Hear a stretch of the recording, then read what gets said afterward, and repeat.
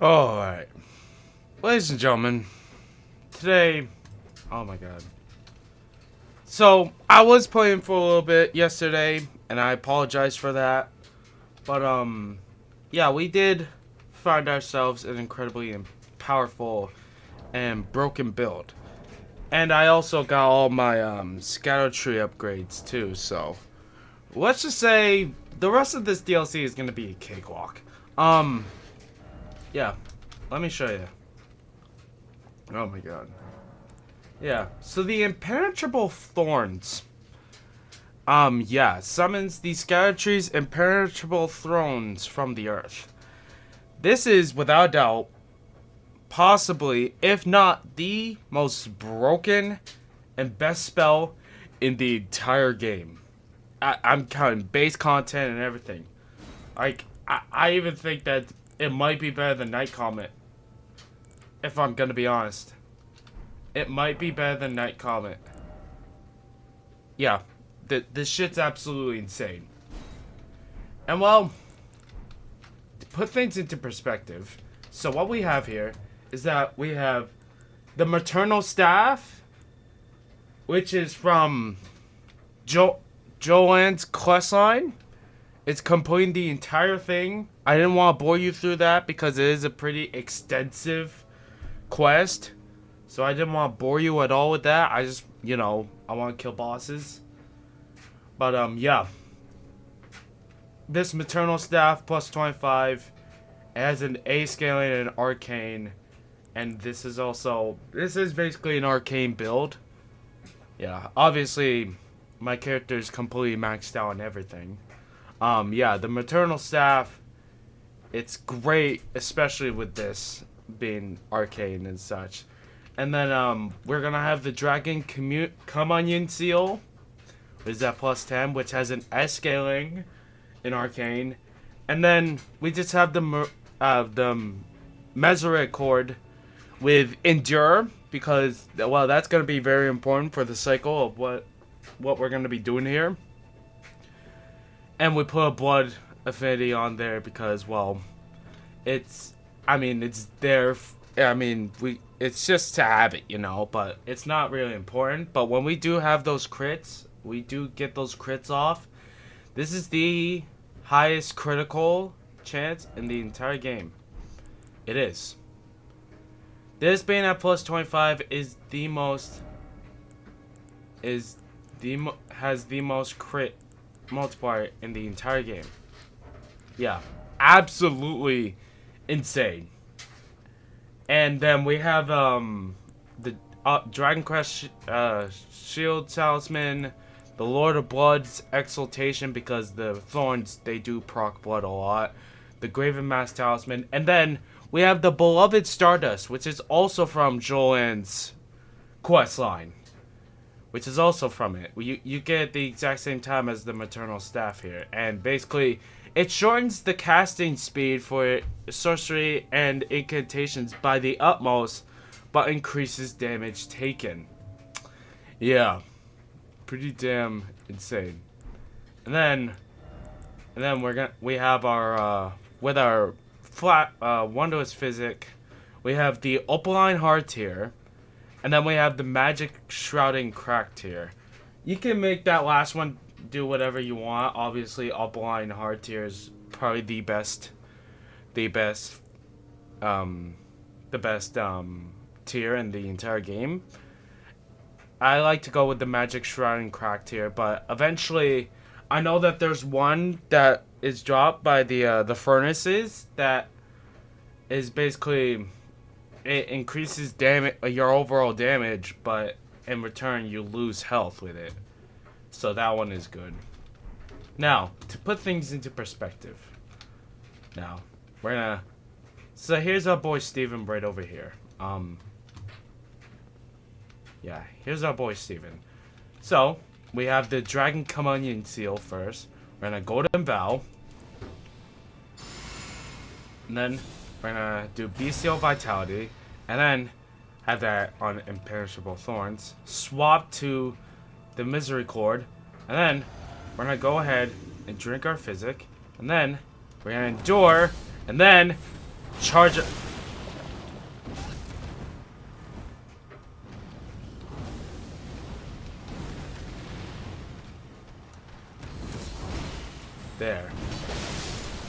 There we go. That's a good representation. Now let me show you that again. That first time it was pretty bad. So basically, go in Val, Bestial Vitality, and then swap to Misericord, Physic, and then Rush, and then Endure, and then hold it down, and then BAM! Yeah. Absolutely insane. So when you get up to the enemy, you endure, and then you miss. No, you do not. Steven.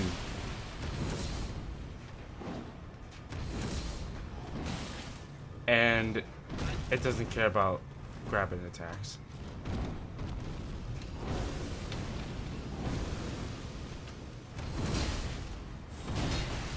Them.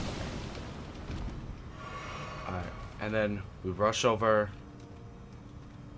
endure, and then hold down, left, and then there. The holding down part, that's with the staff. So yeah. But yeah, to put things into perspective, this shit's overpowered.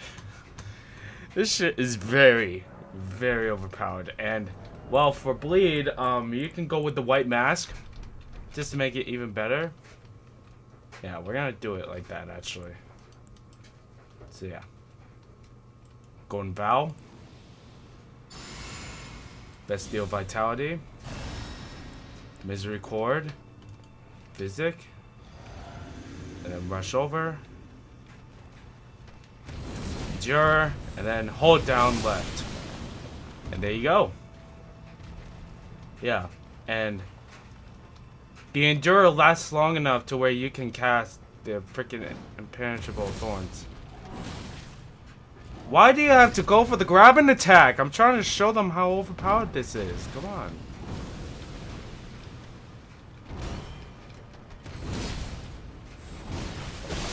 And bam. Yeah, endure basically gives you infinite poise. But of course, grabbing attacks don't matter. And then endure, and then hold it down. Now that was perfect. Yeah, we have ourselves a very overpowered build. So yeah. Anyway, let's go back. Where were we?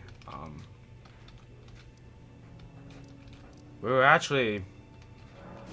I wanted to start going to the frickin' backstage of the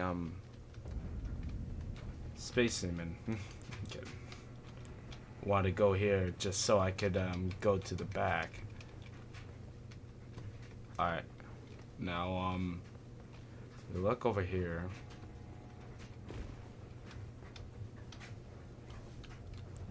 We'll just. And I have that big enemy.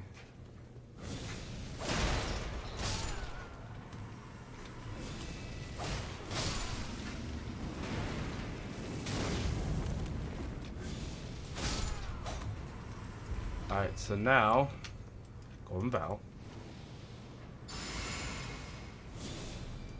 Bestial Vitality. And then, Physic. And then, Infinite Poise. Charge. Charge the left click. And it's that simple. It's that simple. I can't believe this shit, dude. Absolutely insane. By the way.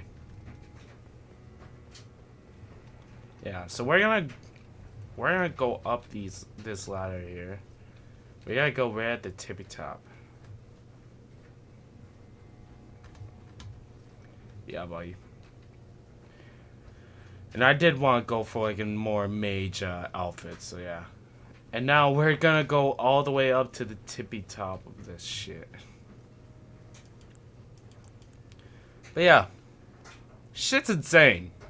This is definitely gonna get nerfed. Alright.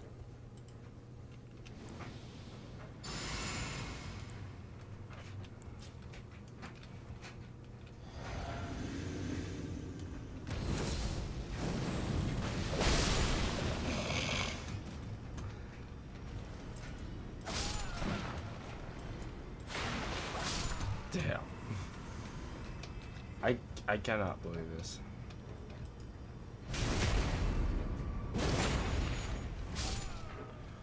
I can't.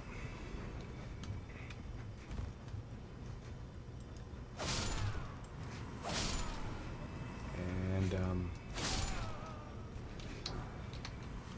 Ghost Globewort, number 5. Fire Serpent. Alright. But yeah. Basically when we have Endure, we have infinite poise for like 2 seconds. That's plenty of time for us.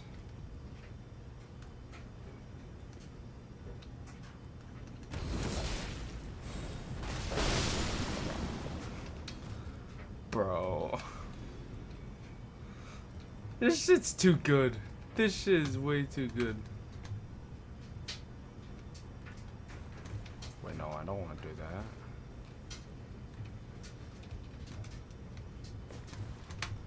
So, yeah. It's that simple.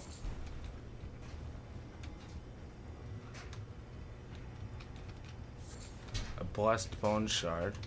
That's for our festive paper. Oh yeah, I forgot about this one. Anyway. Oh yeah, by the way, our Sauron blessings are maxed out, yeah. Revered Spirit Ash blessing cannot be empowered any further. ERDTREE blessing cannot be any further. And yeah, level 20 for the ERDTREE, and then level 10 for the Revered Spirit Ashes. And basically to get to that 20, it requires 50 ERDTREE fragments. Yeah. Alright, so yeah, this is a pain right here. But hey, we don't care. We're gonna... Screw you.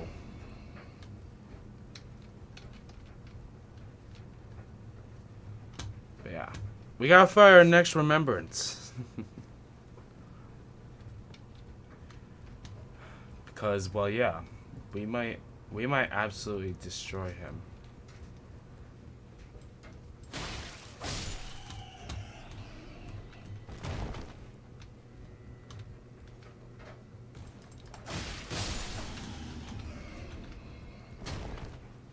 But yeah, what are some of the most overpowered things in this DLC so far? So this spell that I have, the Impenetrable Thorns, is definitely probably the most overpowered thing in this entire DLC. And then another weapon that I've heard of is what do you call it? It's a great axe. This Blood Fiend's arm. Yeah, that one's insane. And then probably the I'd say the Carrion over Severity, I think it's called. The Carrion Severity. Yeah. Ash of War, dude. Probably the best Ash of War in the entire game, if we're gonna be honest. Anyway. New elevator. Yeah, we're gonna find our next remembrance. Yeah, it sucks that I have to search things up, but I mean, hey, it is what it is, you know?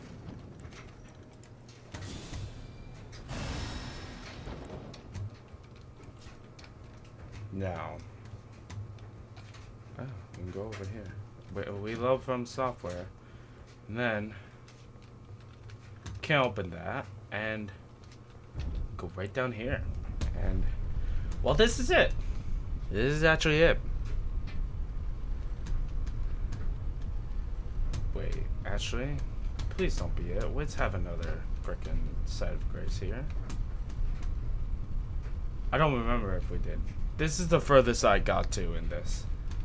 I watched it from Jeb's video yesterday. Oh, there is a Site of Grace. Nice. But yeah, anyway, here we are. We got this Grace. And you know, there's a boss right out there, actually. Yeah.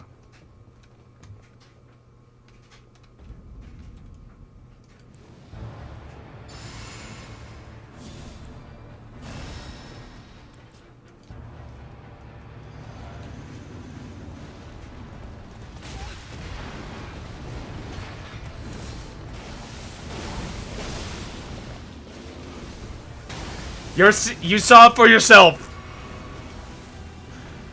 14k damage.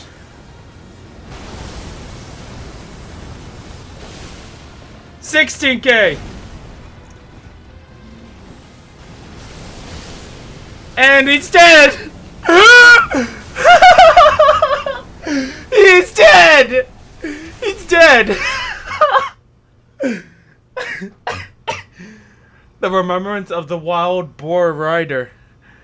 He's already dead.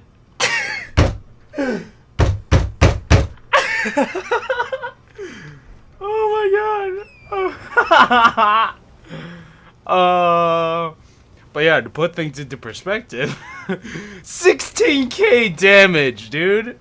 How is this not broken? This is so broken. I fucking love it, dude. This is like, I don't know what this reminds me of. This is fucking insane. But anyway, now, yeah, we are, I don't know where we are actually. What's up here in the mausoleum or whatever that is? Whew. Yeah, there it is. That's impenetrable thorns. If I ever yeah, there it is.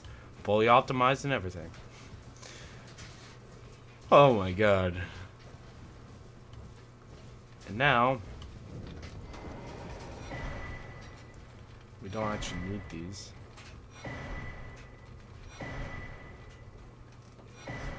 But that's cool. Yeah. I can't believe it. This is a thing that actually exists. 16k damage. Yeah. I mean, the impenetrable thorns, it's gonna get nerfed. It's gonna get nerfed.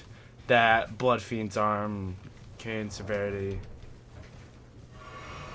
I don't know if I have that one yet, actually. It's basically just like the Carrion Grandeur, but except it's better. It's just better. It gets better. But anyway, gonna put on a.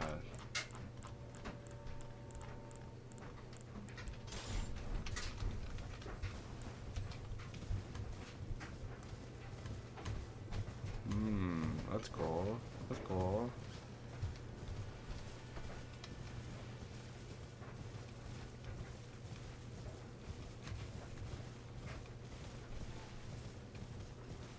Oh man.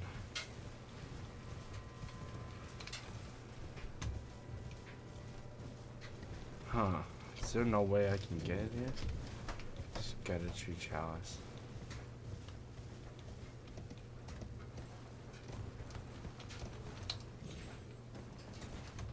No, there's?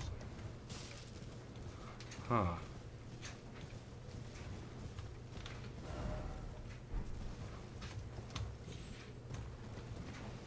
Alright then.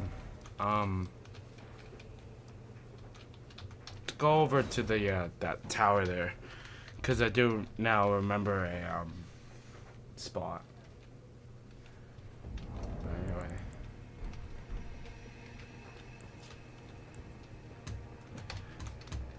You gotta change it to daytime. I gotta change it to daytime. But yeah.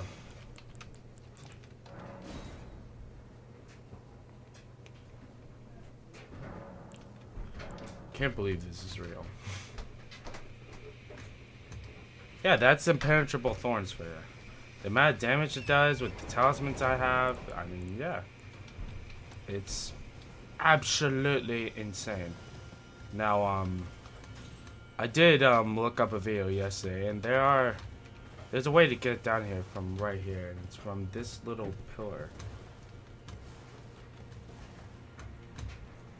If I don't lag, you know.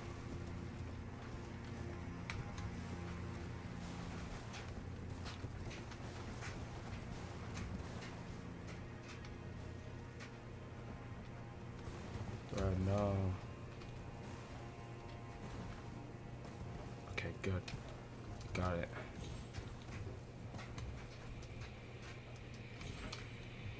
There we are.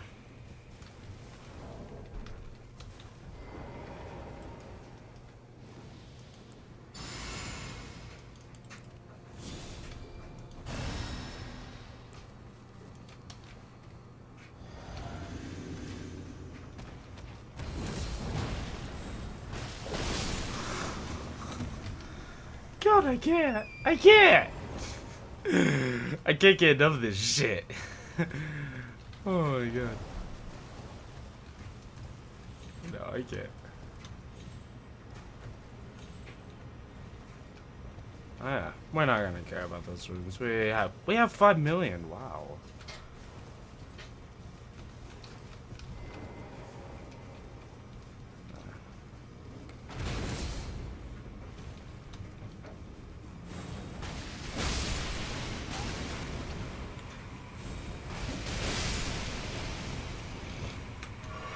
And it's just an incredibly good spell in general, dude. Oh yeah, another thing about these, about some enemies. Make sure the shadow ones with the, what do you call them? The,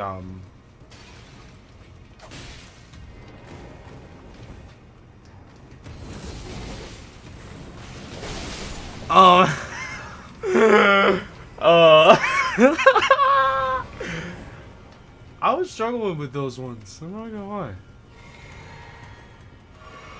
But yeah, the ones with the pots, definitely try to kill them immediately.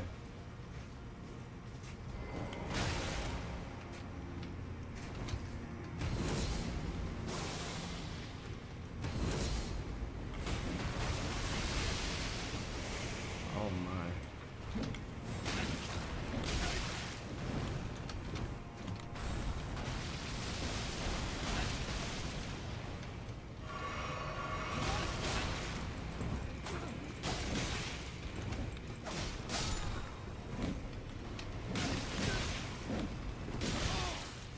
Oh, come on.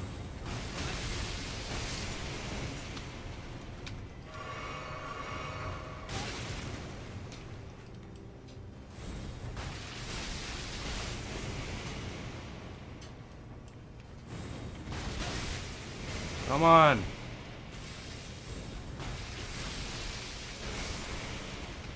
That range though. That range though. Holy shit.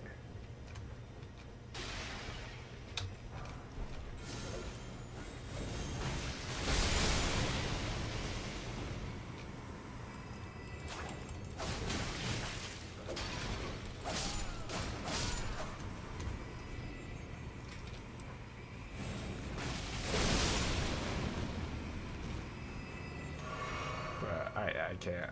I can't.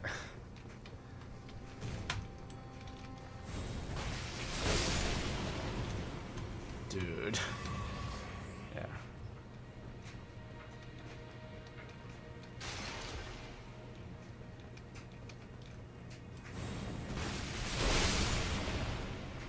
You don't even have to charge it to make it like good. Actually, you don't.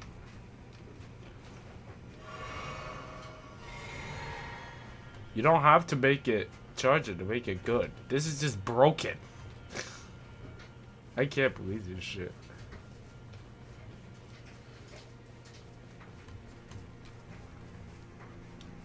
Alright. We'll find another grace and then we'll see what that guy has for his remembrance, the wild boar. I don't know what you could have. I don't know anything about it. I killed him too quickly, dude. That's one of the unfortunate things about an old high build.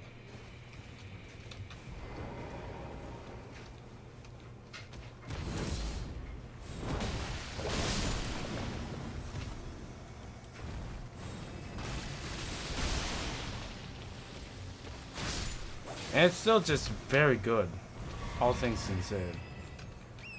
It's still just very good.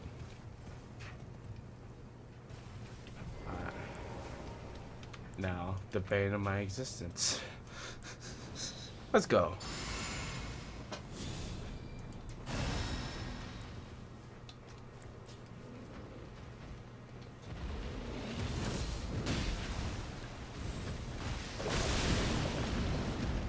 $13K.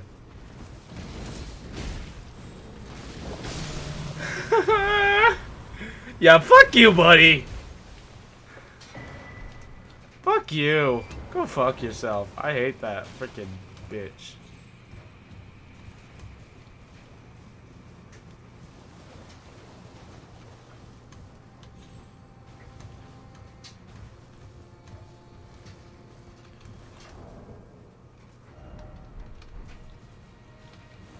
God, my frames.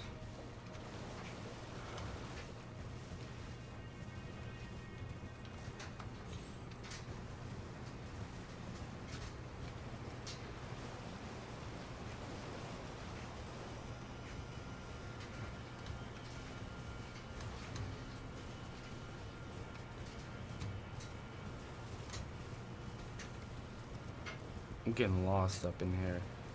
So, there's nothing past the waterfall. Damn it. Come on.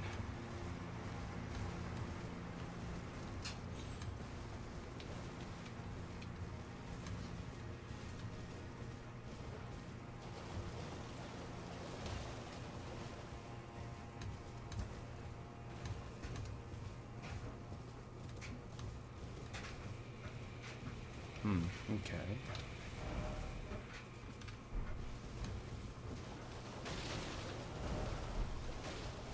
I'll go through here.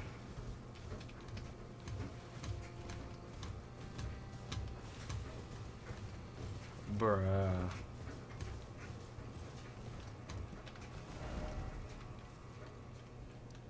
Yeah, I'm gonna do it. I don't care.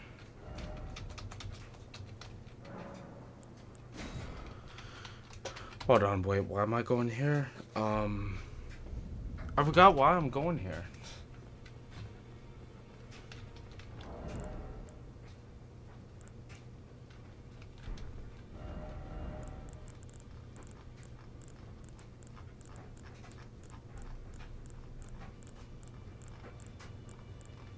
I actually forgot why I went over here. Oh yeah, the remembrance, that's right. Yeah, two-fingered maiden. Hello. Anyway.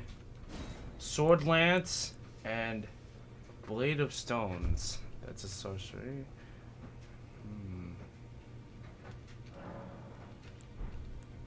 I don't know which summons rock blades from the earth. We already have our imperishable thorn, so we can go with the sword lance actually. We use that for a little bit because we're not using the misery cord whatsoever. Well, actually, we are. It's the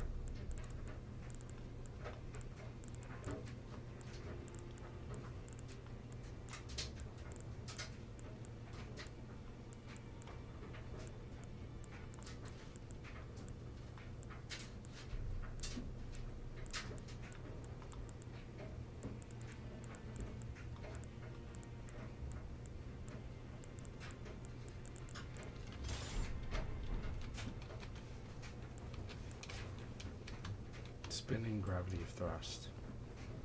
I wonder how this is. Test it out.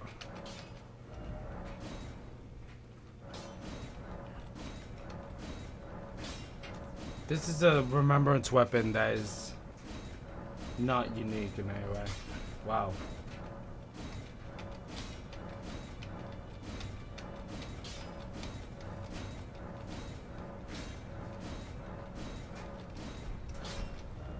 It literally has the what do you call it? It's requires smithing stones to upgrade. Wow, that's a very weak start. Anyways, it'll be fine. Anyway.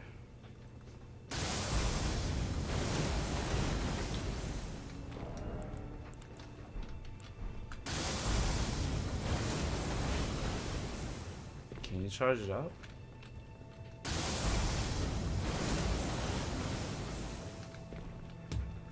I don't think you can.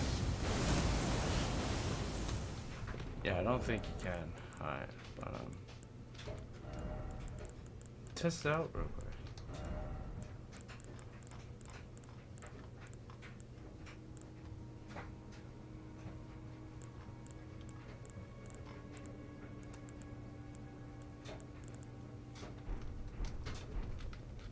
It's a thrust attack. Is there a way we can boost thrust attacks?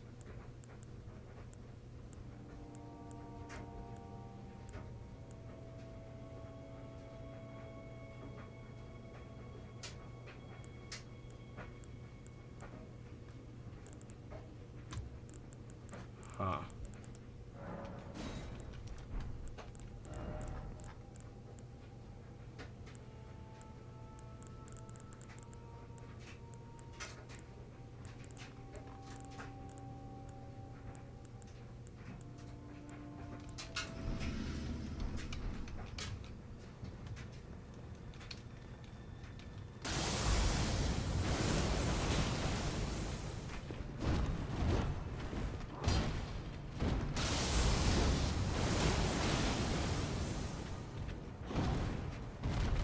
Hold on, wait.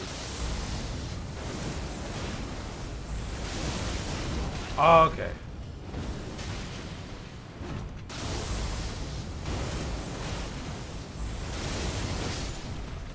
I don't know about this one. Alright, other Steven, come here. If I two-hand it?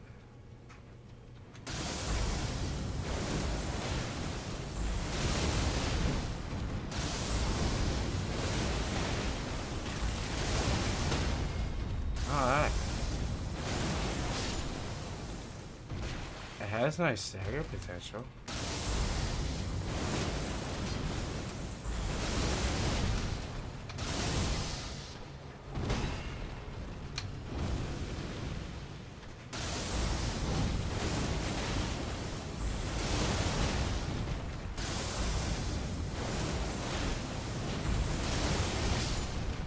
It has a decent amount of hyper armor, but it's not the best.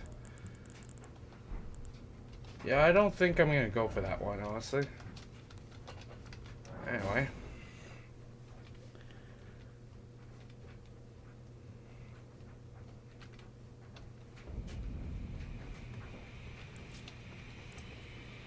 Yeah, I don't know.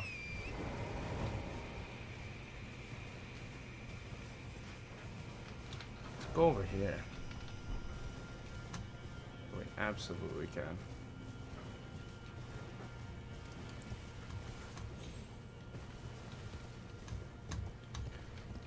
But yeah. That remembrance is kind of an L, and then we already have the impenetrable thorn sorcery, so definitely not good. It's not that good. It's not. Have I died? No, I haven't. No, I haven't died.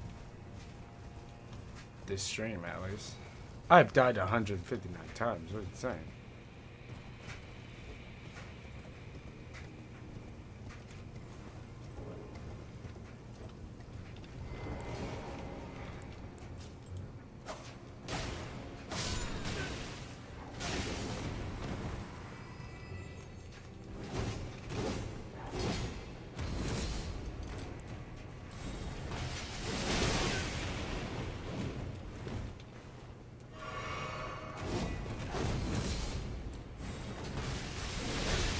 Bruh! Fuck off.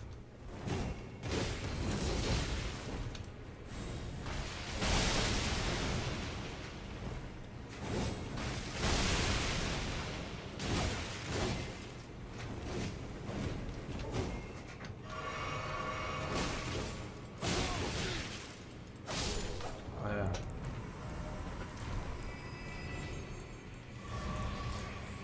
Horde of Blood Exaltation.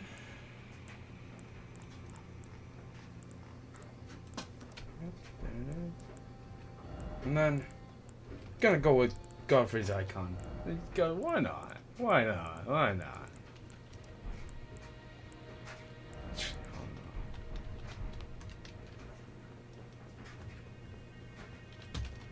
Oh, yeah. But, yeah, pro tip.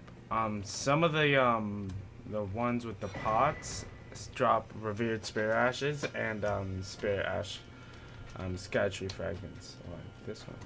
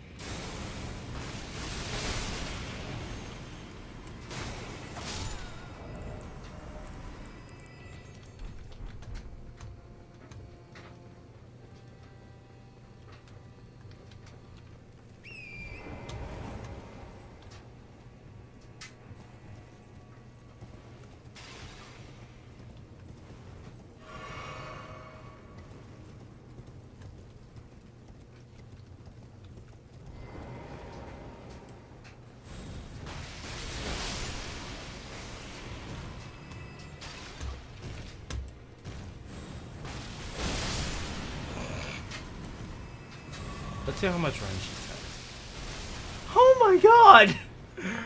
My god!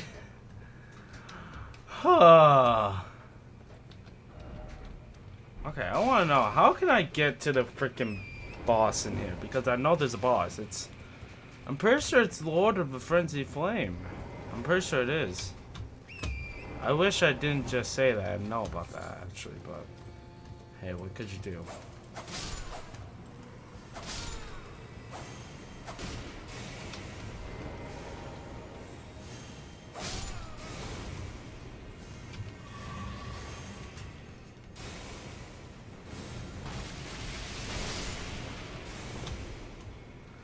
Bro, I can't. I don't know what's really what.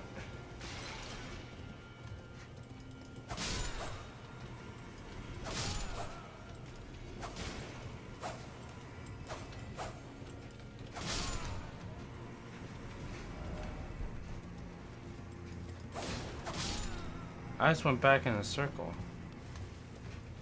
Alright, let's go just completely forward this time.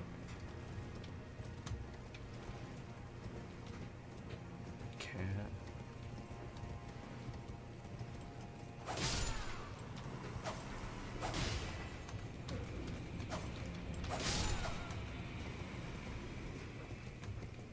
Just bullying these guys.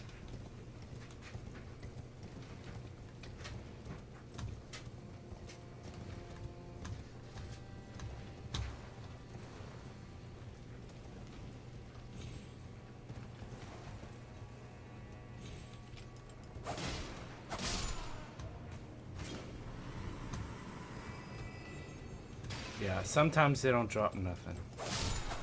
This one, I believe, does. Yep. Spirit Calculus.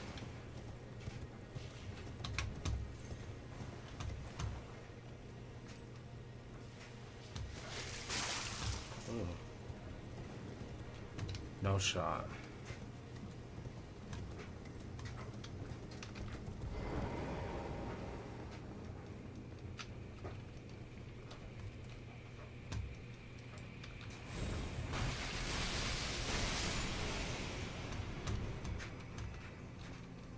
Bro, I can't. I actually just can't. What is... That's it? It's way too overpowered? Yeah. It'll get nerfed eventually. No, it'll probably get nerfed soon.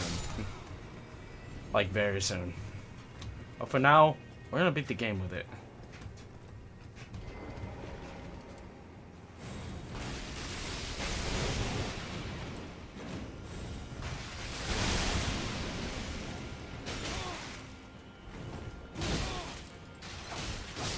Hate these guys. I hate those blue motherfuckers.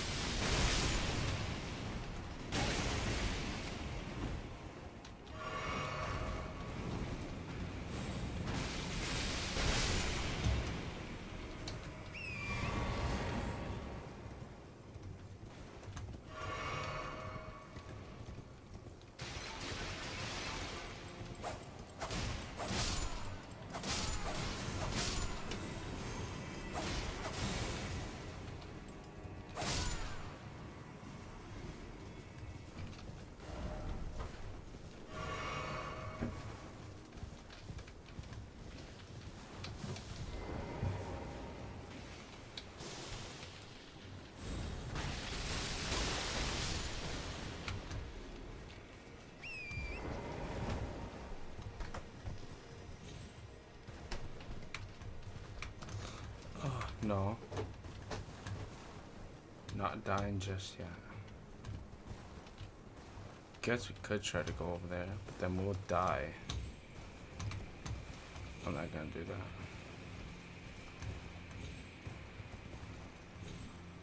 that. Oh my god.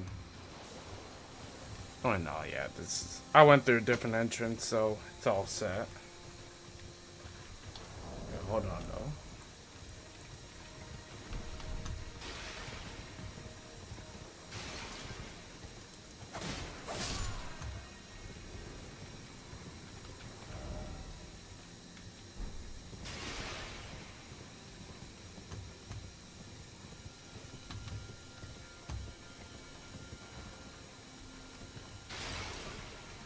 I'm gonna figure it out. How do I get to this boss?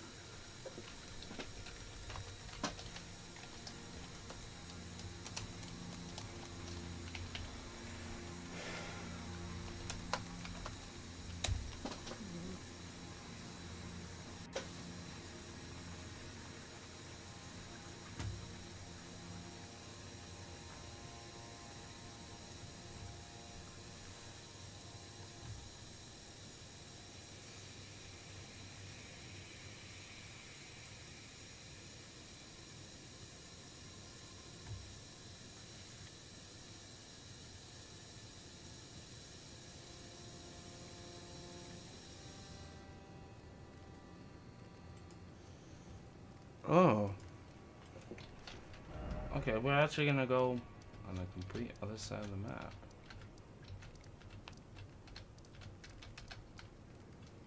Major's mats.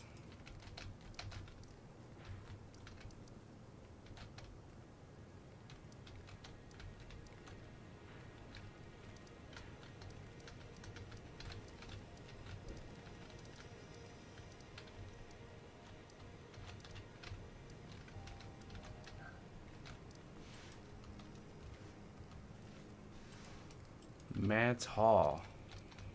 It's underground.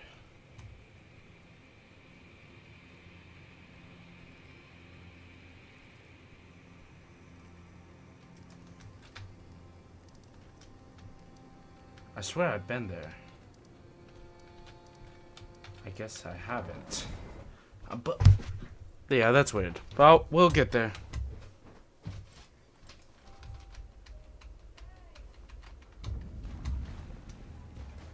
We'll get there. I even remember how to get there. Yeah, this shit's way too good. Yeah.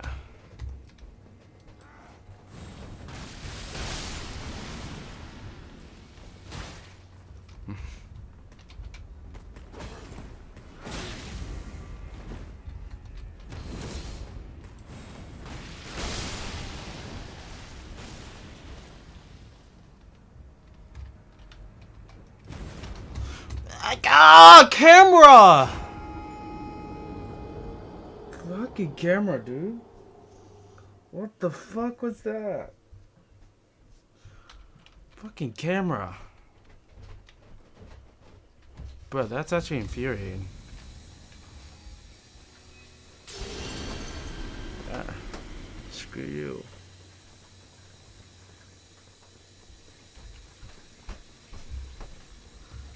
At least it spawns right there, Jesus.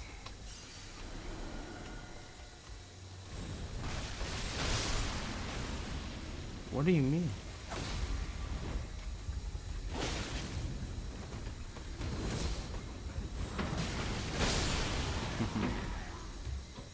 Yeah, see you later, buddy.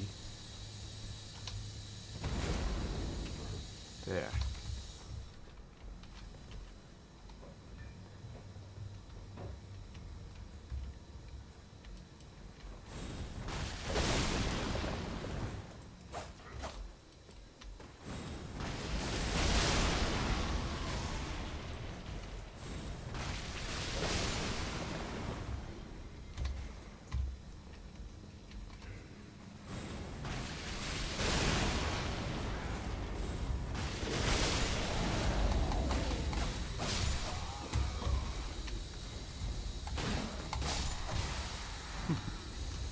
Too good. Way too good.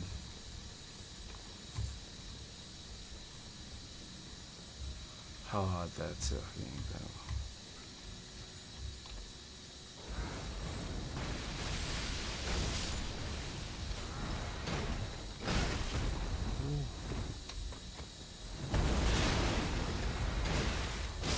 Oh!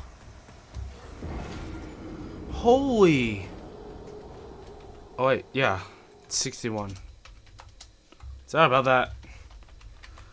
Holy fuck. I was just so nervous to roll off the edge. That's what it was.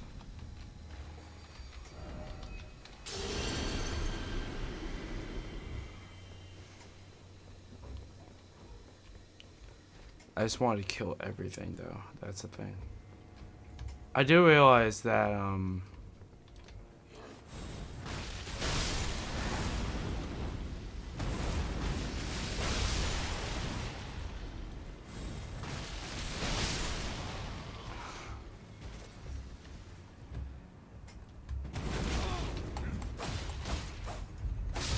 that hitbox though.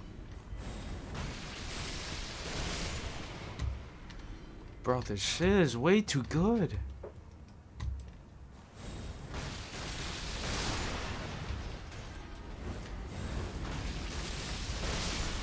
Way too fucking good. Oh my god. The amount of range that has, the fact that it could get more.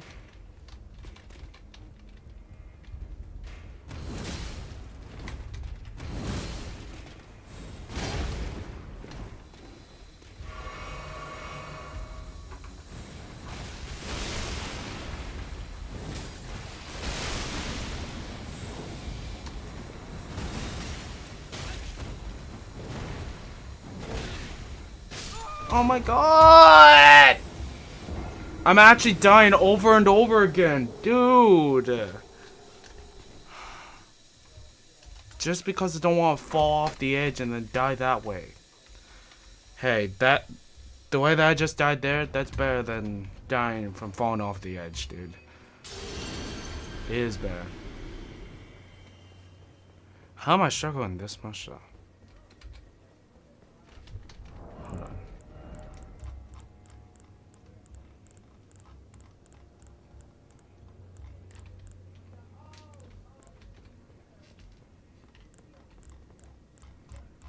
I have my right.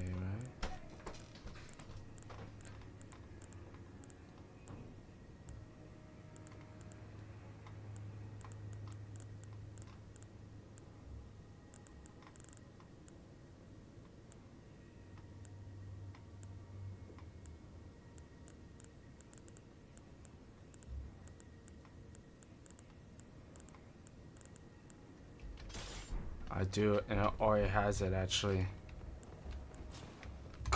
Carrying severity.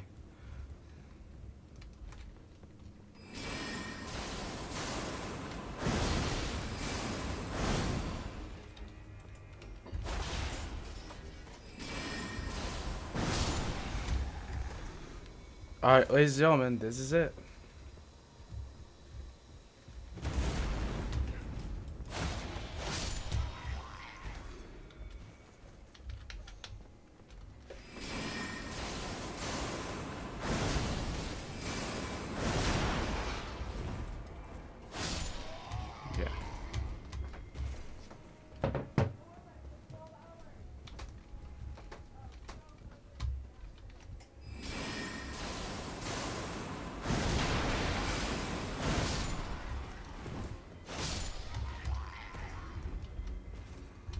But like right here.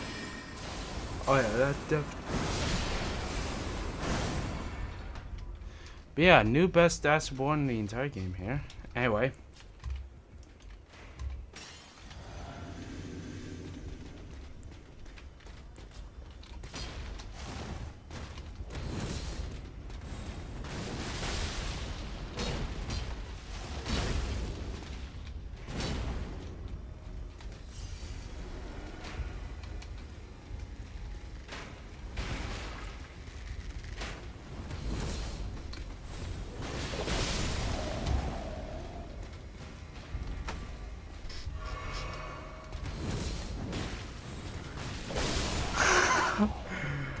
Alright then.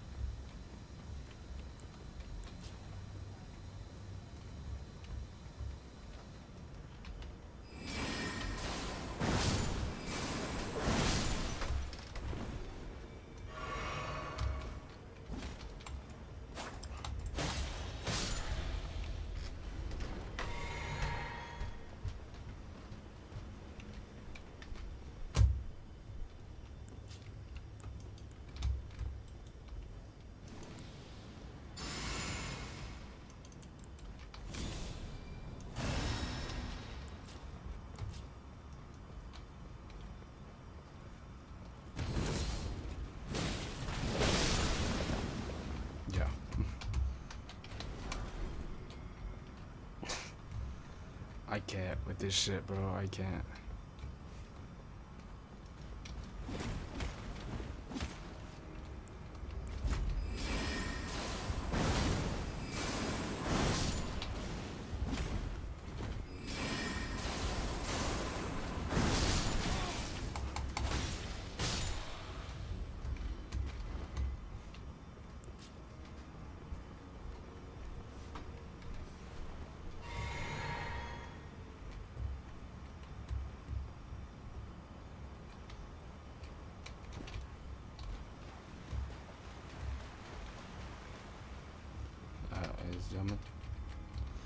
Let's go. Yeah, wait, I'm pretty sure I've been down here. Well, it's not showing me any markers, so yeah, we'll just have to make do with what we have. Yeah, we already have it. Strange, but oh well. We'll do it anyway. Rest in that coffin.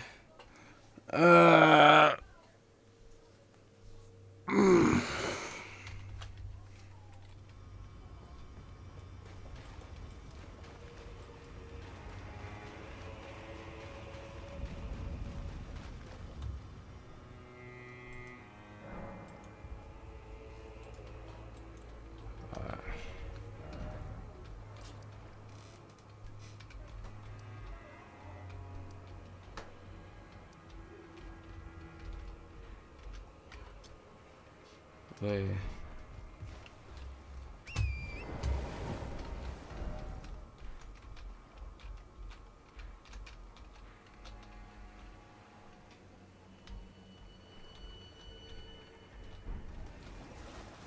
I don't know.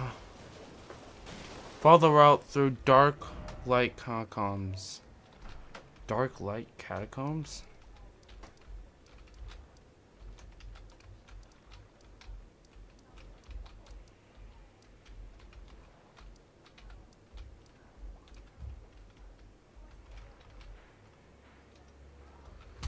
Where's the dark light catacombs? Dark light catacombs. Where answer shut up.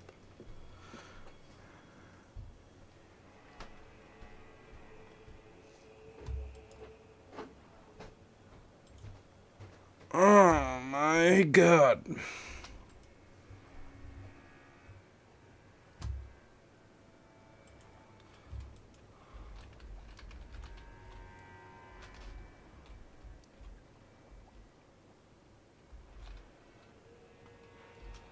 It's like down here. I can't get down there from here.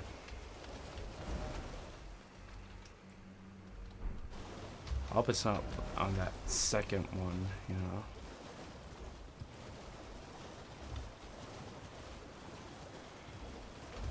I hope I can actually get there.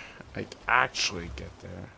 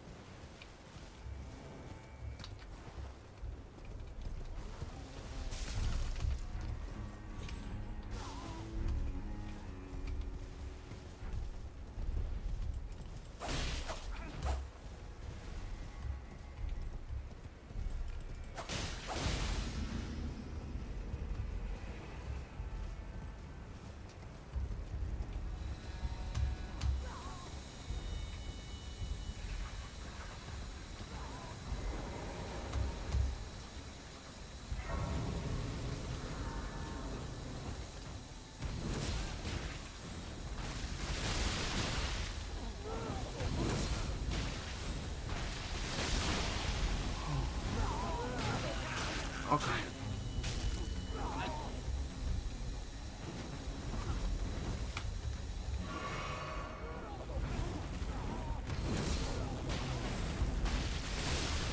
Bro, what do you mean?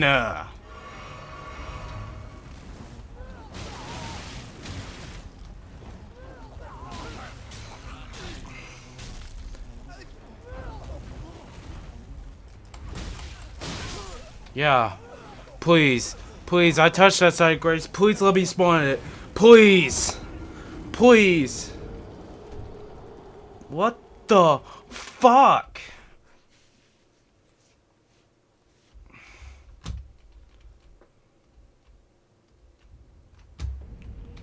Thank God.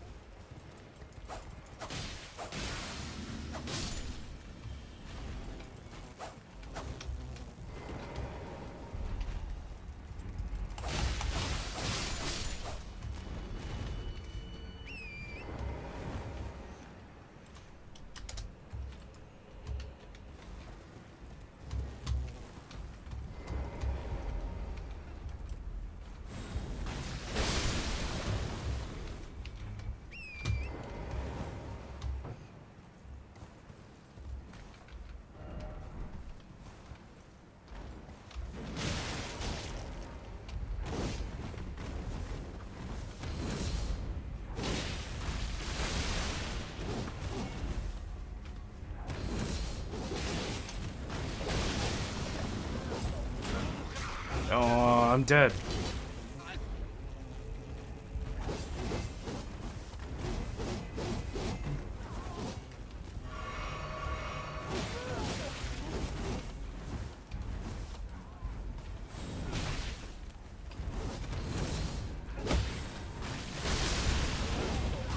Yeah, only getting one enemy. Whatever. So this is like, I need to kill all of them one at a time. Literally.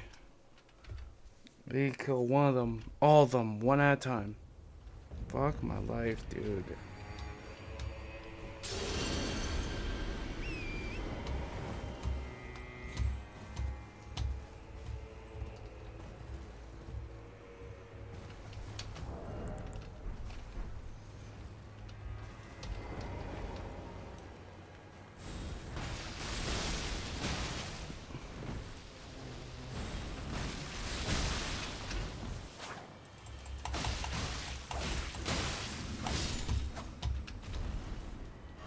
Bro, I don't understand, like, actually.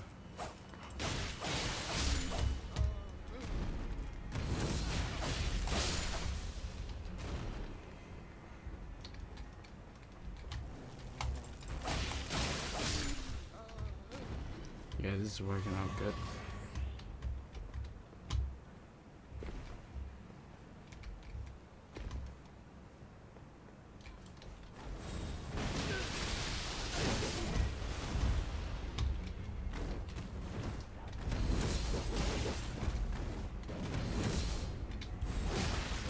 Bruh, endure!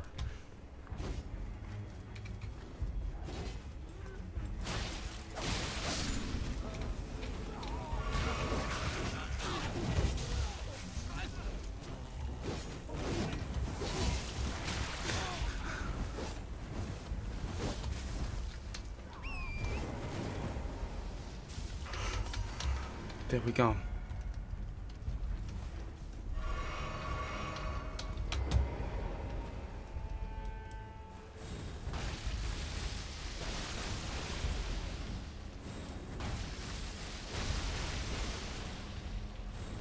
Bruh. Yeah, fuck you.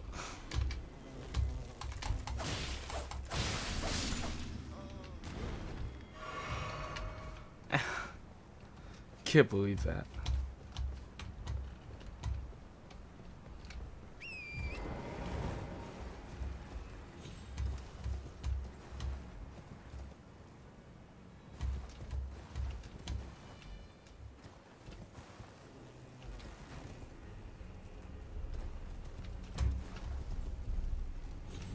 Yeah.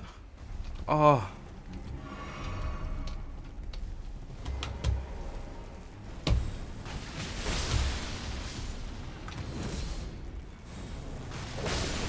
There, now it's working. And it's obviously just absolute fucking massacre.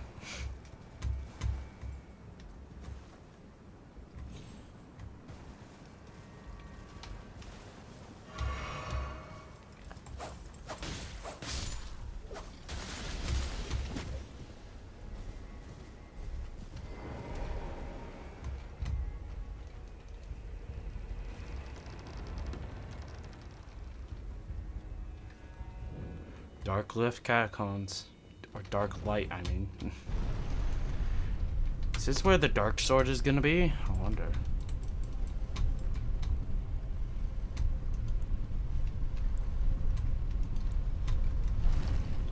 I still have full health, actually. Wow.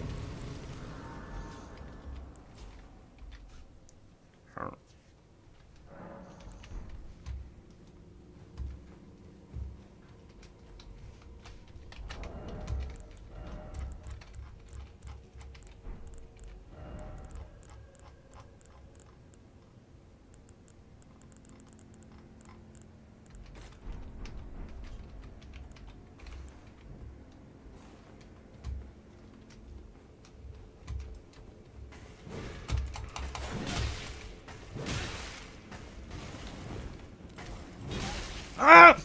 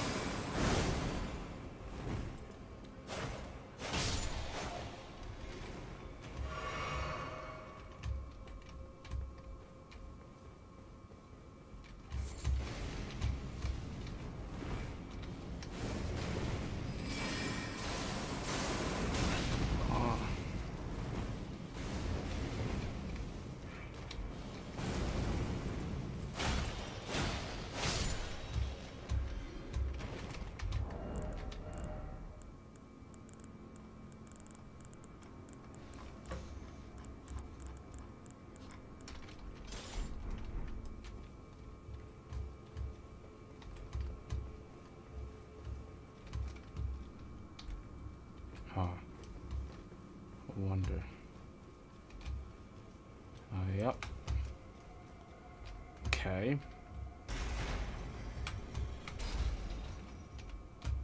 Lights are on, and that's a bottomless pit.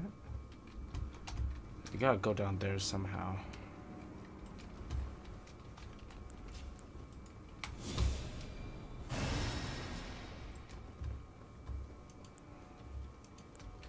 Wait, no.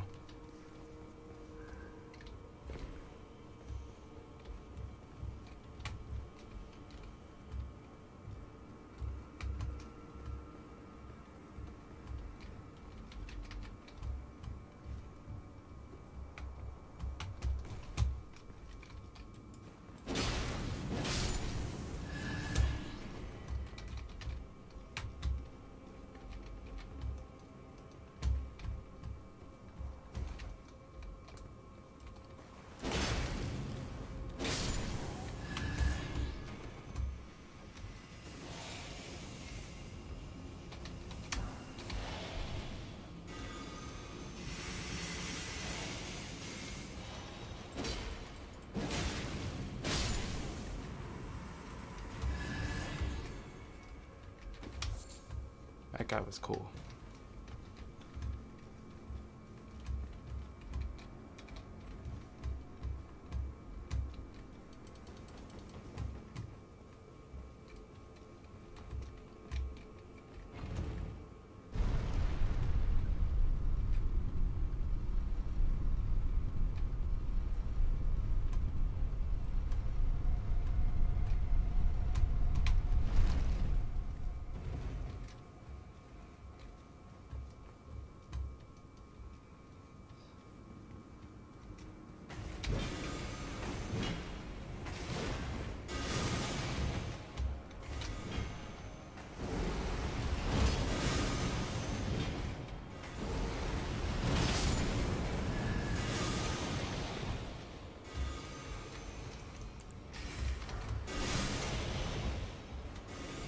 Holy shit.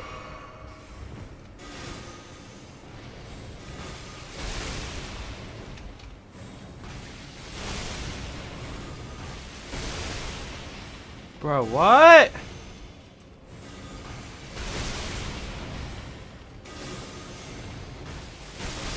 There, fuck you. Oh my god.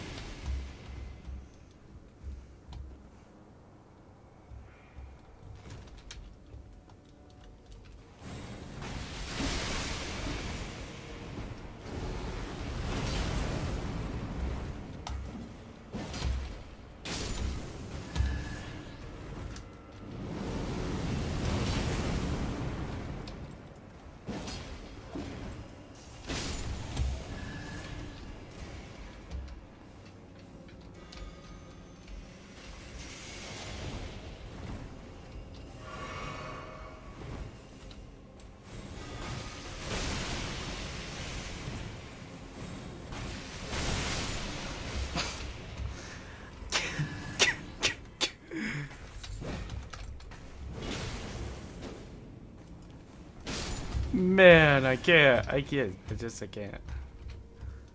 Hey, you can do that to people. My god. Alright.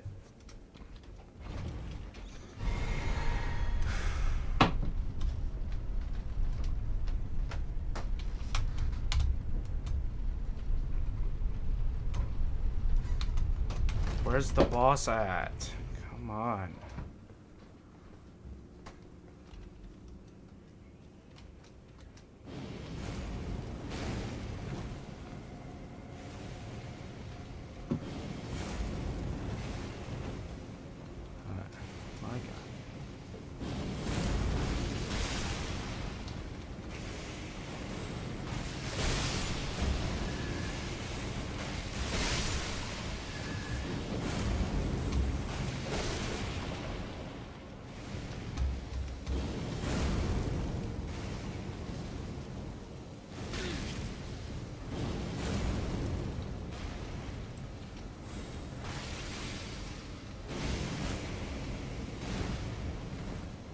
Oh my.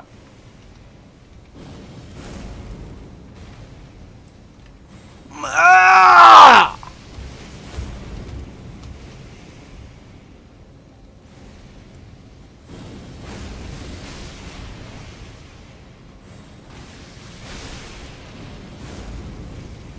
Dude, I actually can't. Well, oh my god, my hands. Sway, sway, sway. Run. Please be the way. Alright, please. That was bullshit. I'm gonna have one crimson flask left. Alright, please. Boss, boss. Yes. Alright.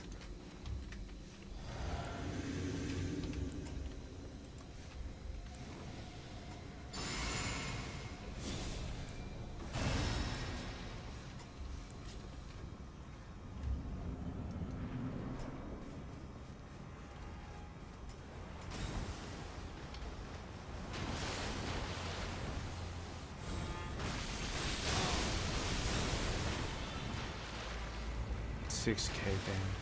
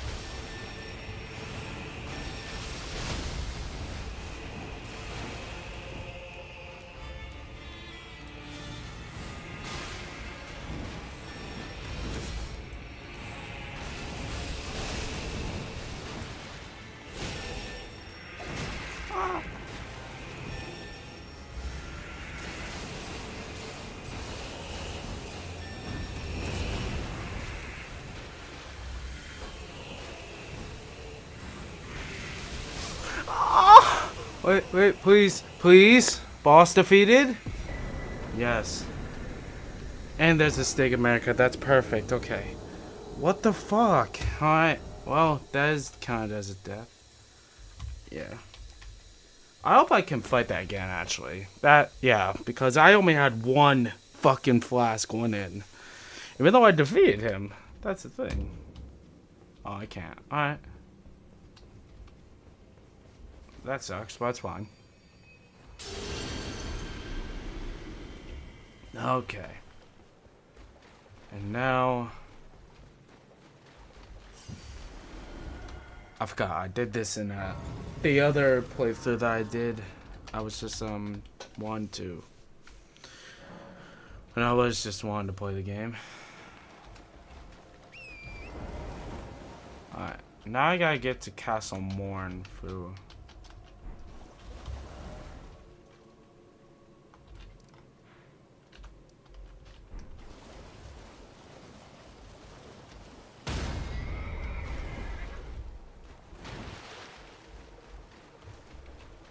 The special shield is frightened and cannot be summoned.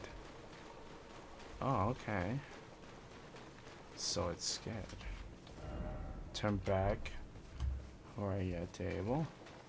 Oh, you think you think I'll turn back? Dude, wait, I'm destroying everything. The Abyssal Woods. Alright.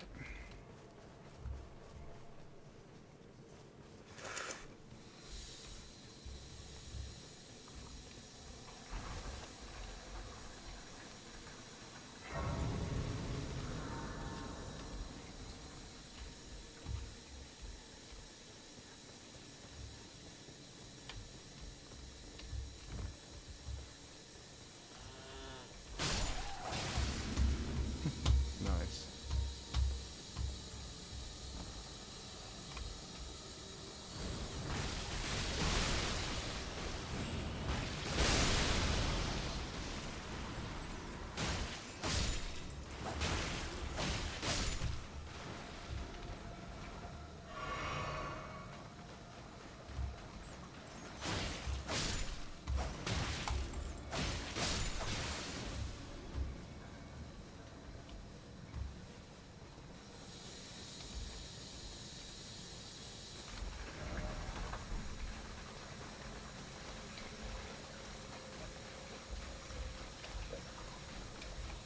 I hate how I have to trek all the way down on there by foot. That's the worst part, by foot.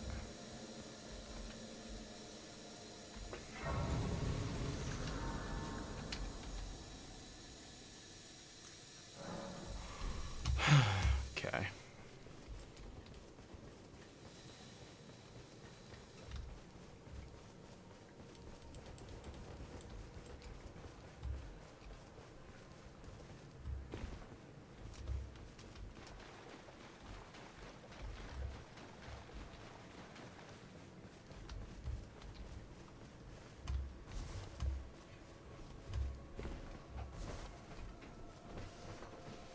Oh, so going into the fog. Okay.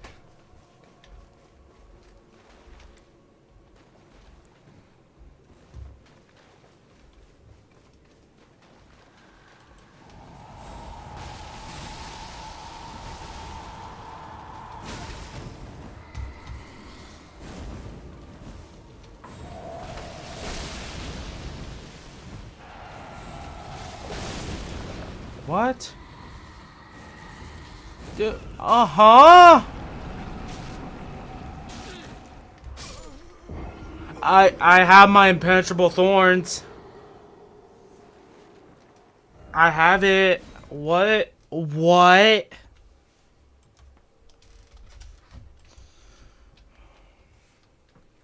Alright. Time for the good old, what you call it, boss battle.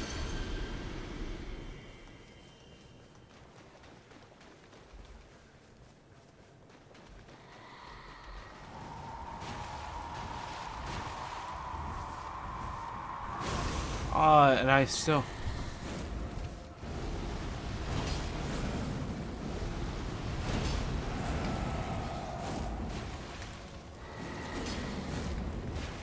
Oh. Okay, I just need to run.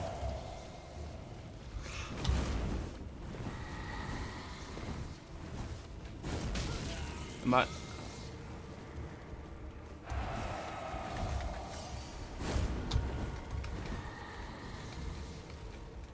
But, fuck.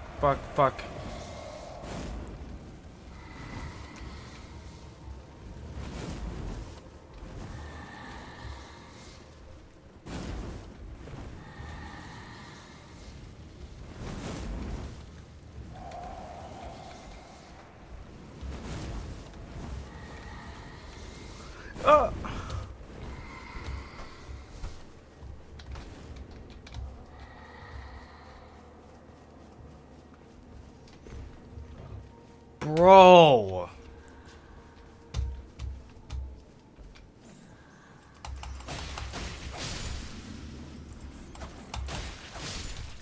I can't.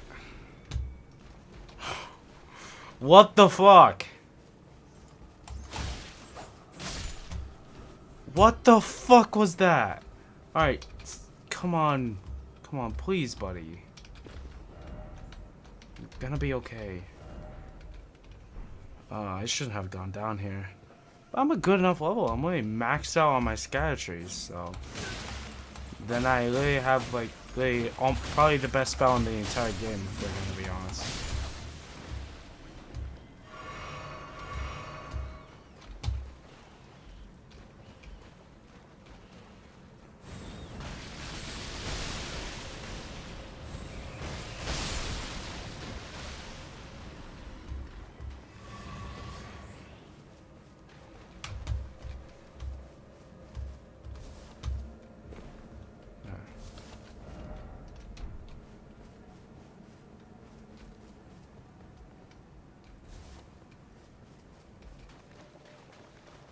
This is probably the scariest freaking area I've ever been to in a FromSoft game. I'd be serious.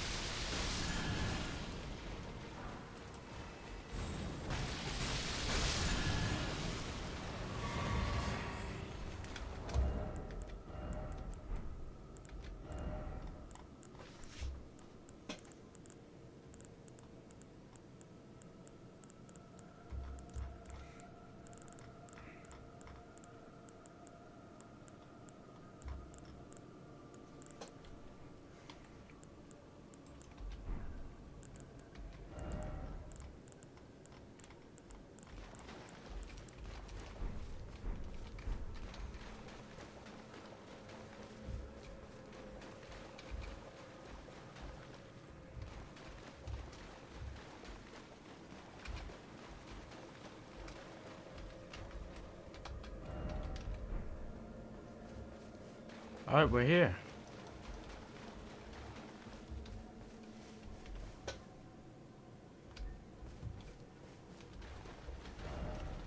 Holy fuck. That was creeping me out.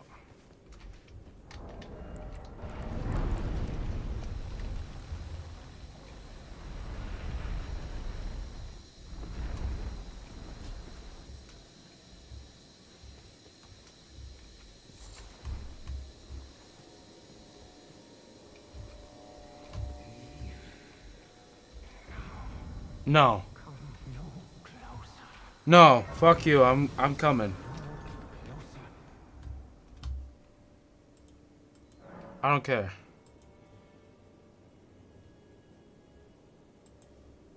Okay, now I gotta get to the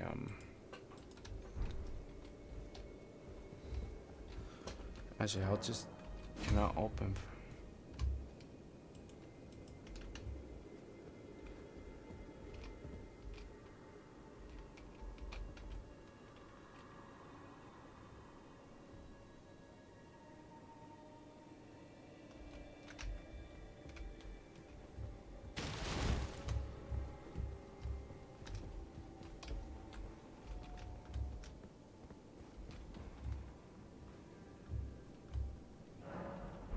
Just making sure. Alright, how do I... Oh, okay, nice.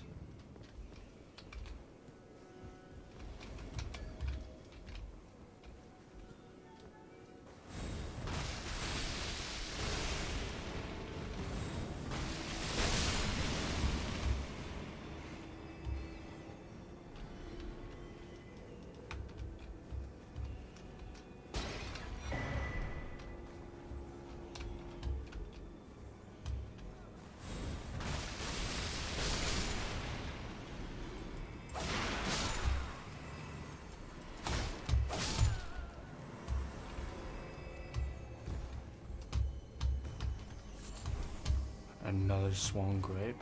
Alright, we need to find a friendlier NPC. Somber 9. Wow, nice.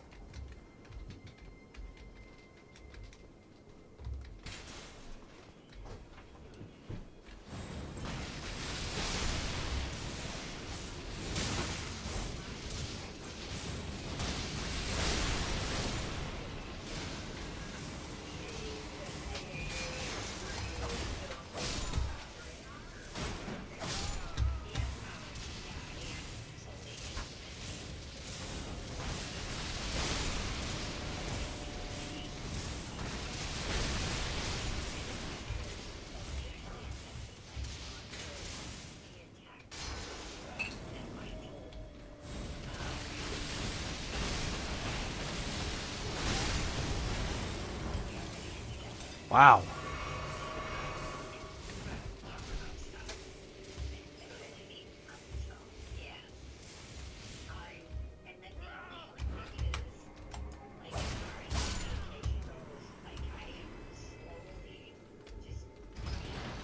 Okay, hello.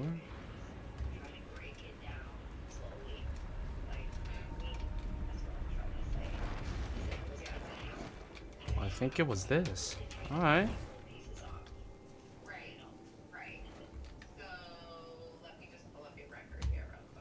But yeah.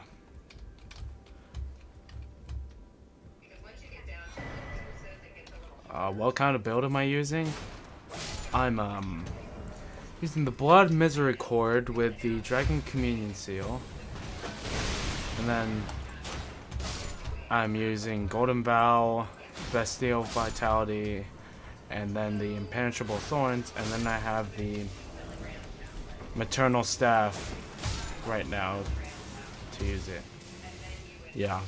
This is probably the most broken and best in the entire game right now.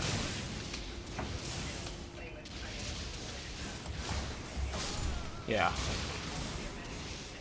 This is absolutely insane.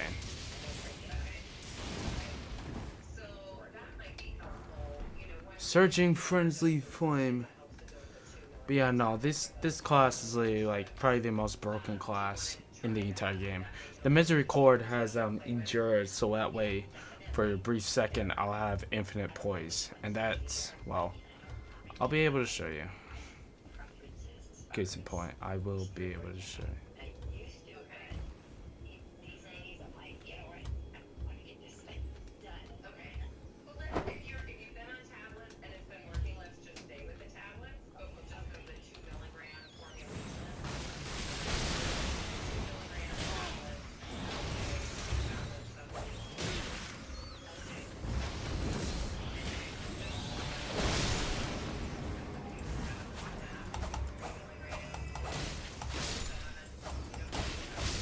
I'm using the misery cord because of those higher crit chances.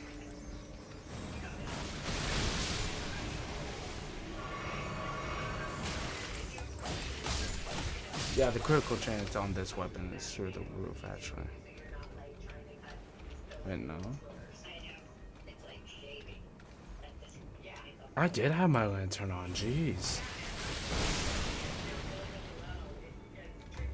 Alright, a swan grape and another swan grape. No. Alright. Let's go to that side of grace. Right there.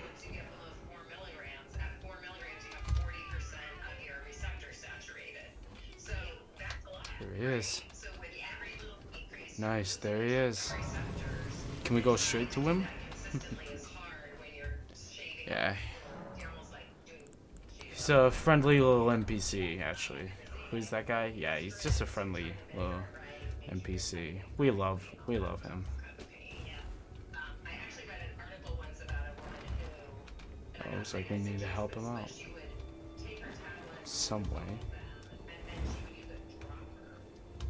Help him out, get that sword out of his eye. Freaking hell.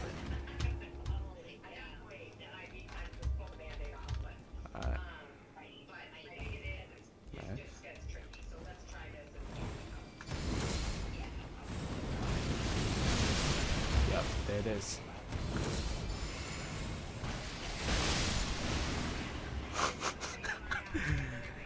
And there it is. That's why I'm using this build. Oh, so watch this, actually.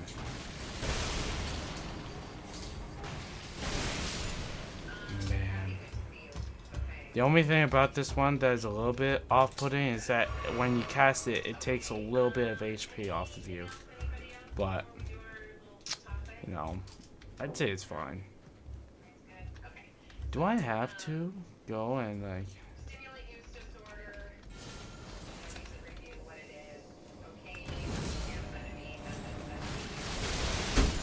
Yeah. Oh yeah, and this is with no buffs, by the way. It's just yeah,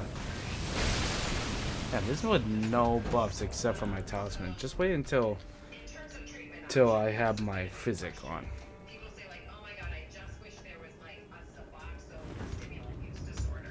Nice, move to here, and I can open that door. Nice.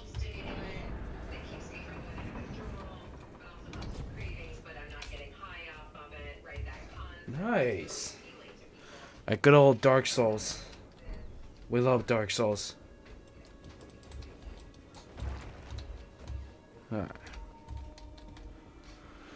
Alright, are we about to get to you, old buddy? Yeah, he's just an NPC. He'll give us a ton of rewards once we take that sword out of his eye. Yeah. There's a lot.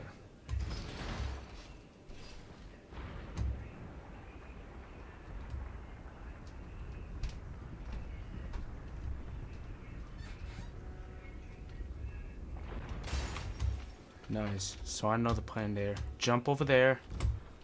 Could jump down there to make it easier, but oh well. We live life on the edge. And then jump. Don't worry, buddy. We're coming. We're coming. We're coming. Yo, fuck you. Trying to save our little buddy that you have captured. Nenya's touch. Nenya's touch. What's that? Nenenya's touch. Nenenya. Wait, hold on, actually. It's a torch. Okay, causes madness build up. Okay. Nenya's torch. Nenya.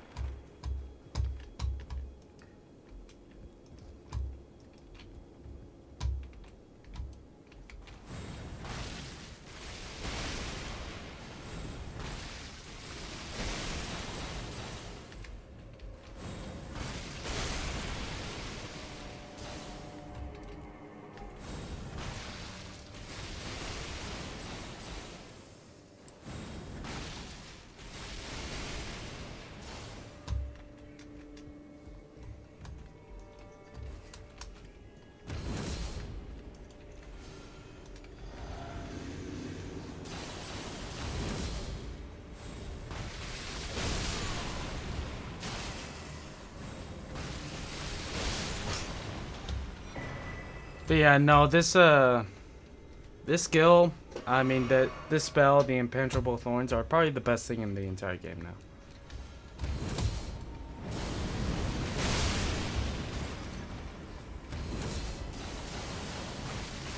Does that endure? Yeah, buddy. God. Where are you, buddy? The only thing about it is that it lasts like 2 or 3 seconds. Wait. It only lasts that long. Yeah, let's go sleep at it. Alright. And here's little buddy. Don't worry, little buddy. We're getting ya. We just need to collect that revered spirit ash real quick. Yeah. I'm here to save you. Wait, I'm going the wrong way.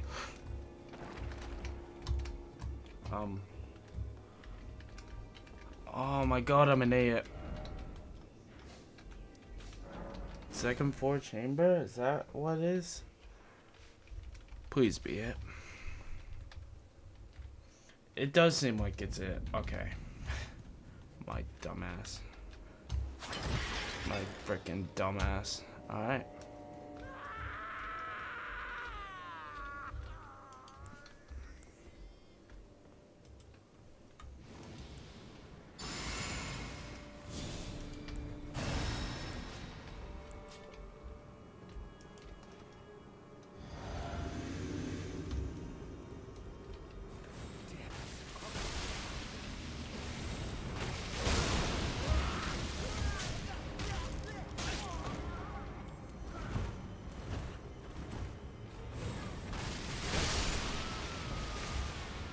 Yeah.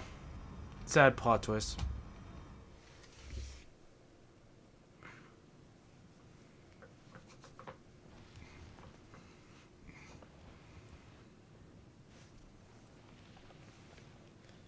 That's around me. I have endured more than enough.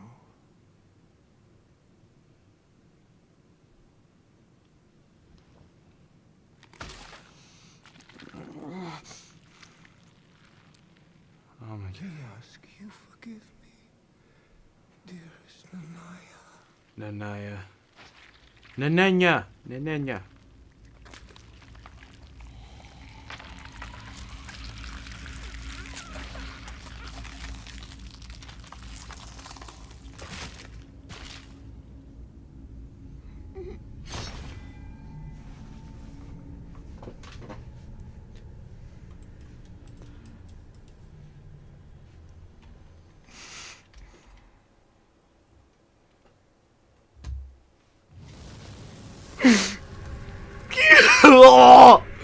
Yeah!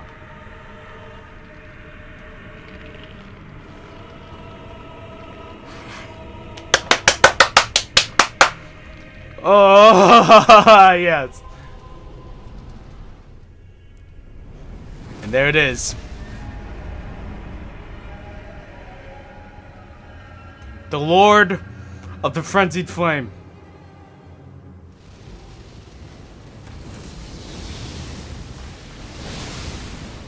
21k damage. God, I'm a piece of shit.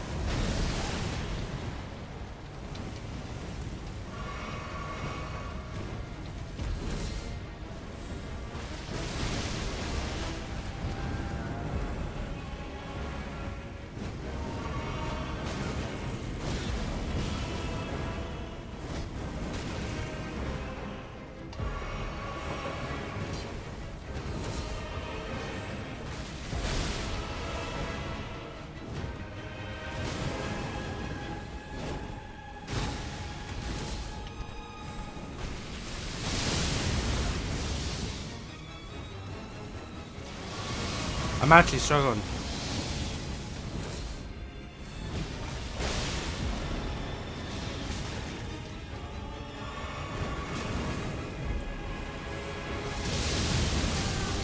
Alright, I'm dead.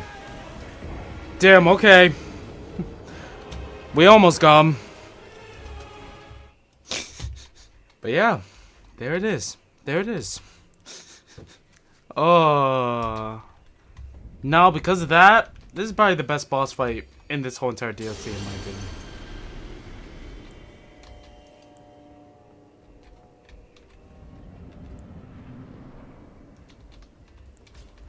Depths of your foolishness!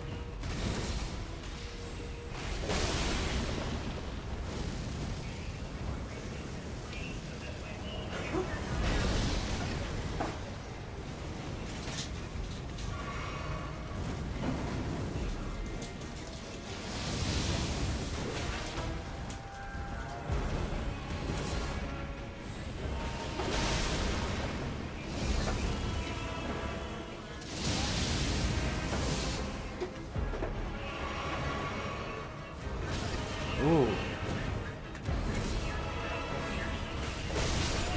And there it is. Remembrance of the Lord of Frenzied Flame. Okay. He is a remembrance boss.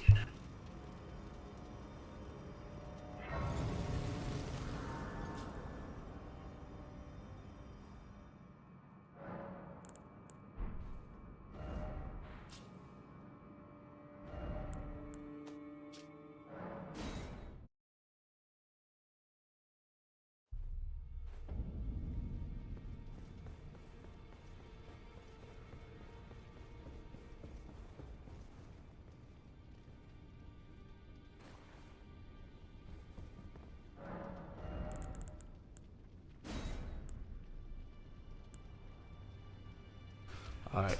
Great Sword of Damnation with Golden Crux. It's a great sword. Or the Midra's Flame of Frenzy incantation. I heard this one's not that very good, so go with the weapon there, and then we'll upgrade it to level 10.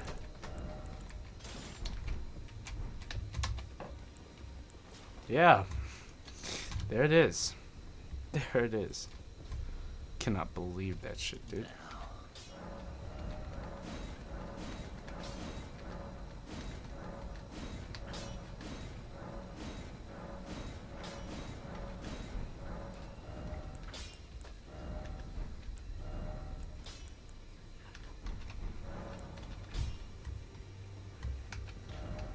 Let's go check out our boy Steven.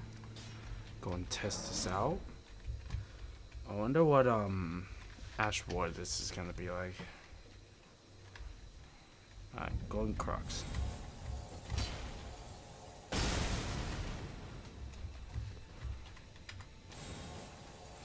Alright, just a jump and then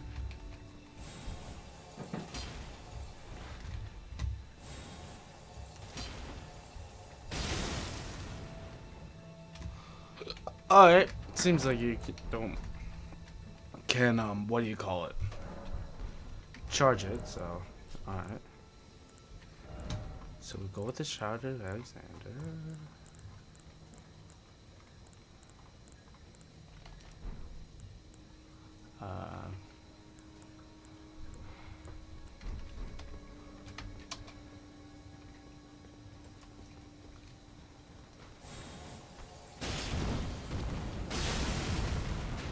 Nice. It has nice posture damage. That's good.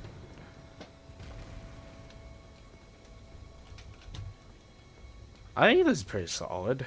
It's not nothing too crazy or anything.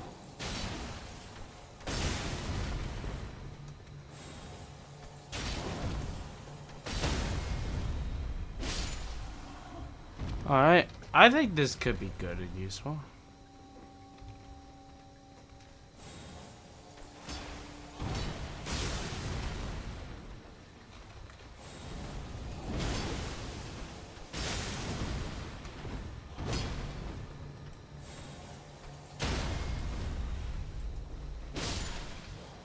Yeah, I think this is pretty solid, I'm not gonna lie. Although, I'm still using the, frickin', what do you call it? Discussion chamber. God, that was sick, though.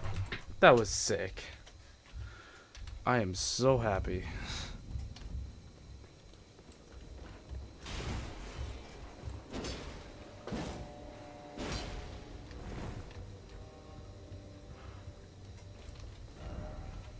And it looks like that is it. Hold on.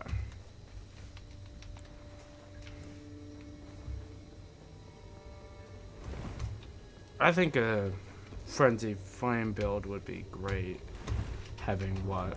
What does this scale? A C tier in strength. Okay, so this isn't really gonna be used for the what do you call it? You know. So we have 6 of the 10 remembrances. We had 6 of the 10 remembrances. Yeah, we have 4 more. Let's go, dude.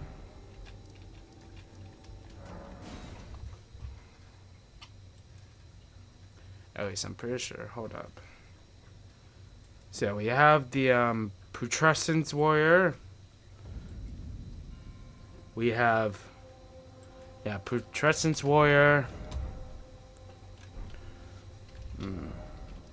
Putrescence Warrior. Rolana. Dancing Lion. Mesmer.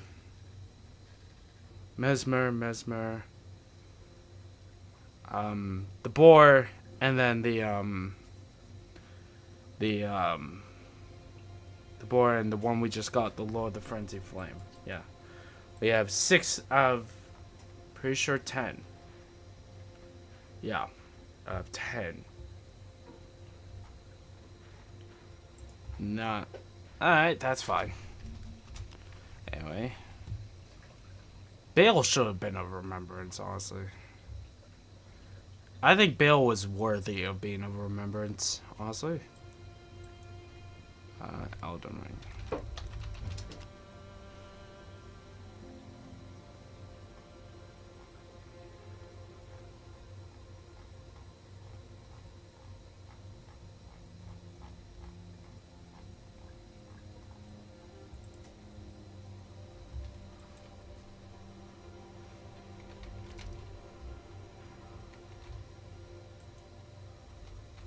Oh.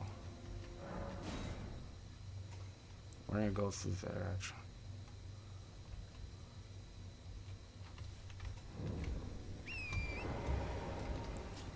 I still think my freaking staff is better, but...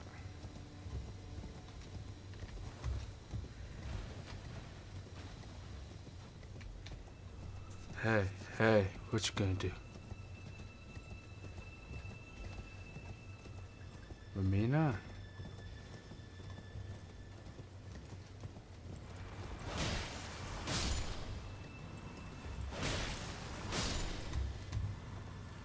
Alright. So I actually have a map of the frickin' thing of where I should go.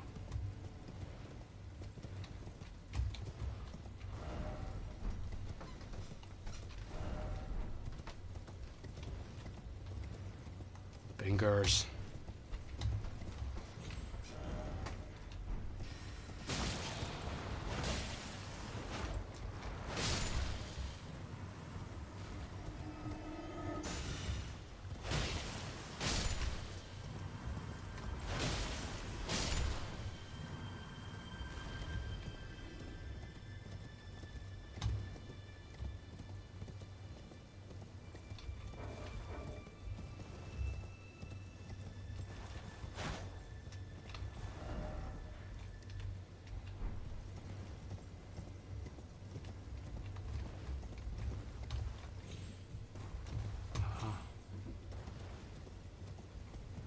Interesting.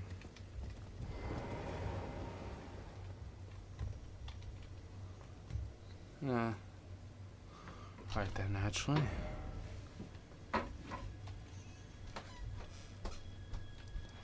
How do I clear that fog, dude?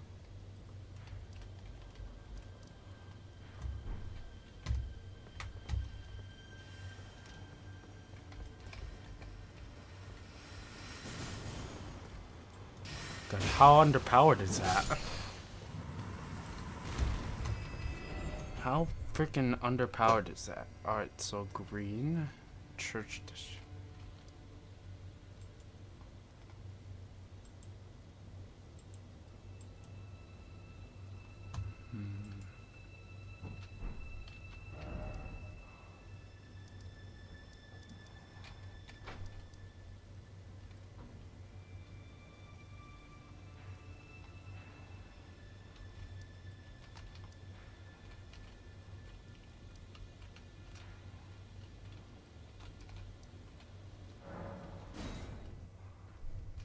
There's a shack.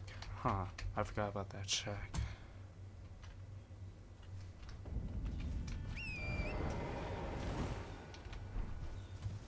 I should have.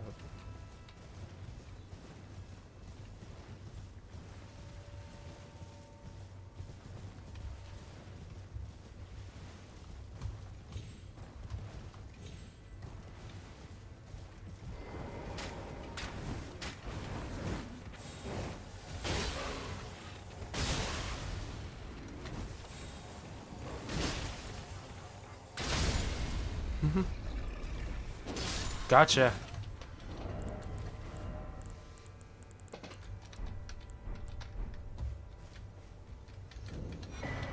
Sharp shot talisman. Alright.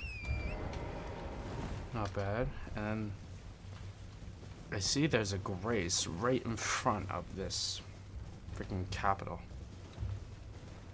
Or whatever it is.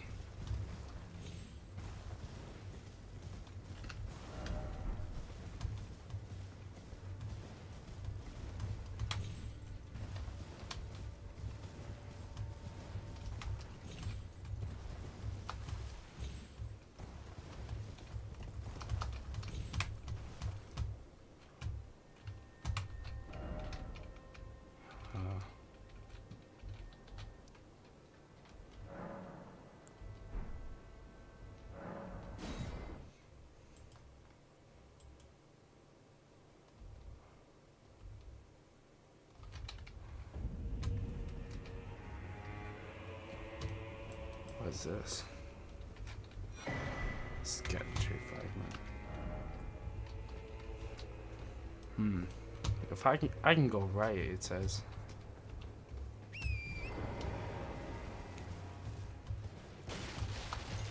What says I have to go right?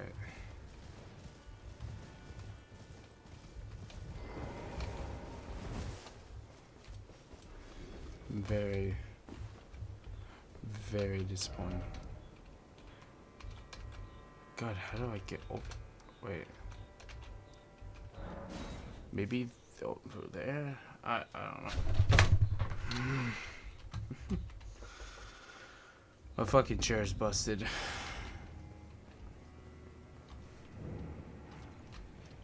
Huh. I remember our boss is here.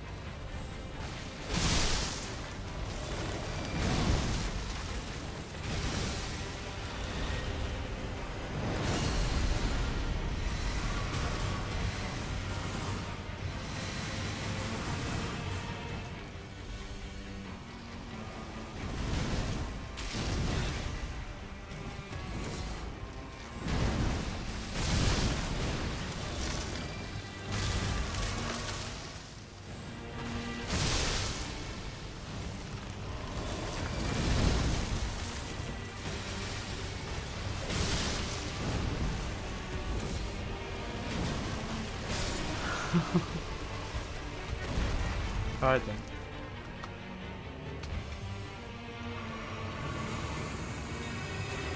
Is this another remembrance? It might seem like it.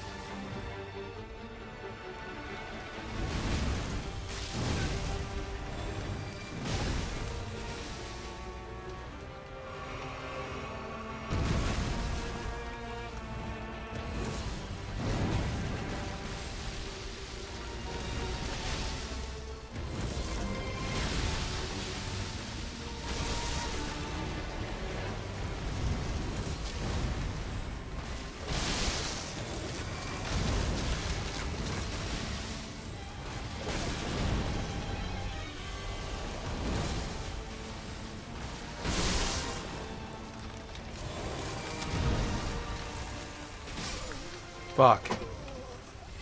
Okay. Wow. Alright. So this guy has 2 different fights. That's not good.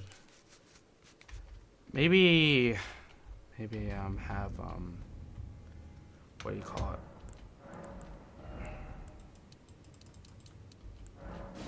I'll do it like that. Cause I have a lot of mana, so.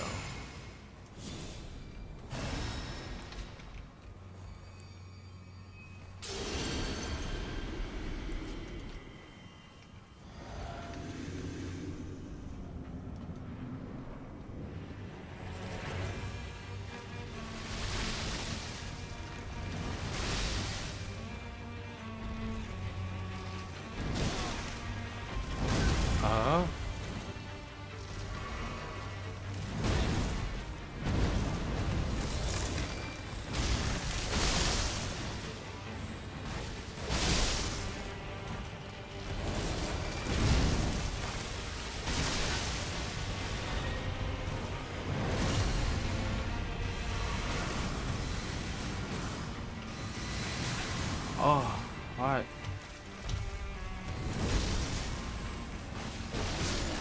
Nice.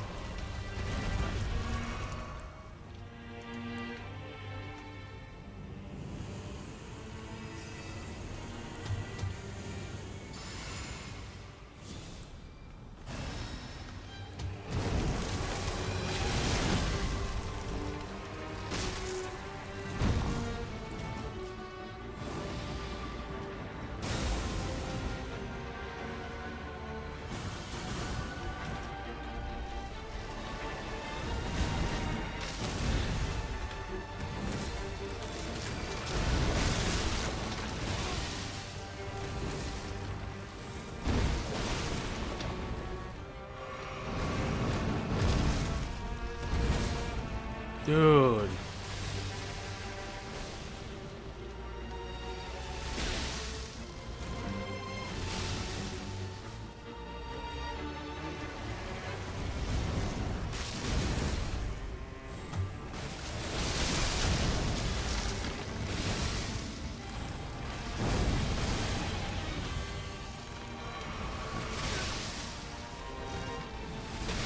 Oh.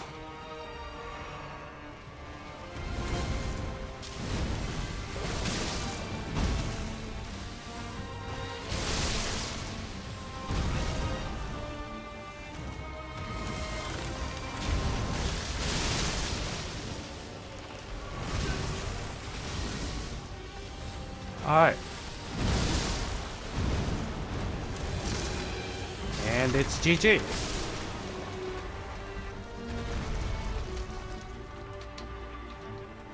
That, yeah, I'm pretty sure this is what I needed to go for. Yeah. Alright, good. I swear to God. There's no way. I...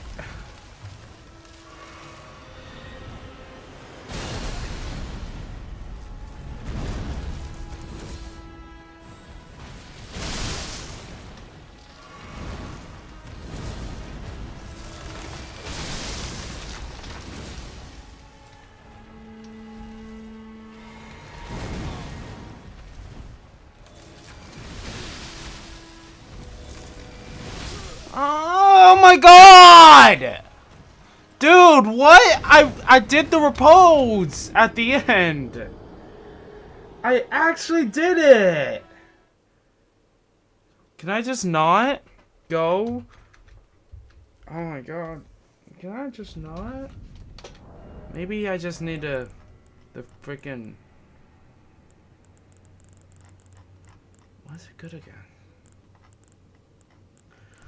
Bro, what the fuck? I don't understand. Alright, my lady, where are you? Oh my God, my neck.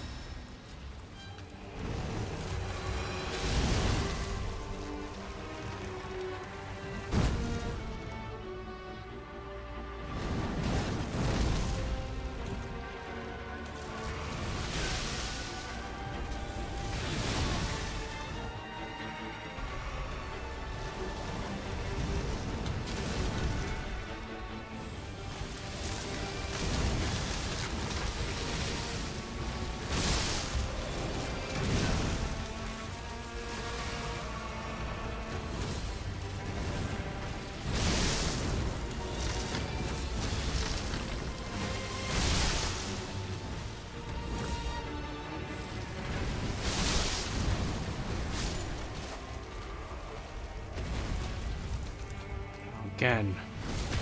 Repose.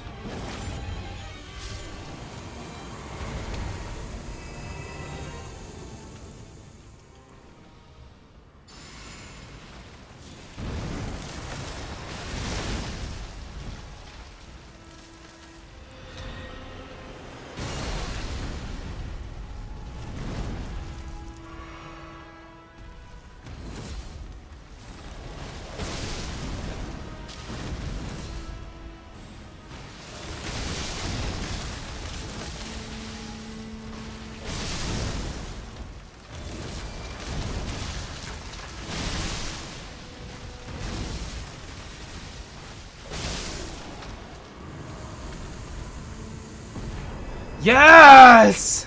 Yes! Nicholas Grave Room, Remembrance of the Shadow Sunflower. Oh my god, thank god!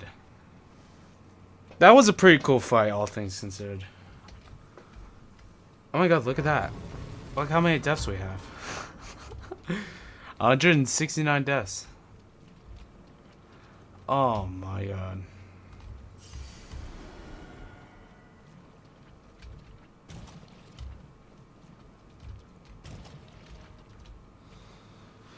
Nice.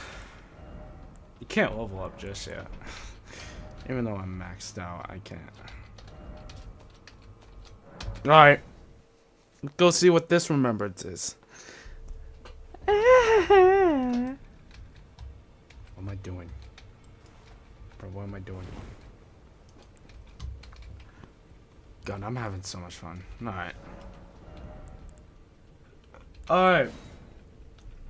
Remembrance of the Shadow Sunflower. That's a cool boss. Shadow Sunflower Blossom. It's a colossal weapon. And it stacks with both strength and faith and dexterity. With those, the strength and dexterity being like very good. Alright, and then Land of Shadow Incantations. Fires a hail of golden projectiles towards those. Requires 58 faith, and it's like, I don't know. I don't know what I want to go with, actually. No, I know. The weapon, obviously.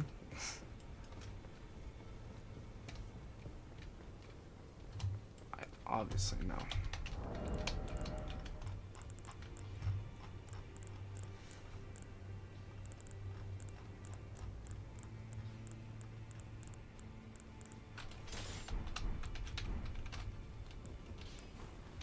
Damn.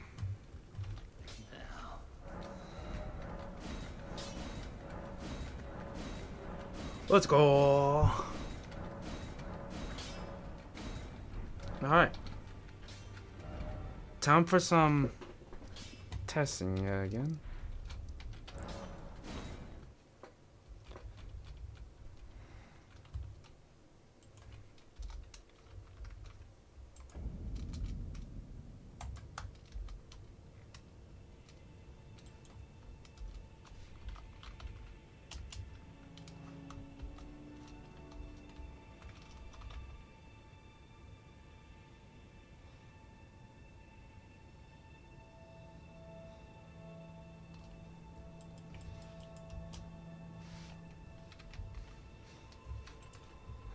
I'm trying to like.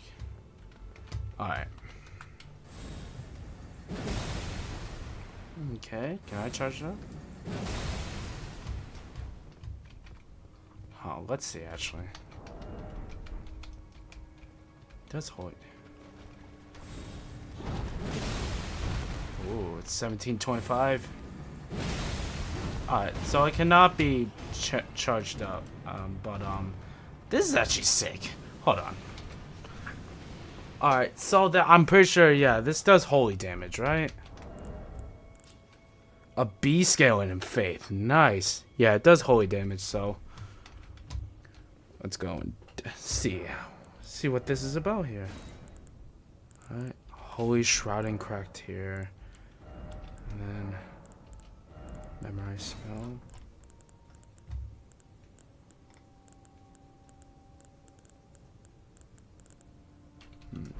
No, we're all set.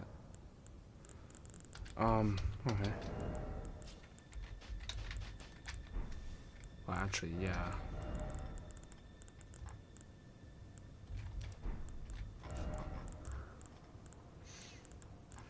Obviously, shot of Alexander. Yep.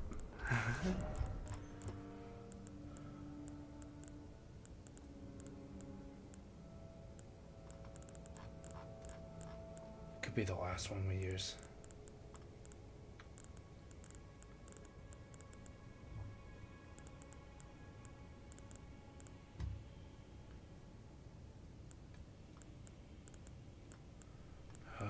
What could be our last?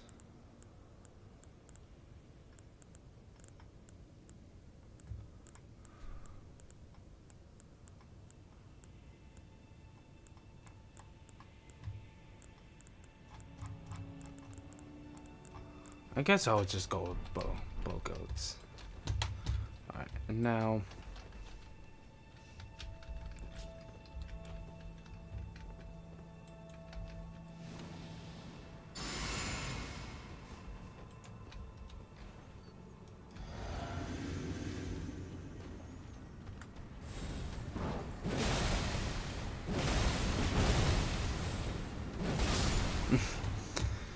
the hyper armor. The hyper armor, dude. That's actually sick. The hyper armor is great.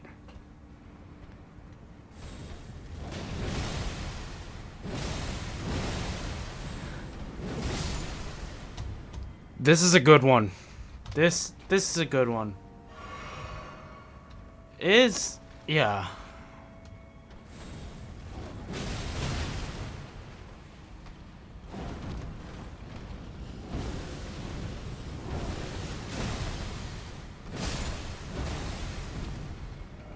Hold on.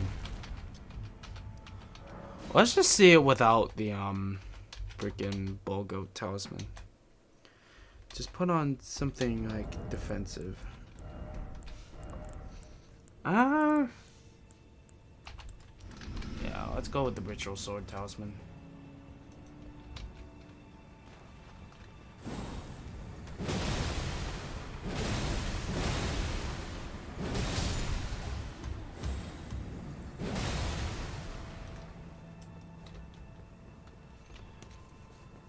This is a B scaling in faith.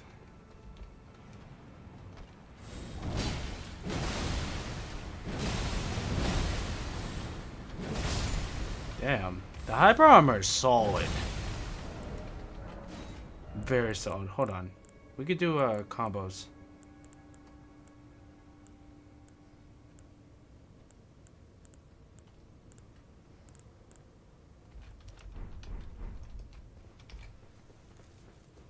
I think that will make a difference. Yeah, our hyper armor is very good.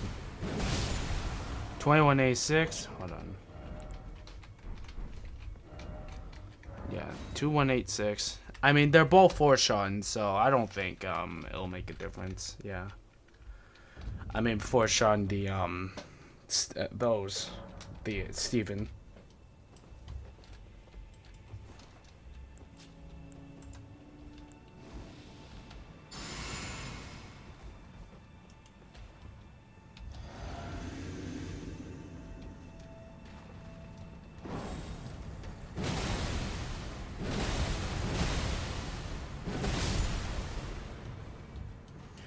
Is doing more damage with that chain attack combo.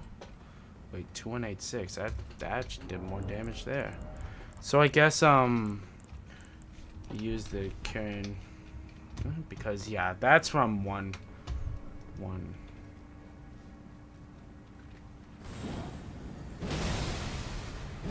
Staggers very well. Oh yes. Hi yes.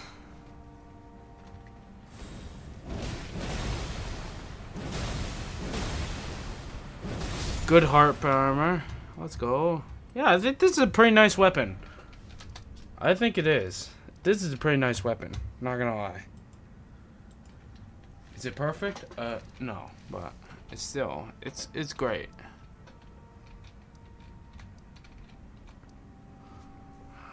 No, I need to try to go over here. I don't know how to get over there.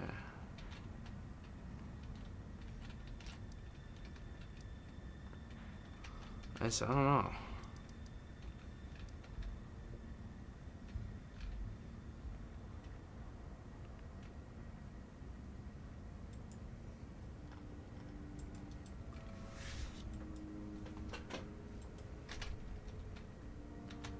The final boss is right in here.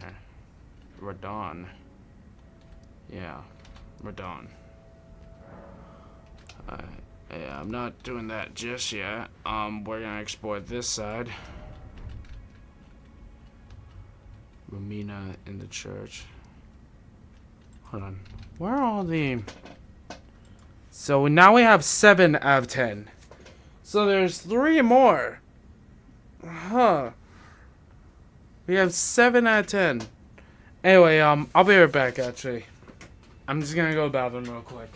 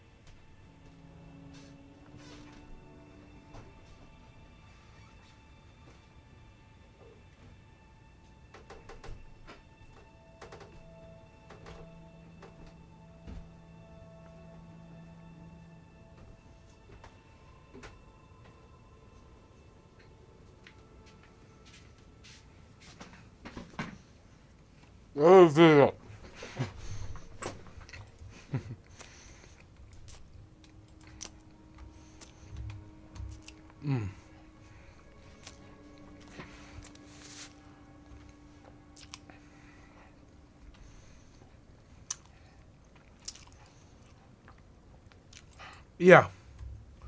Let's go watch this.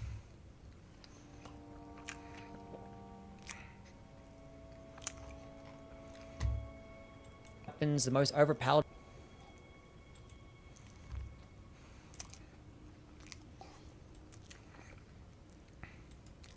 builds to use against these really strong DLC bosses. So I might as well just go over them today. Just the best and most broken builds that you can use to beat these bosses. And honestly, a lot of these are going to get nerfed probably sometime soon, maybe like within a week. So definitely enjoy them while you can. But as always, there's going to be no spoilers in this video, no DLC bosses are going to be shown here, but do not worry, all of these builds perform just as well against the DLC bosses. I tried them out, I did it live today on stream, so if you did want to see the gameplay, you can go check out the VOD either on Twitch or on YouTube. But anyway, let's just get into it. The Blood Fiend's arm is going to be one of the best weapons you can get in the DLC. It is a colossal weapon of which does get pure physical damage, gets a strength and arcane scaling. It can be infused, and it does get a very good charged heavy attack, very similar to the Great Club in this really cool quick downward slam. Does do 45 stance damage, but the unique thing about it is that it does get a cool blood-based AoE attack, and this blood-based AoE attack can do more stance damage, and just do some nice blood loss build-up that will scale with arcane if you have this thing blood infused.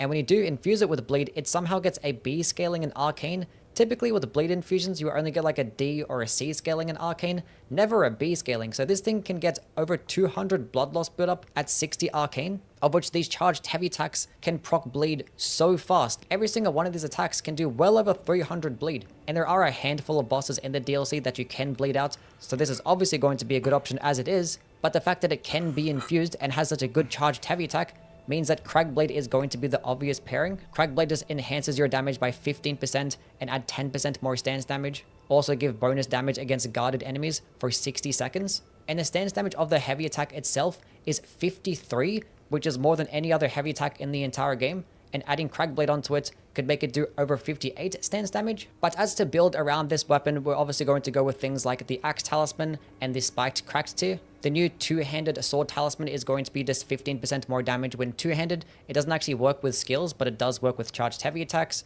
Gonna go with the White Mask and the Lord of Blood Exaltation Talisman. Both of these things are just gonna enhance our damage even further when we do proc bleed. And as for the last talisman slots, you'd want to go with things like Damage Negation or maybe the Crimson Sea Talisman, because things in the DLC definitely do hurt. But as for the stats, obviously 60 Vigor, you want to meet the minimum requirements of the Strength stat at 28, and just put the rest of the points into Arcane. Now being that you do have an Arcane build, you do want to spec into a little bit of Faith, so you can actually utilize some incantations. I recommend just going to 15 Faith, so you can use things like Catch Flame, Rotten Breath, Dragon Ice, and pair it alongside the Dragon Communion Seal, just so you can have some nice projectile options and nice status effect options. You can also use things like Pest Threads if you do go up against a very large boss. And also Flame, Grant Me Strength, or certain damage negation spells are going to be really handy here as well. As for your last crystal tier slot, you can go whichever way. I went with a Strength tier just for more damage. You can go with a Faith tier if you just wanted to have more different types of incantations to use. Could go for stuff for damage negation, or even the Blood Sucking tier for just more damage overall. But yeah, the Blood Fiend's arm is definitely a broken weapon.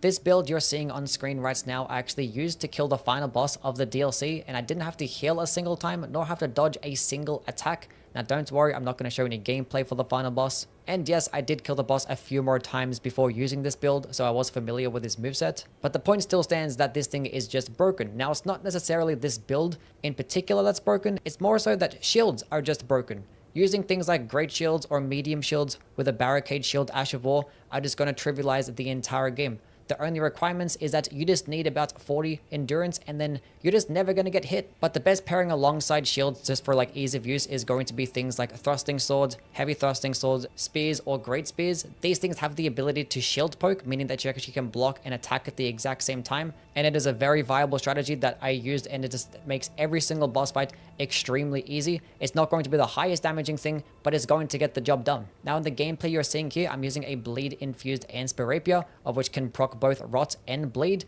of which a lot of enemies and bosses in the DLC can both be weak to the status effects. And being that it's percentage-based damage, the large amounts of health these bosses have is not going to be a big deal at all. Now, my shield of choice here is going to be the Fingerprint shield. It does get the second highest guard boost in the game. There actually is another shield in the DLC that does get higher guard boost, but this one can be buffed, meaning that you can put something like Scholar Shield or Shield Grace on this thing to just make it even better and block more damage.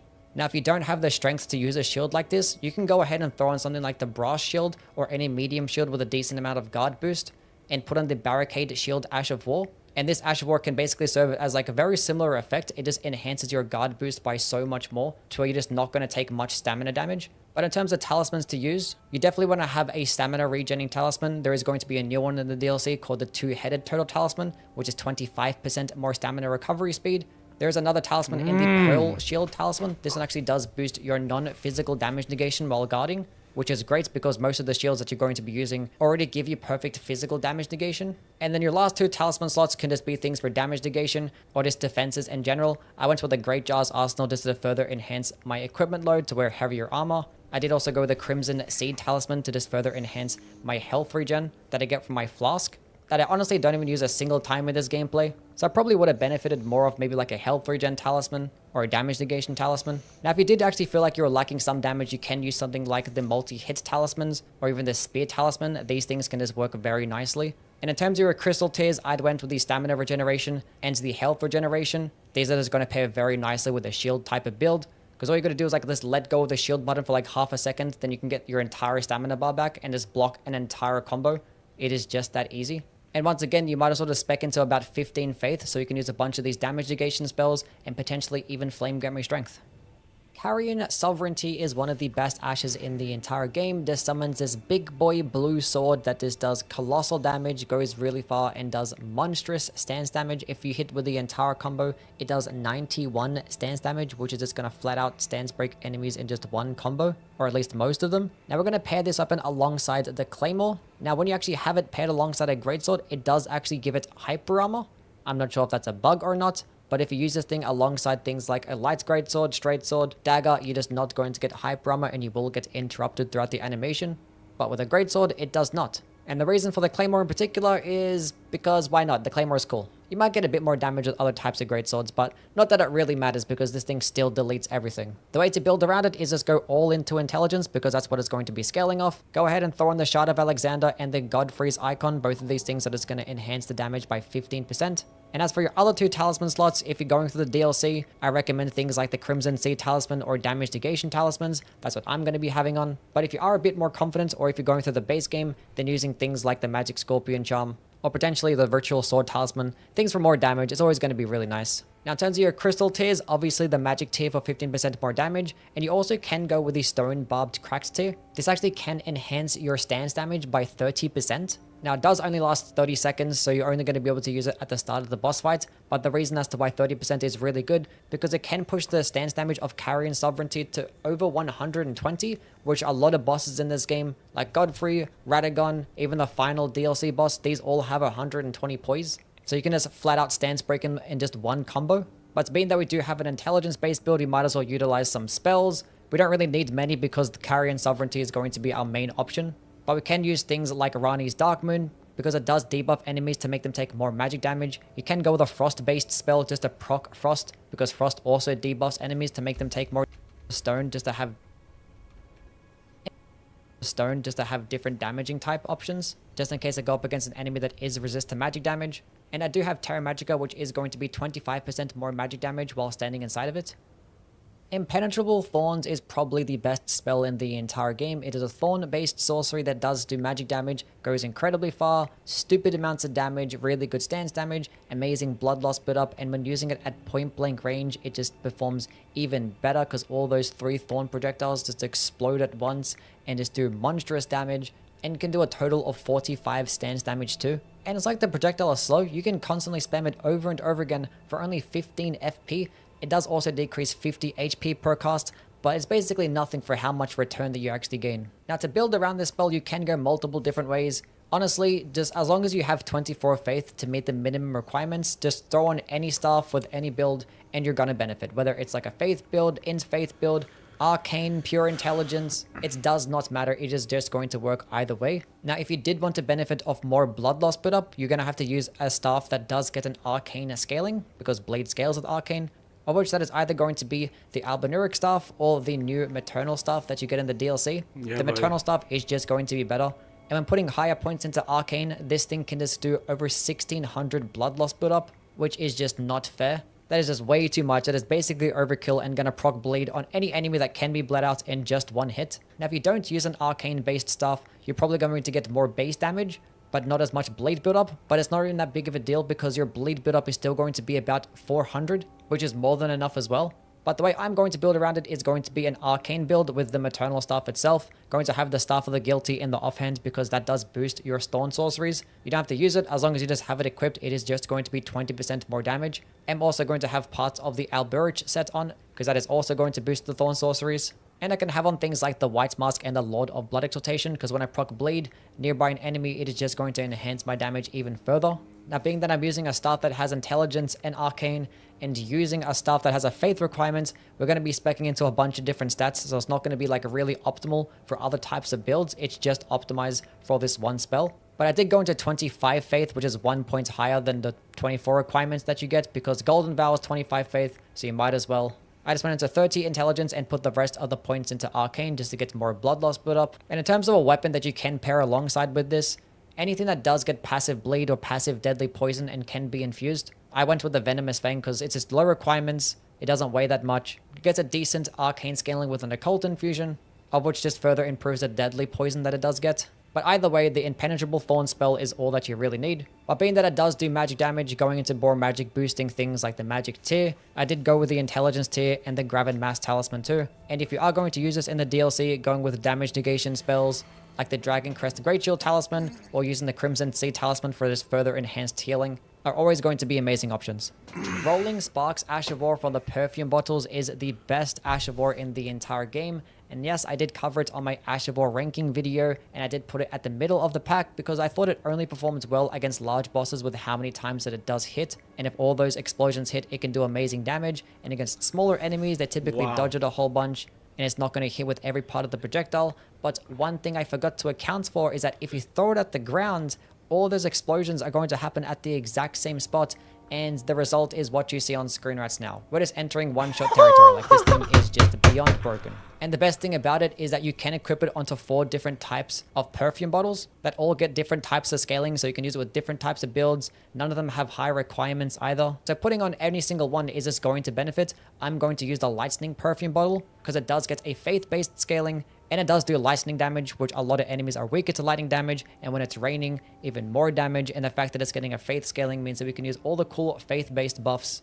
and it's just going to mess up basically everything in the entire game, including the DLC. Yes, I did test it out on all of the main DLC bosses, and it basically works just as it does with the base game bosses. Not going to show any gameplay, but if you did want to see, once again, just go check out today's stream. There's going to be VODs on Twitch or on YouTube. But to build around this, you're going to need the Shard of Alexander, the Perfume Bottle Talisman. Both of these things that is going to be 15% more damage. Being that you're like going to be 2 or 3 shotting most bosses even in the DLC, you don't even need damage negation stuff. So I'm just going to go into things like Ritual Sword Talisman and the Lightning Scorpion Charm just to further enhance the damage. But if you did want to tank attacks, then using things like the Crimson Seed Talisman or damage negation talismans are going to be great. Either way, your damage is going to be insane. And we're going to be using things like the Faith tier and the Lightning tier. Now, this Lightning perfume bottle does scale a bit better of Faith than it does Dexterity, despite it getting a CE scaling in both.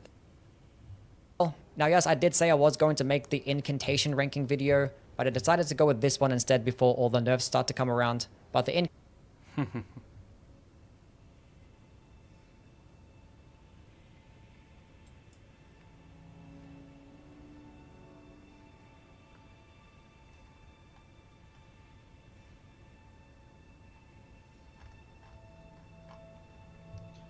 Alright.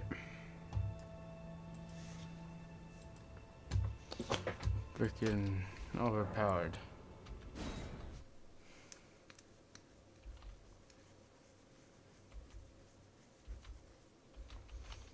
Huh.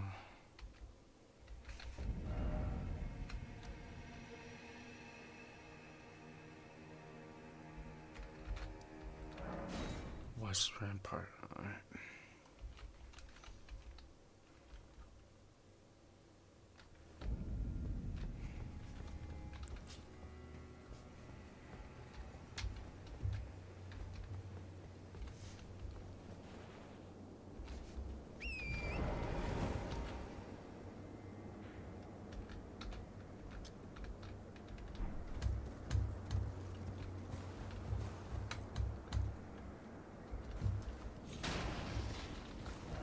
How do I get down there?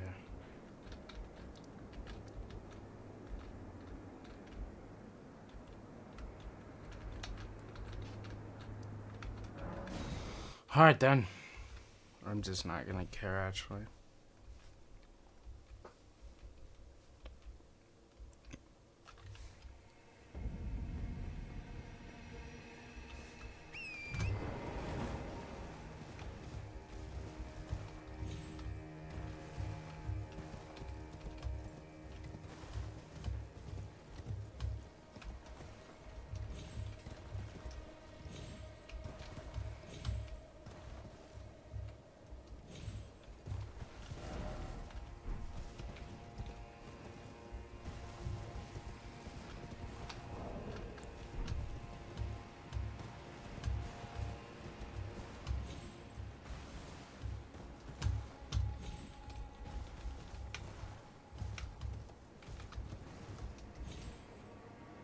Damn. Alright, yeah.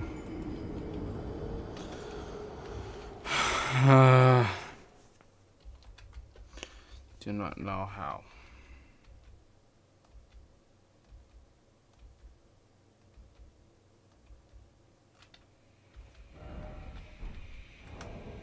Dude. Alright.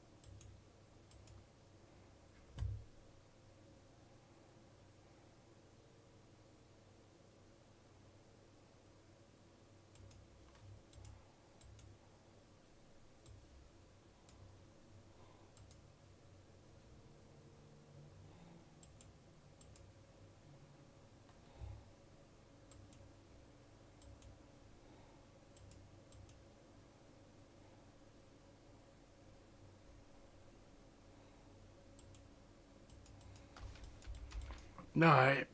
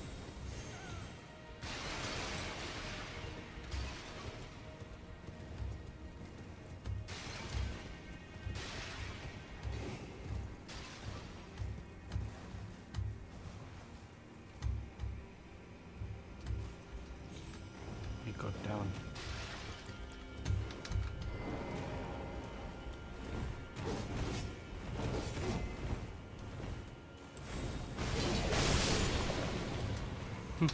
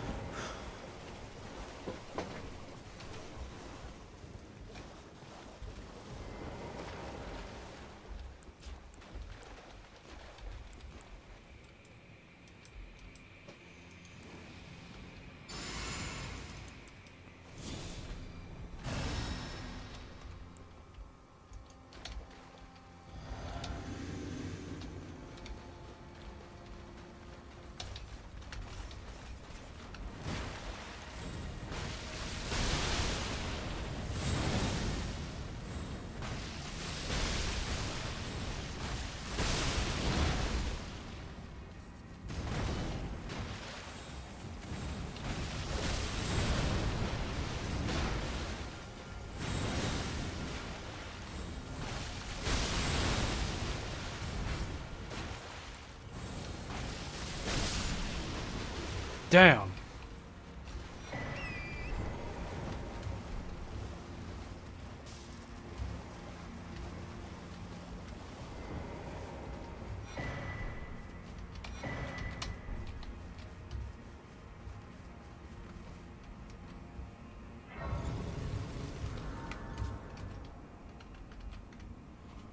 Damn, damn, damn.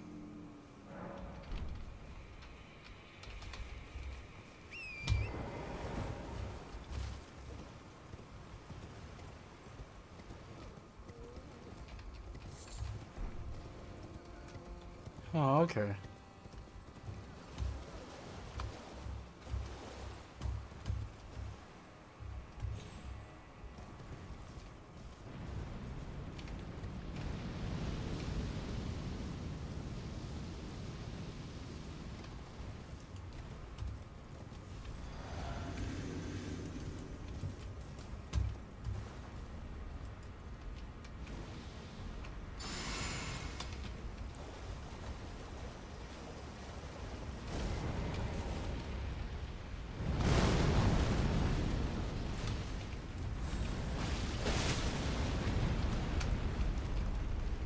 Wait.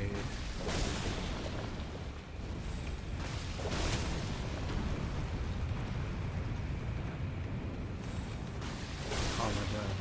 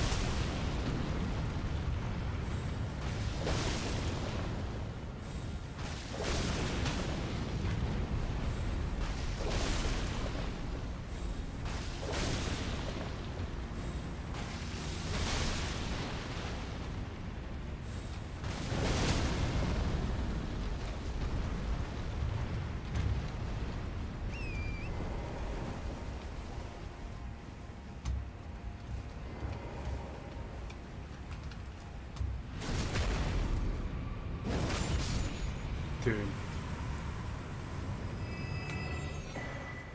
Alright, Crimson Sapping Cracktear. Holy shit.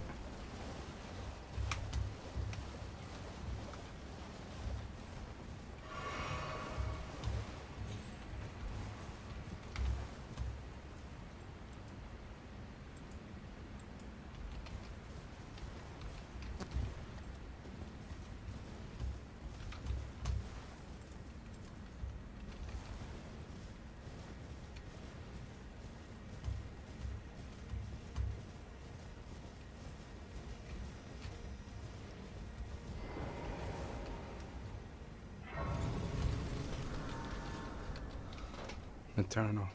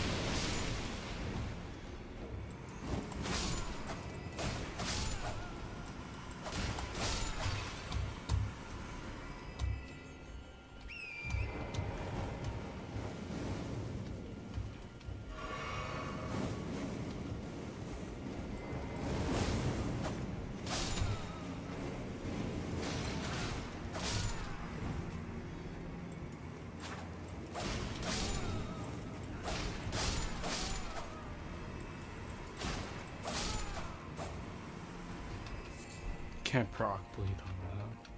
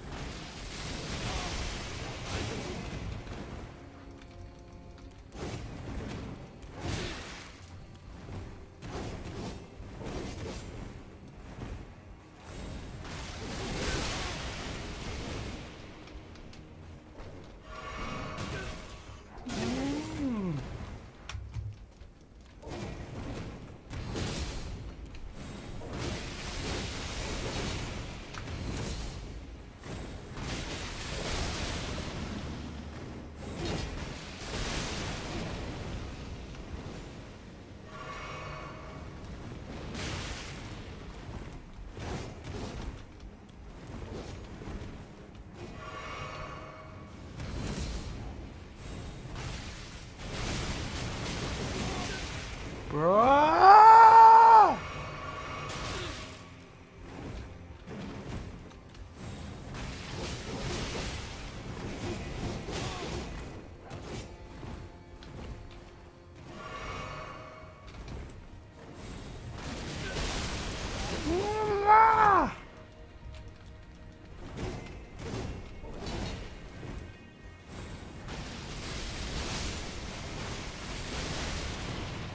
About damn time.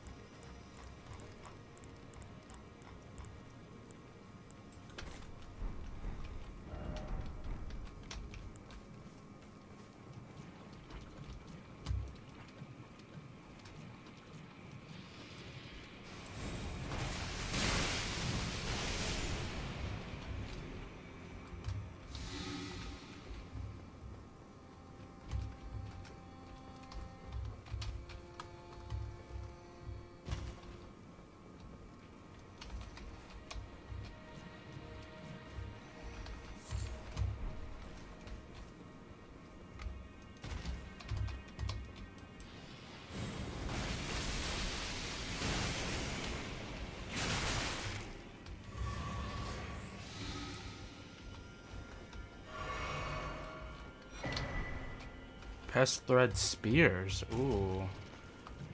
That's actually gonna be insane. Pest threads is already one of the best incantations in the game. So like, this is probably gonna be even better. Well, that's insane.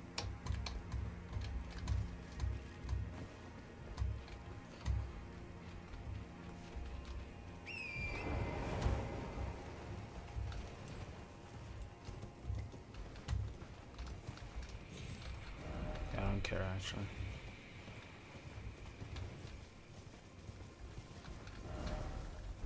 Alright, this is another one.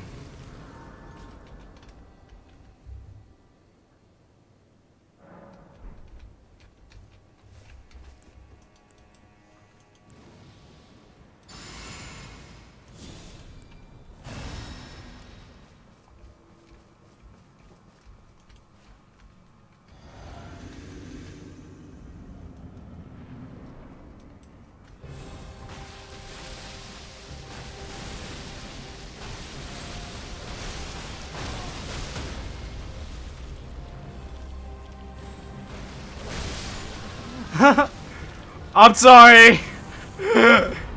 Remembrance of the Saint of the Bud. Okay then. Okay then.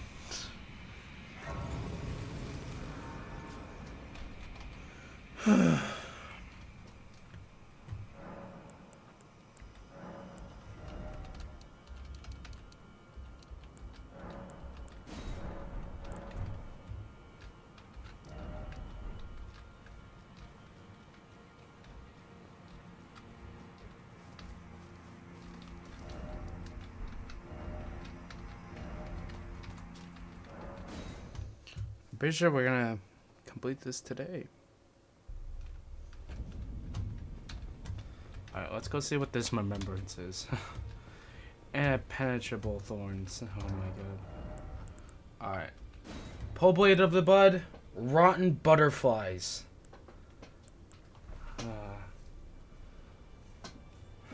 Halberd that does piercing damage, causes scarlet rot buildup. Stacks with arcane. And this one is for faith. Rotten butterflies and can. We'll go with the weapon.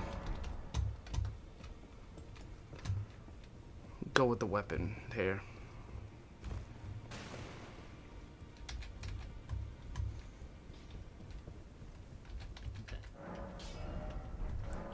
I don't. Come on, me. A pole blade or a twin blade. Freaking. But no, this is a halberd. What am I saying?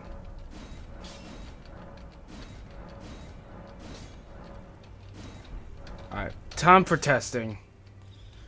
Damn.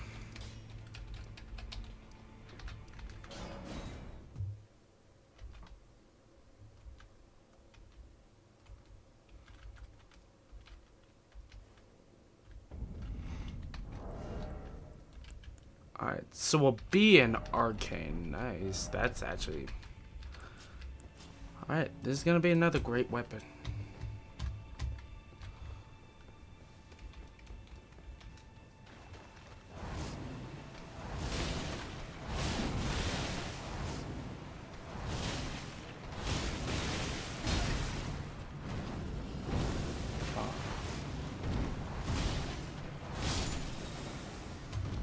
Okay.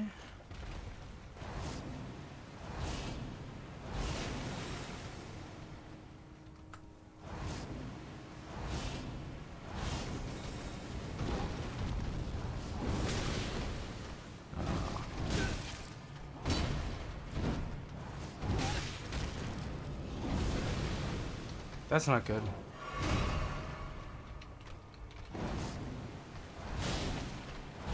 It does stagger pretty well.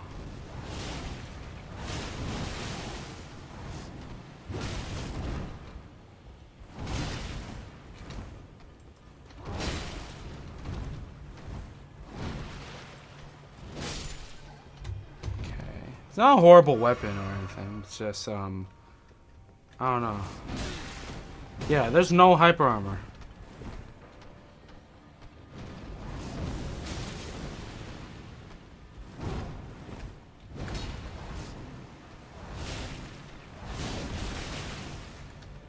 $20,000.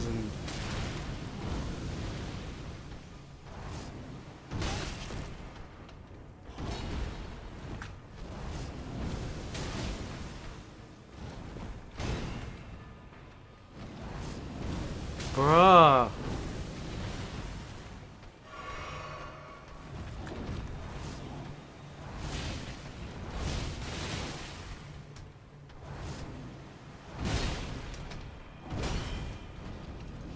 Yeah, fuck. Let's go see how the talismans do. Okay. Okay. Grant tax HP restoring effect and misfit. That's actually huge. Okay.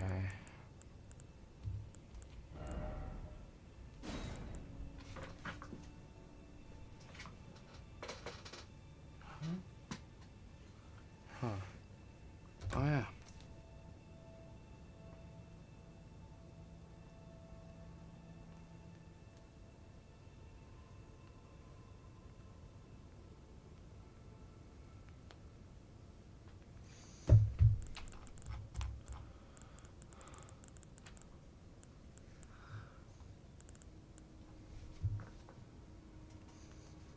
Okay, thank God.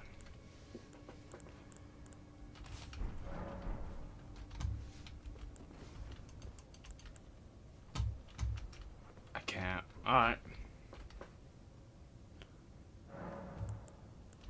That kind of sucks.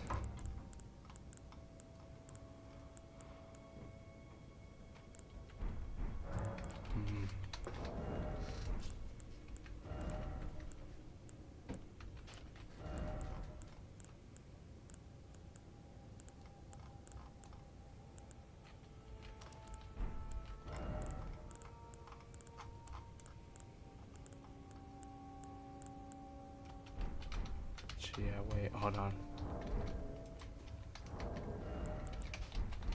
So, per attack.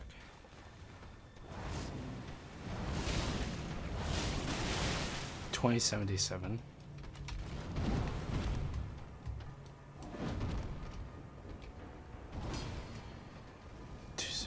20.70.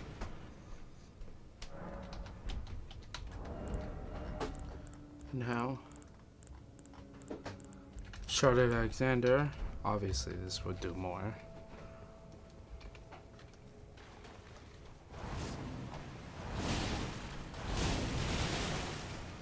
$23.92.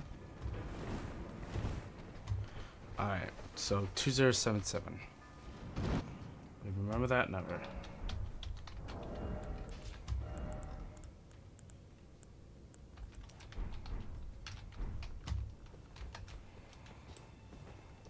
$2077.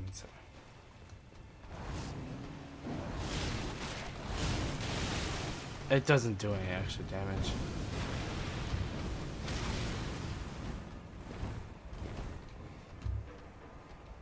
All right.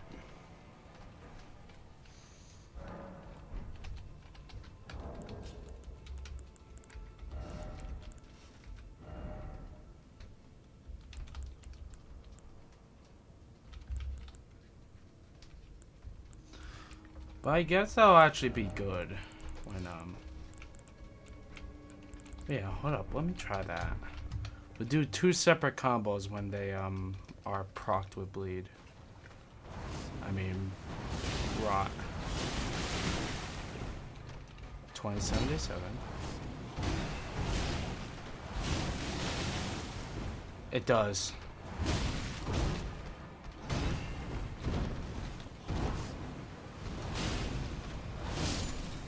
Okay, so it does make a difference. Now we can make it even better. Yeah. This is actually like the perfect build. Wait, is there like any armor set that can enhance bleed? I mean, rot?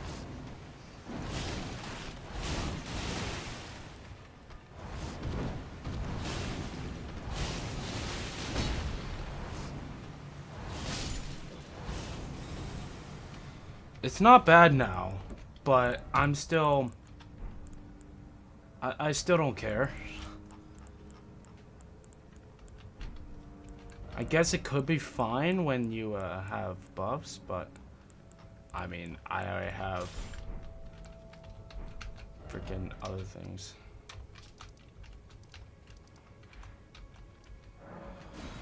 Alright, Church of the Bed. Let's go. There is 10 freaking remembrances, I remember. So we have 8. Oh, we have 8.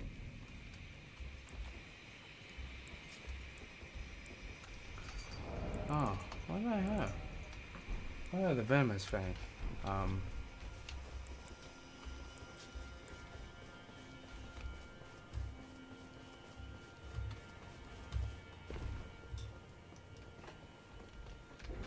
Examine ceiling tree. Alright. Alright then. We're burning it. Mesmer's kindling. That's where it is.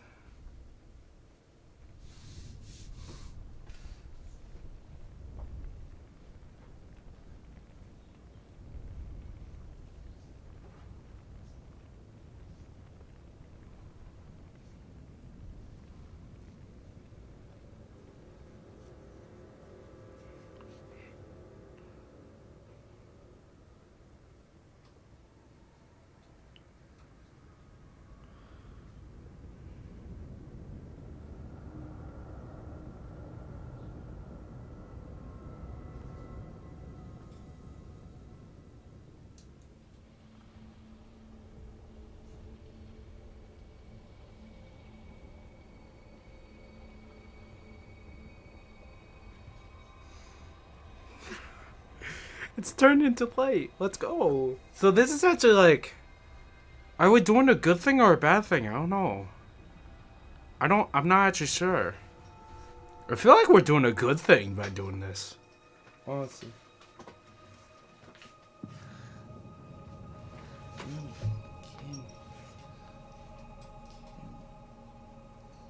Oh my god. Beautiful.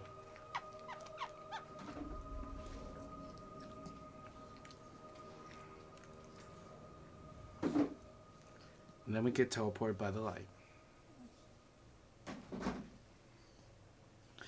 That must be Mikola.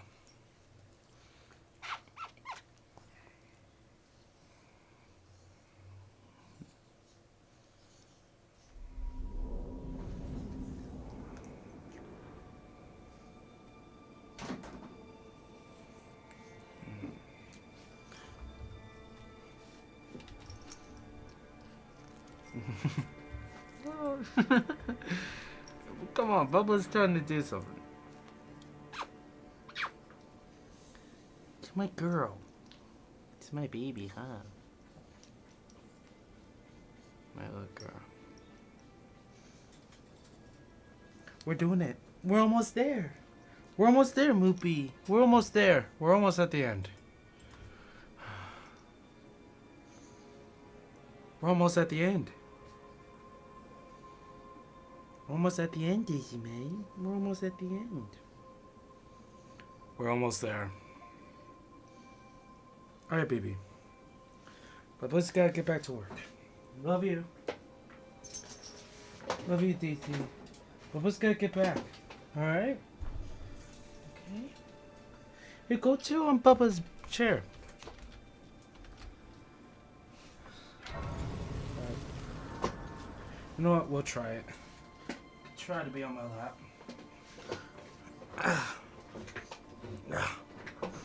Oh my god. Okay. Alright, just stay. Daisy, don't go. Don't go. Oh. Daisy!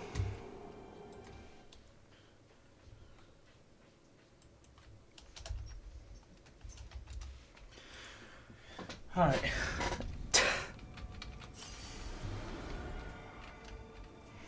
Alright, 170 deaths. Now, We're at the end. Oh my god. Oh my god. This is why we play FromSoft games. This is why.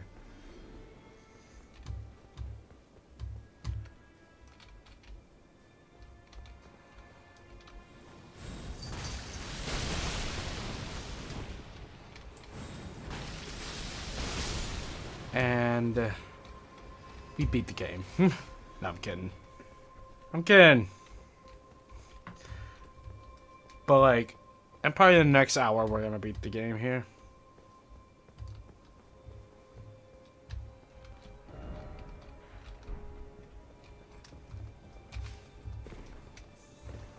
Can I go up, please? Nice.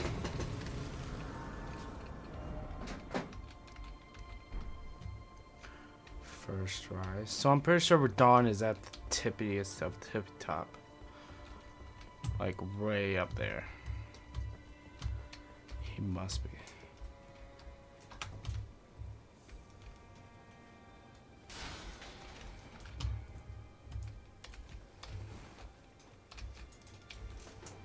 This place is beautiful though.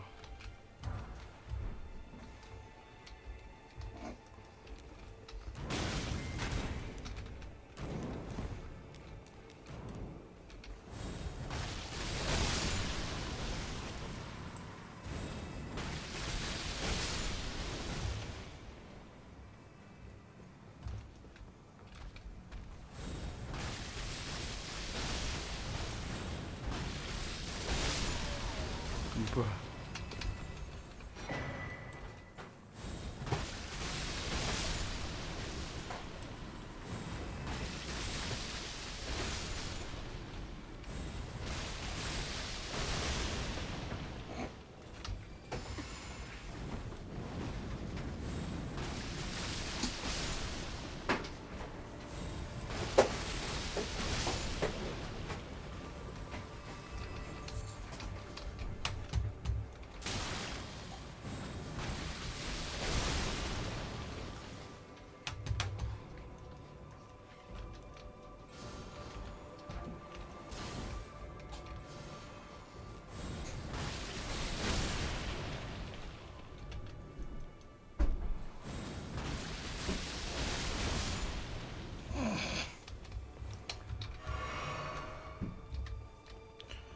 Oh man.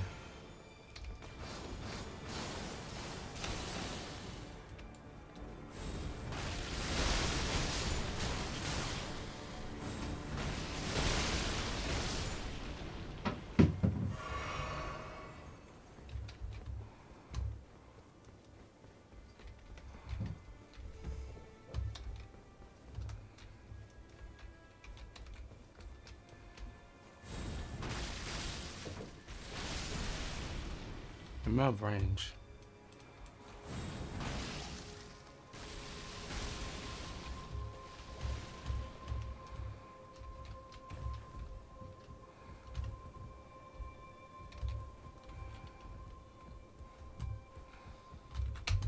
No.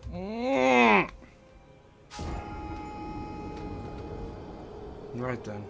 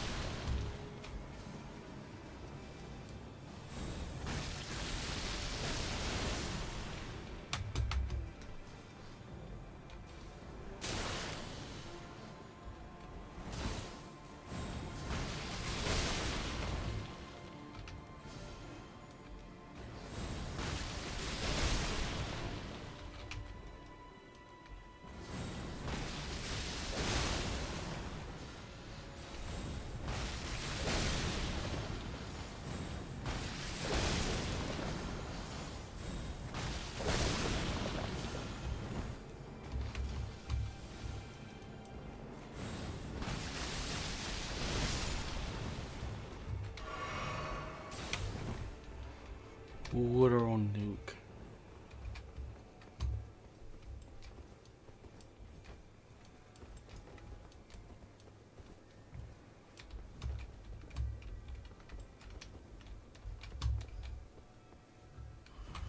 Alright, we're gonna do this again, and this time, not screw it up.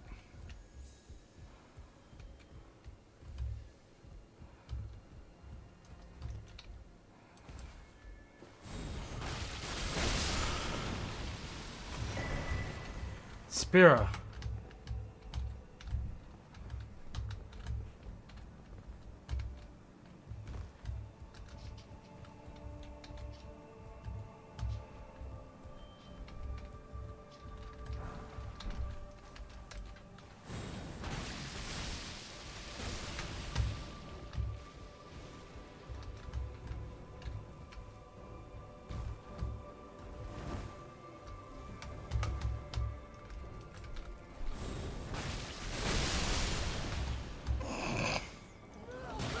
Oh.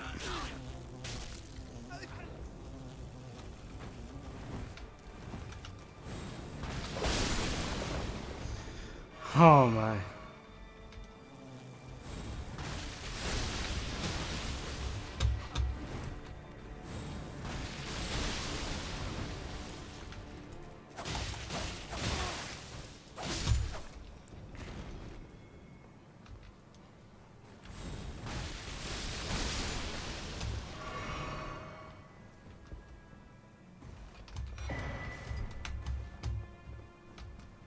Damn, if only.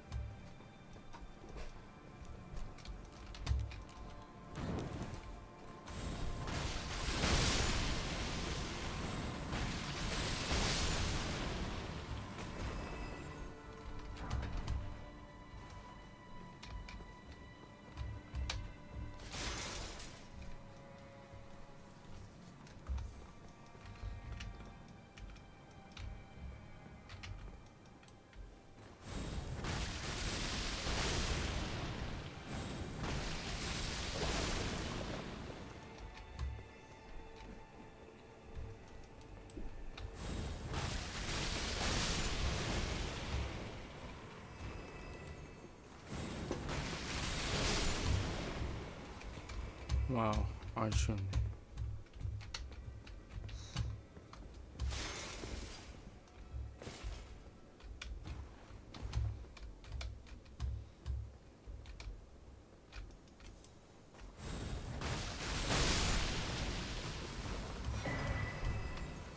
Nice, a rune art, even though I have unlimited of those, basically.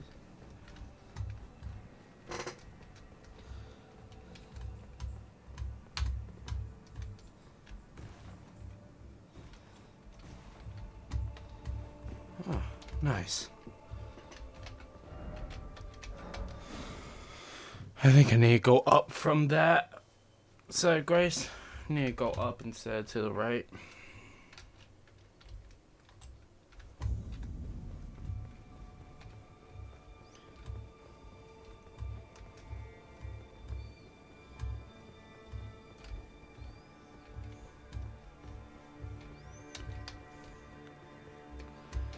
Oh man. A somber fire.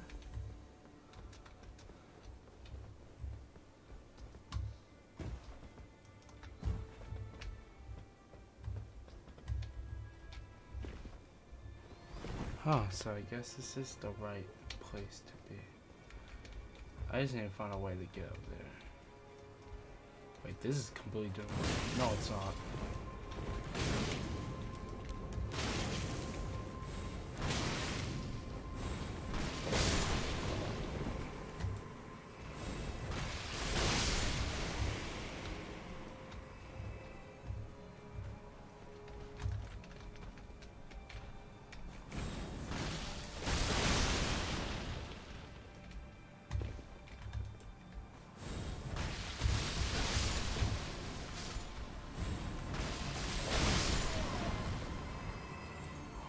god.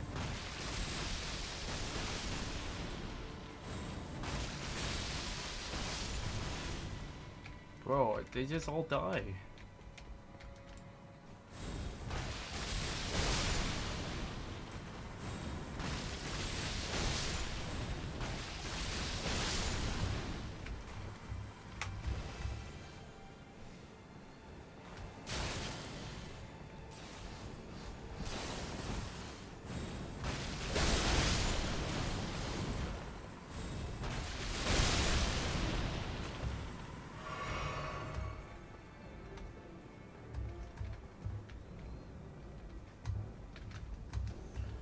Huh.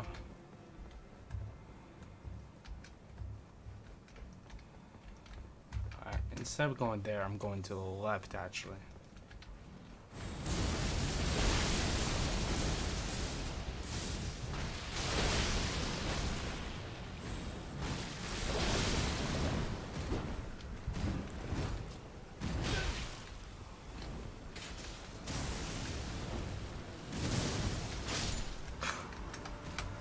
Damn.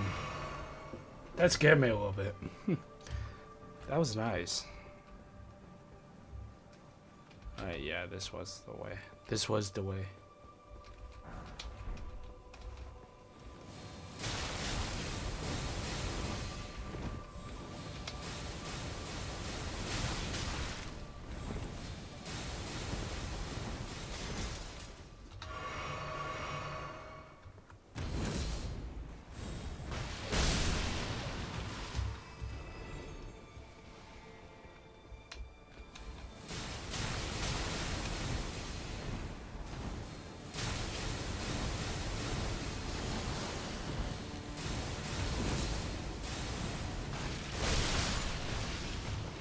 Phew. That was a close one, actually.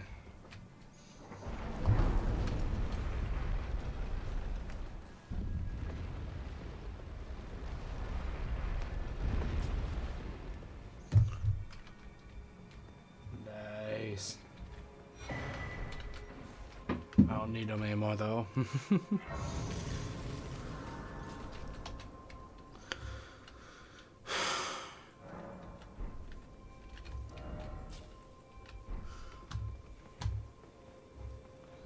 Keep going up, keep going up.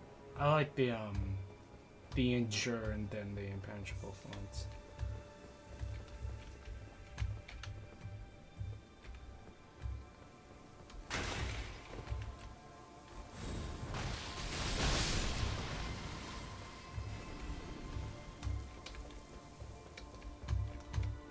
No, there isn't. Okay.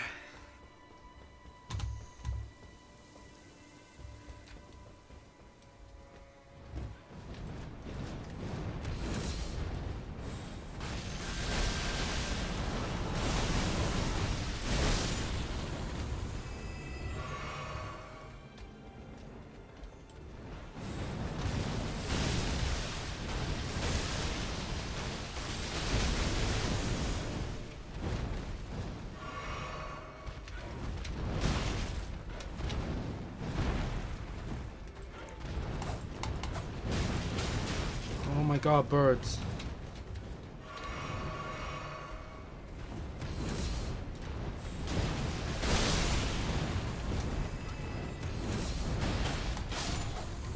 Yeah, screw you. Oh my.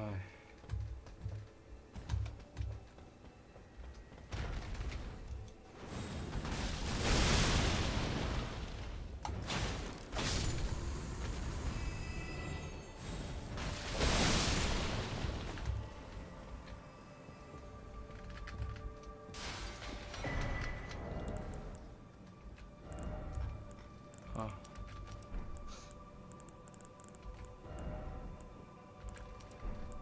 Wow, that whole time I didn't realize. That just goes to show how busted this thing actually is.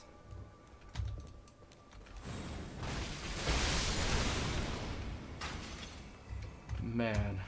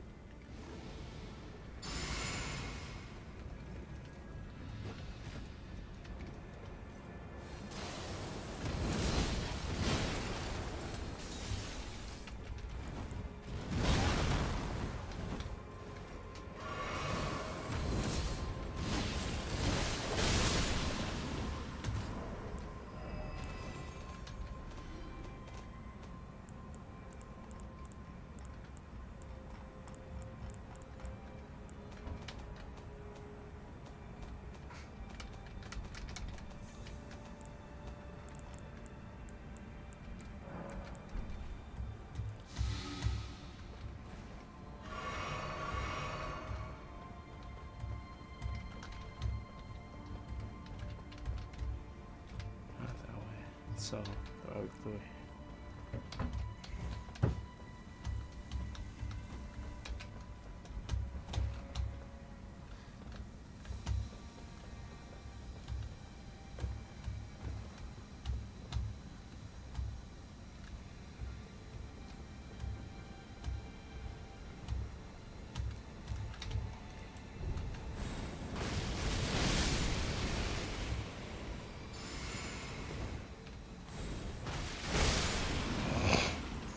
Put that buff on. You think it matters? It doesn't. Oh my god. How stupid could you be to think that that actually matters?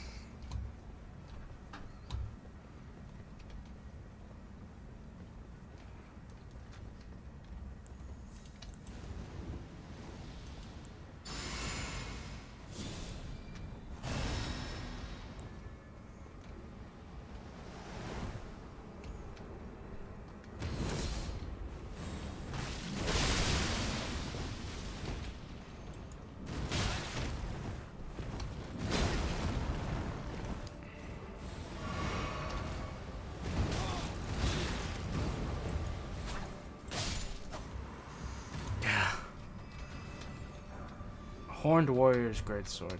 Alright. We're getting there. We are almost there. We are almost there, dude. Let's see how long it takes for us to beat this shit. With this endure, then freaking other thing. Oh my god. I think this is it. Hold up. I think this is it. I think this is it. Yeah, wait. No, why holy damage? Alright, we're all good. And we are all ready. Ladies and gentlemen. I don't need this no more. Yeah, gonna have like 11. Yeah, let's go with 11. Alright.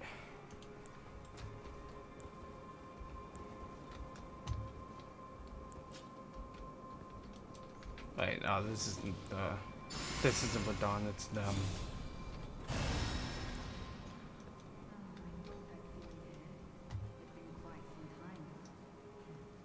It was never kind of Nicola, was it? The ERDTREE was leading you all along, so that you might ascend to lordship, might come to these lands to begin with. I suppose it must be what His Eminence, or perhaps the ERDTREE, desired all along. The clashing of the favored lords, such that one would prevail. So be it. If you insist upon facing Nicola the Kind, then I will run you through whoever we might be. Don't tarry now.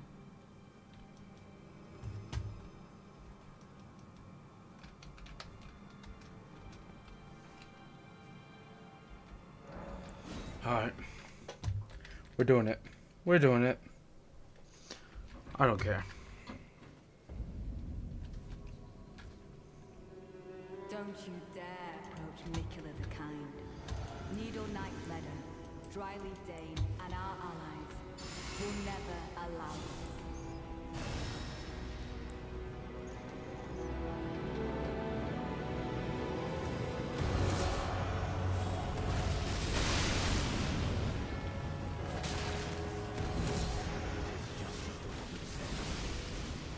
Lord of the ERDTREE. Lord of That's one.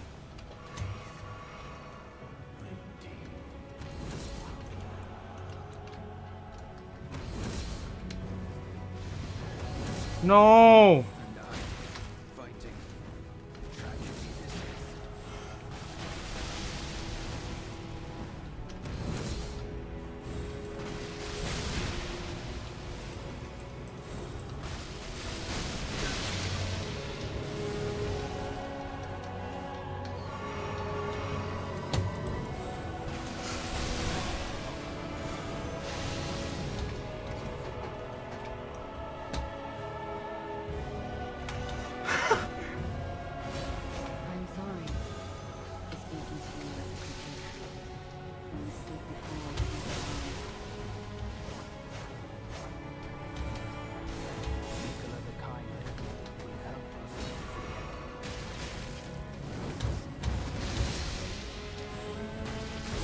Why?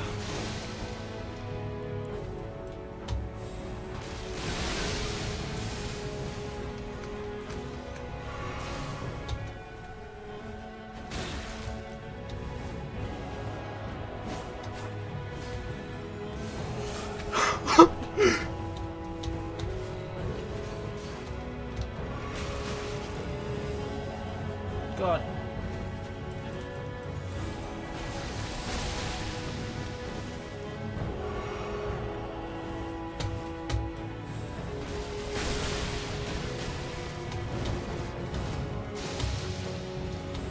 By way of apology, Fuck! feel the marrow of Alright.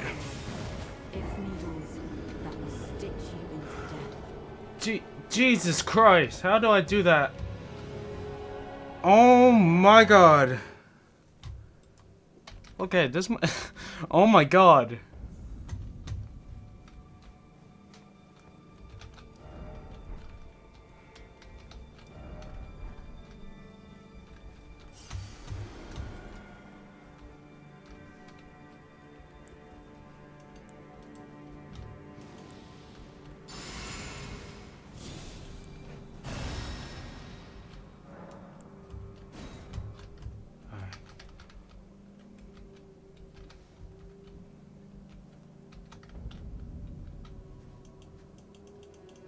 Don't you dare approach Mikula the Kind. Needle Knight Meadow, Dryleaf Dane, and our allies will never allow this. Oh yeah, as if.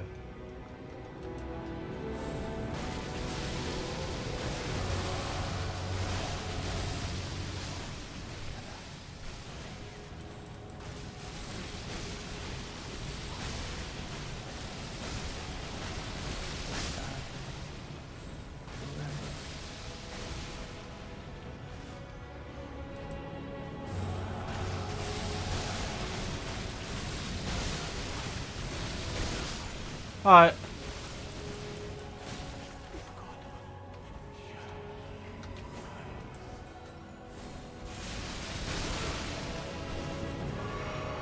I'm sorry for speaking to you as a compatriot. When you speak with me of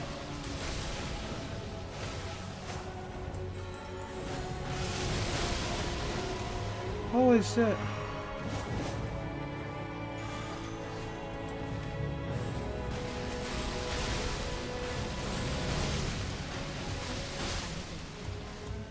maybe the world.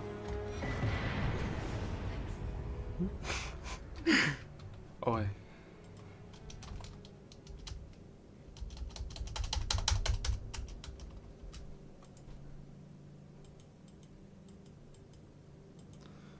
That was great. That was great. No, more. No.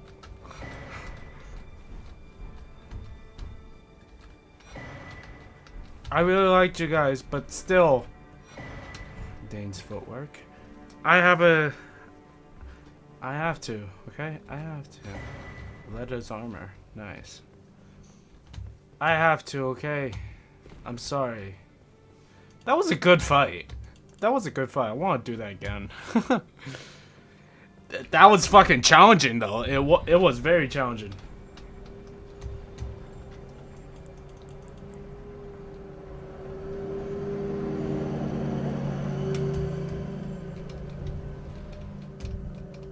Here it is. Good old Radon. Oh man.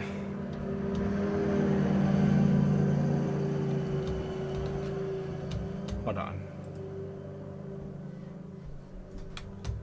Yes,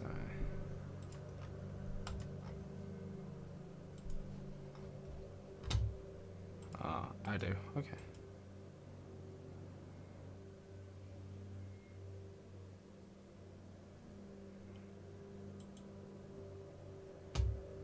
My game. Bro. Okay?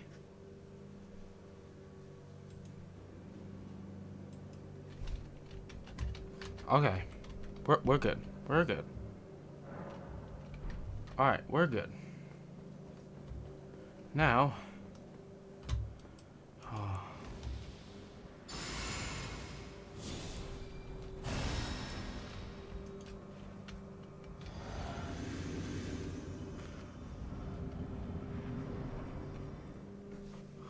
My loyal blade and champion of the festival.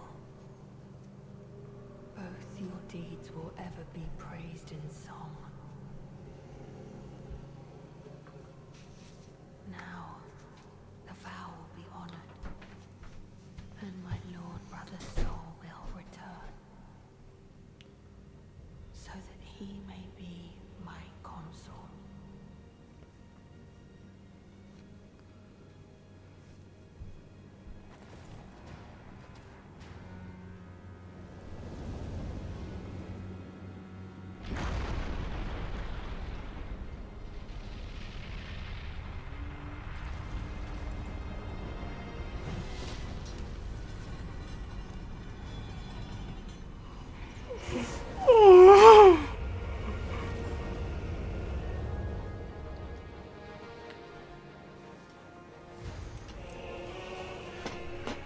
Here we go!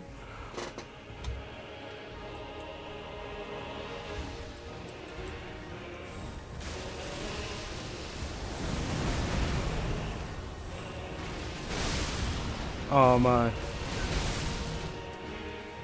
Second phased already. I shouldn't have done this with this build.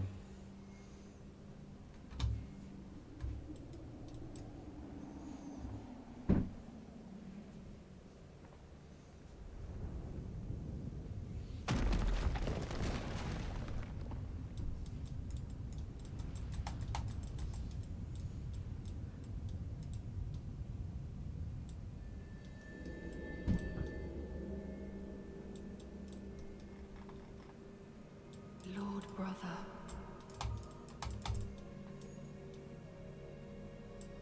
at long last you are returned.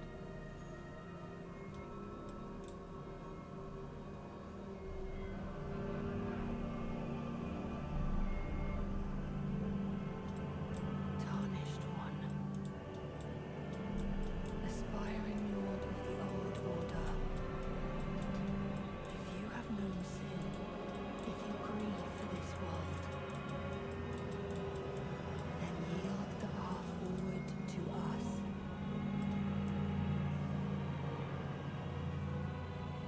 To I, Nicola, and my promised consort, Radahn.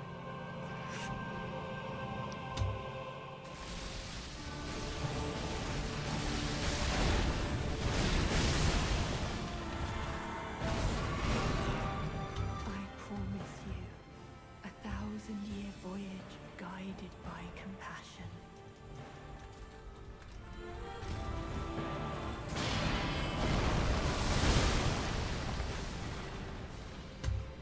Let me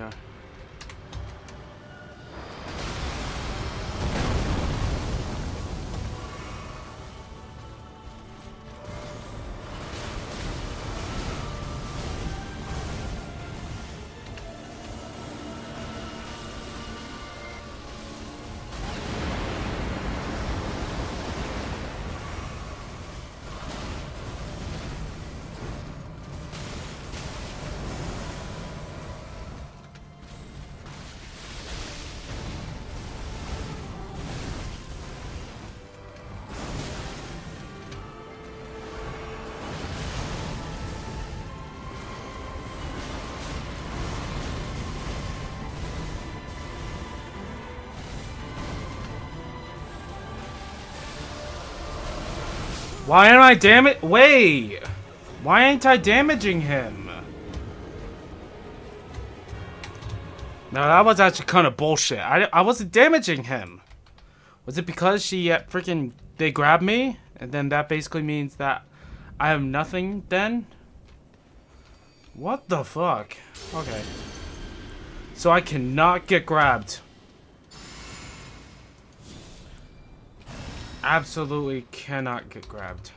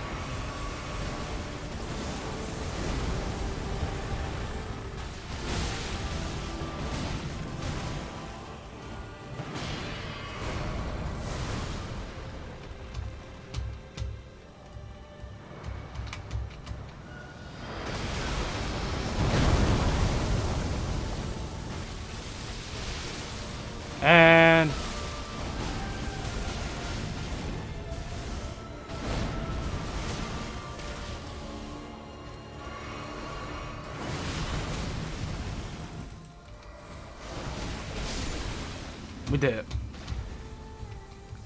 We did it. We fucking did it. Oh. We did it. We effing did it. Let us go together. Touch the memory.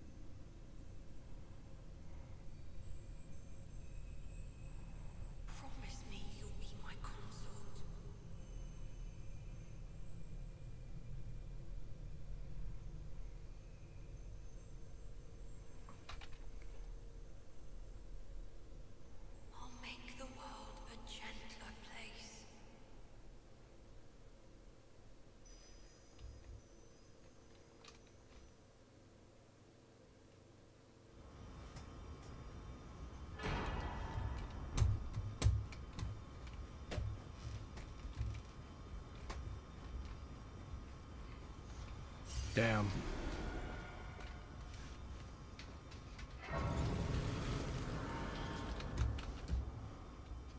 Damn. Wow.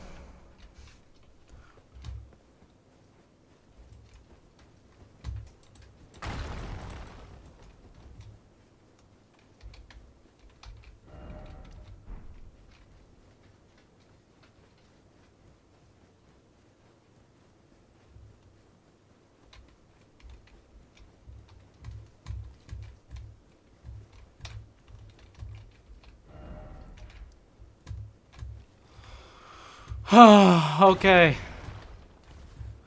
Alright. We did it.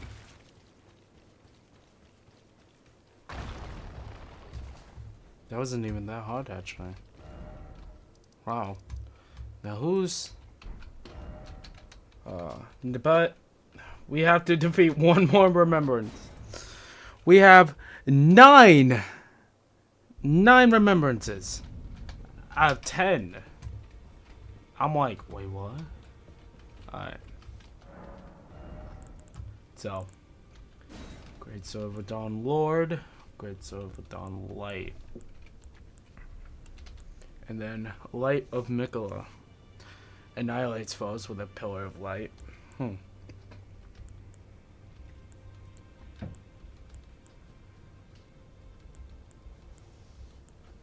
Promised Consort. And then Light Speed Slash. I want to go with the Lord. This is one to definitely duplicate.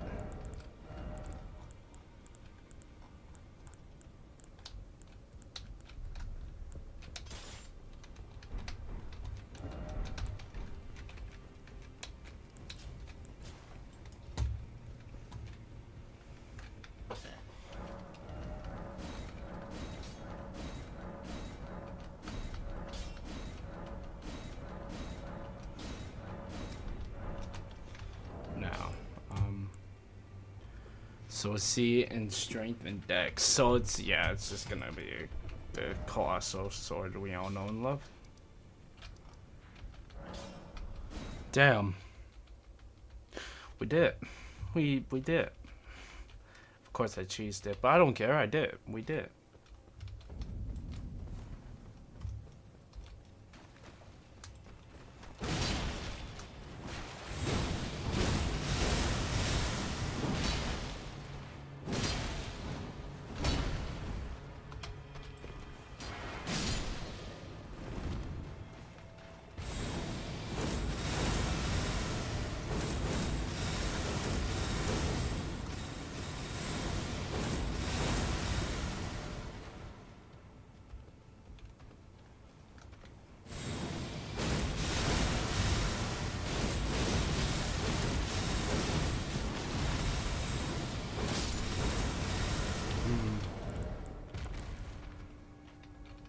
So it does magic damage. Ooh.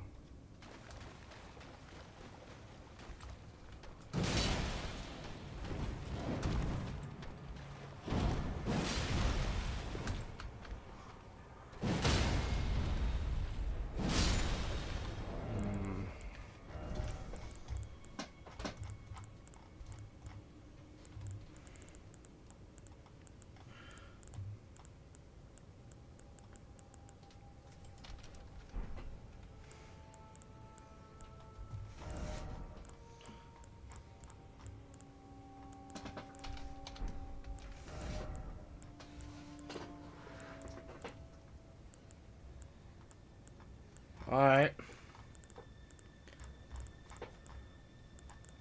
Now, what I'm about to do, I'm gonna just go and search up how to get this last, what do you call it?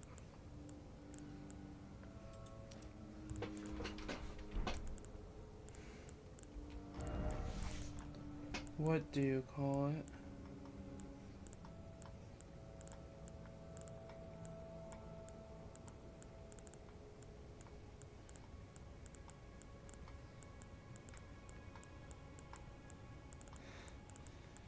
What was I using before? Oh yeah. Crimson Seed Talisman. Alright, but we'll find the last remembrance that we need, and then we'll quit this. We'll stop the stream, cause I know there's just one more. All the remembrances. Yeah, we gotta do that.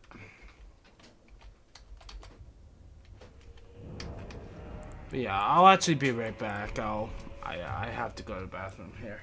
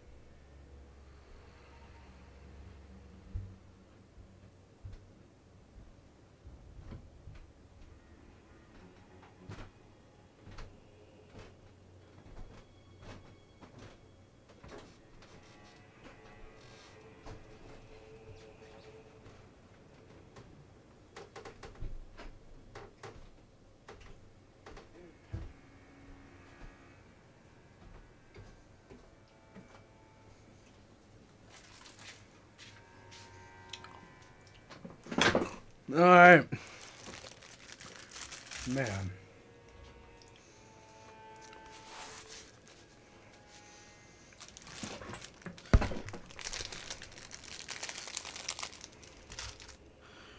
I mean, that was just absolutely crazy.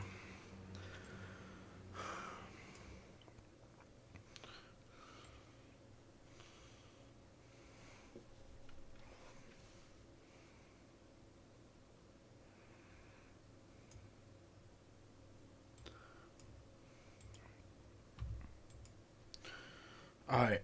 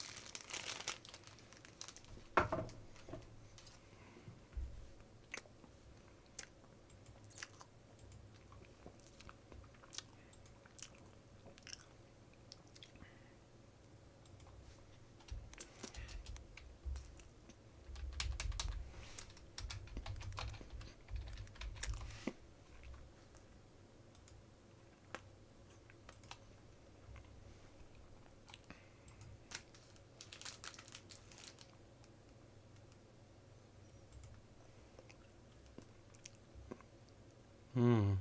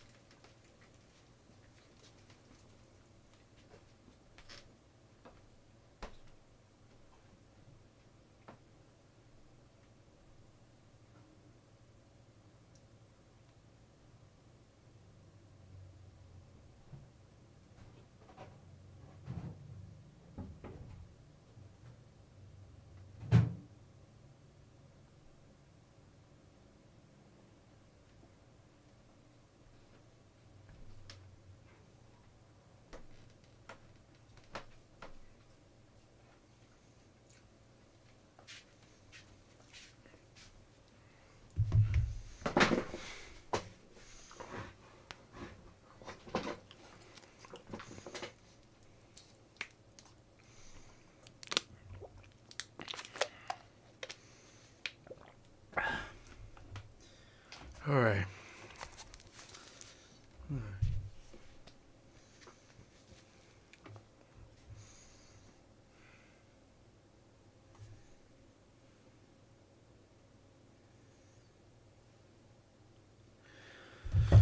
Alright.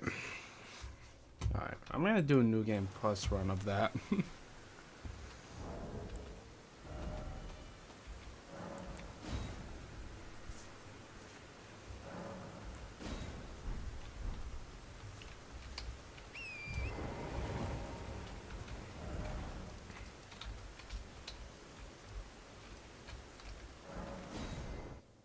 Should I do a new game plus? I want to, not gonna lie. But no, actually, I want to see everything.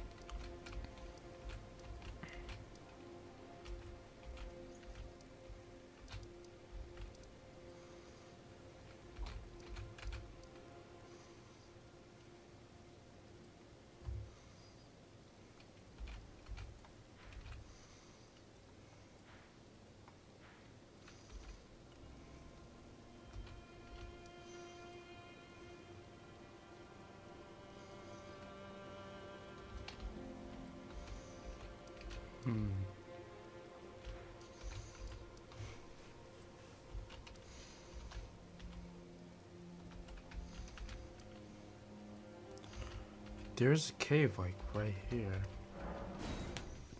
There was a cave like right next to that.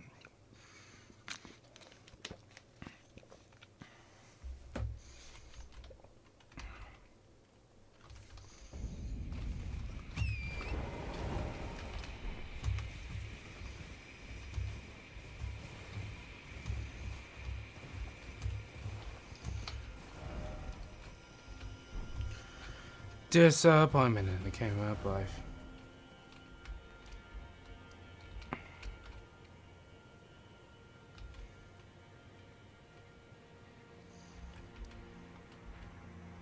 It's also a cave right there.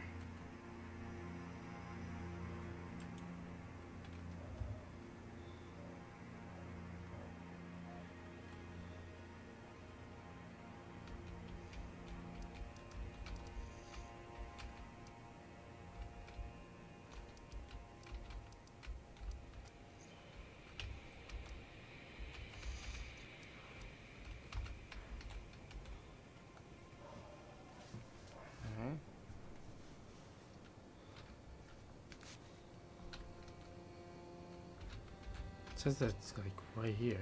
Alright. Swirling coast, I guess.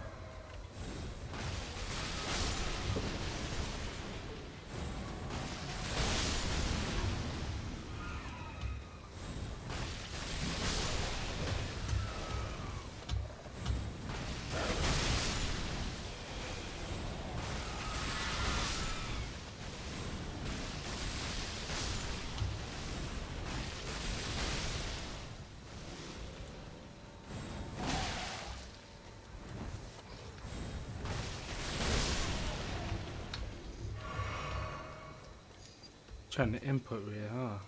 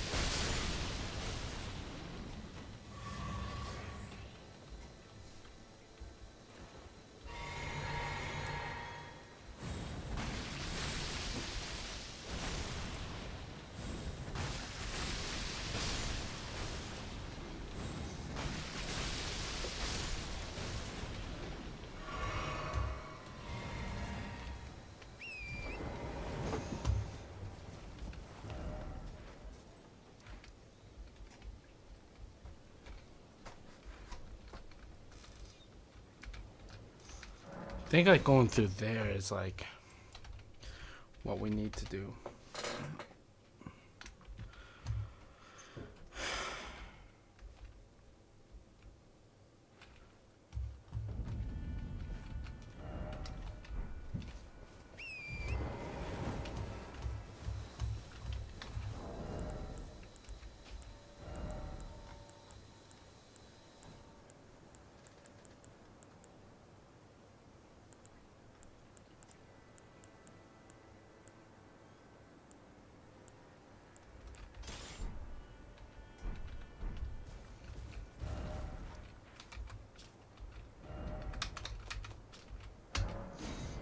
Kind of want to use this setup.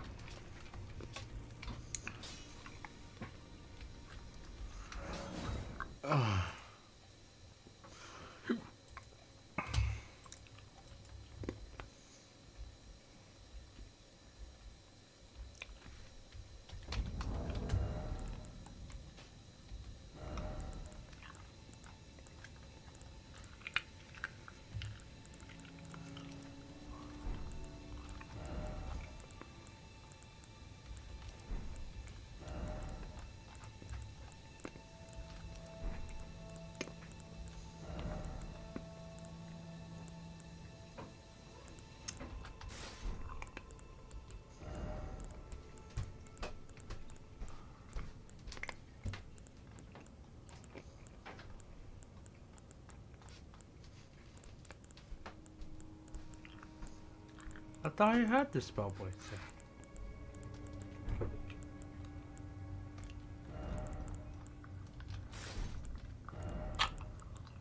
Oh.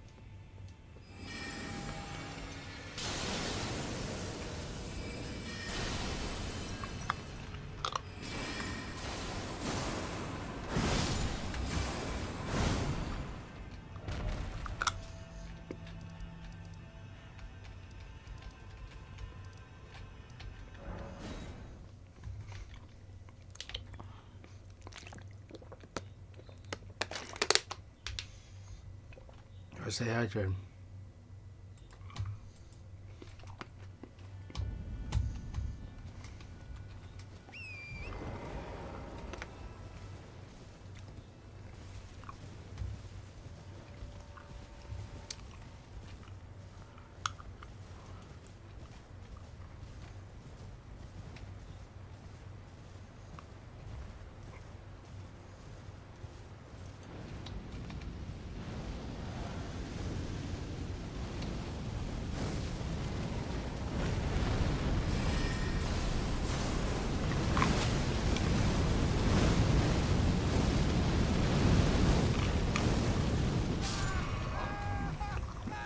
You heard the sound.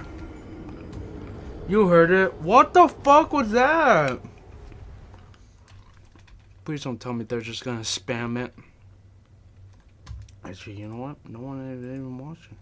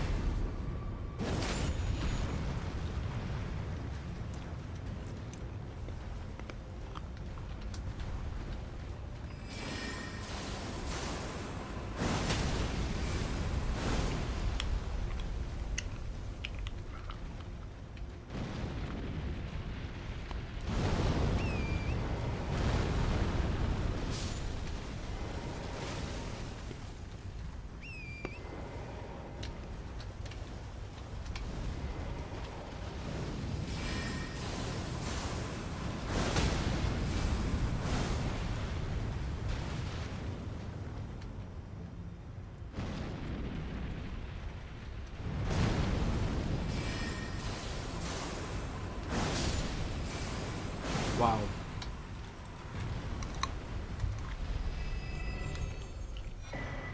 Viridian hidden tier. Alright.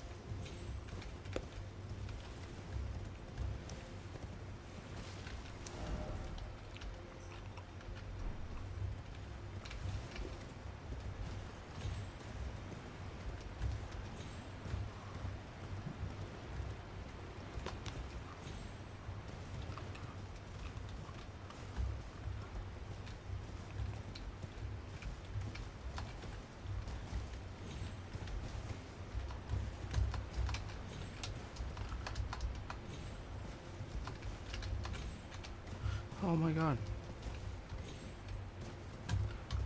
Oh my god.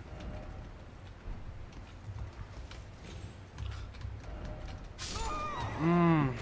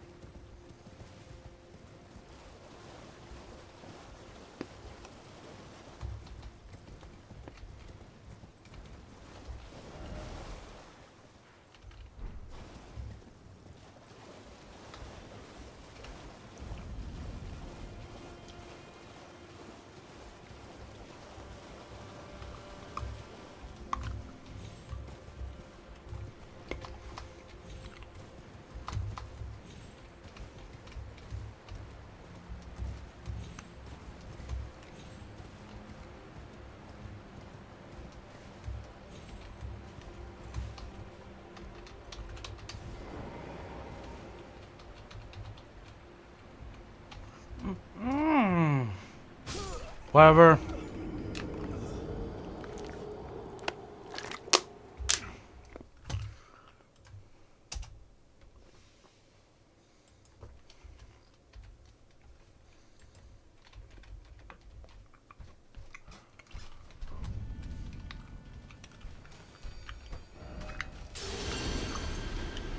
Now I don't have to worry about runes anymore.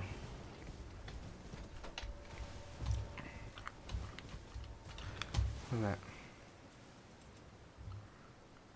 I want to know the last remembrance.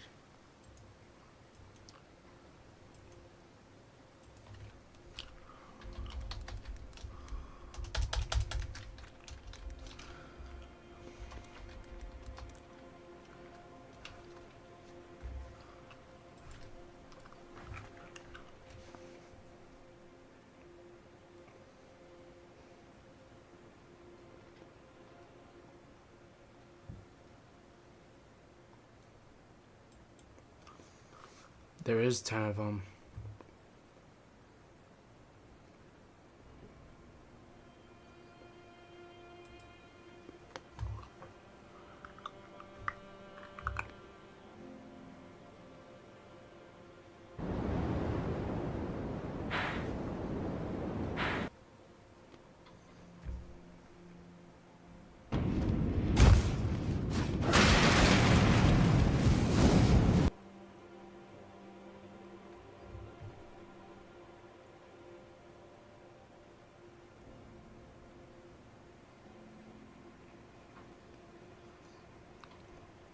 Mother of Fingers, that's the one I'm missing.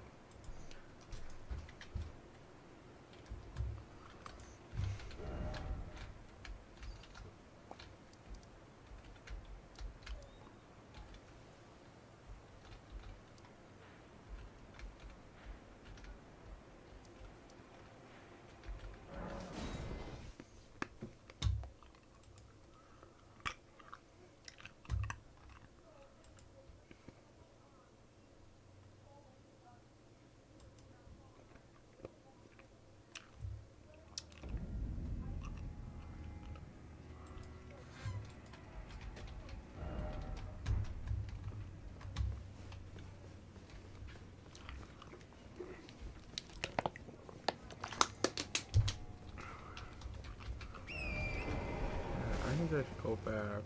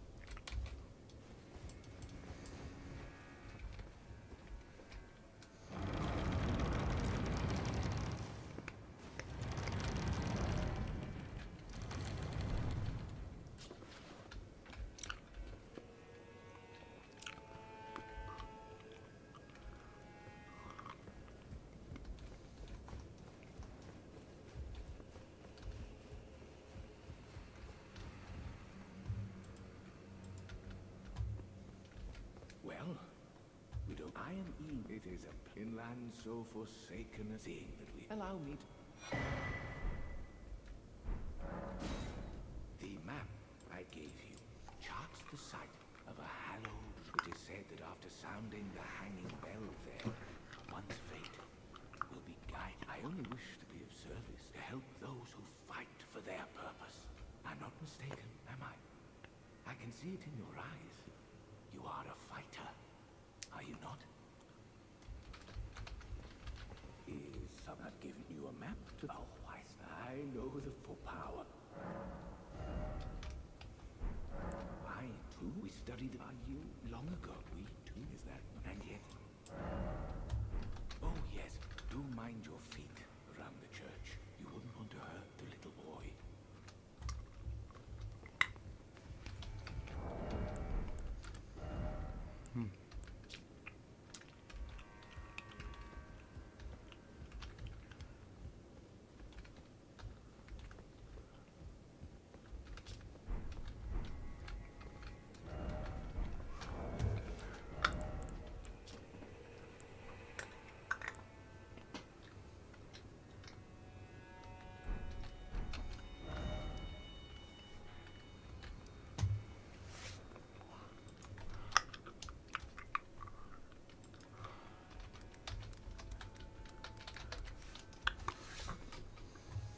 Alright, we're gonna watch a whole ass video for this. We gotta do a quest line. We do.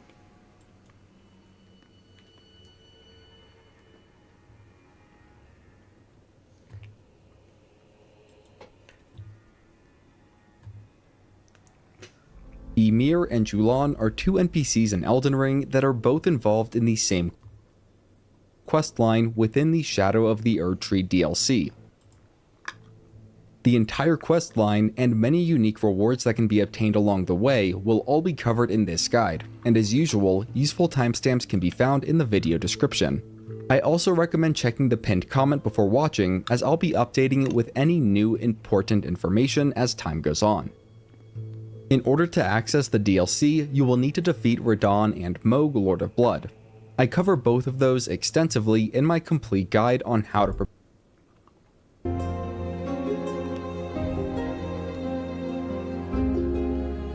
After discovering the Grace, we can jump over the wall to the northeast section. Next up, we're going to make our way to the Cathedral of Manus Metter, where both Ymir and Julan can be found. Along the way, we will get a gesture that is required to complete their shared questline.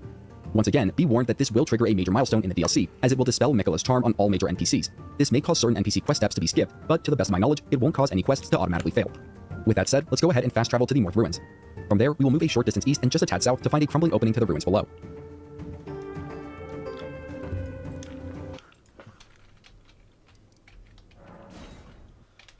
Alright.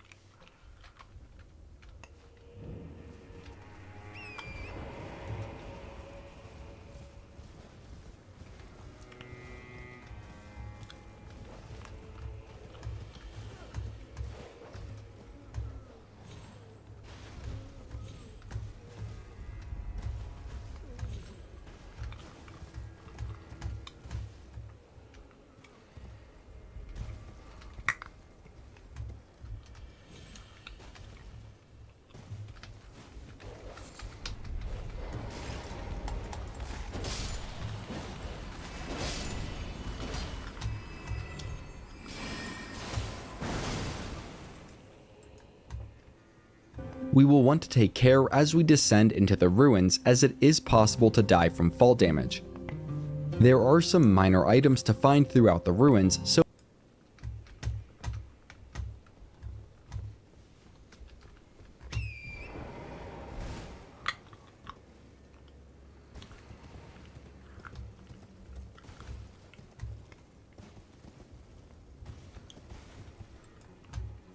feel free to explore on your own.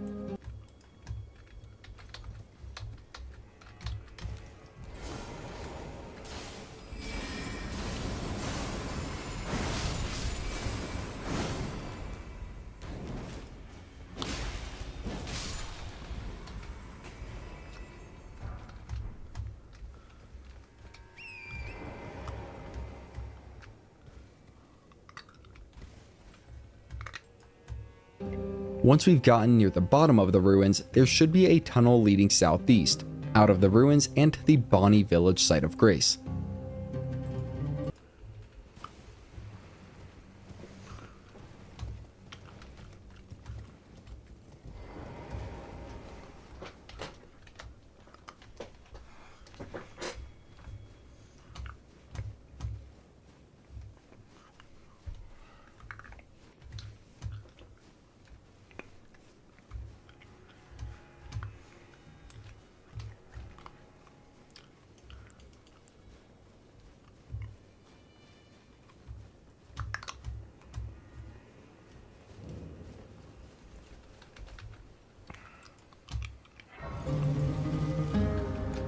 Before continuing to the cathedral, let's grab the O Mother gesture, which we will need later. We'll start by moving east down the village road. After jumping over the dried up stream, turn north and head to the outskirts of the village. The gesture will be found near a gnarled tree, in front of a kneeling headless statue.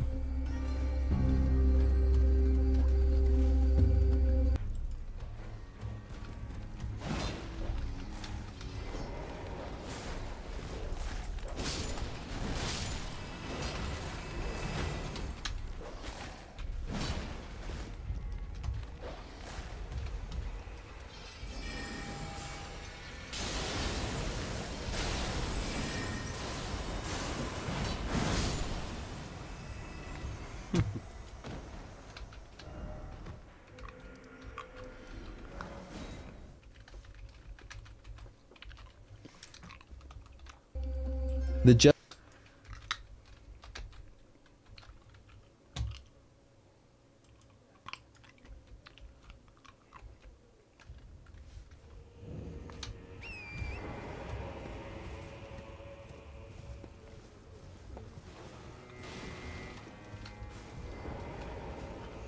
Oh my god. Guerrero Potente.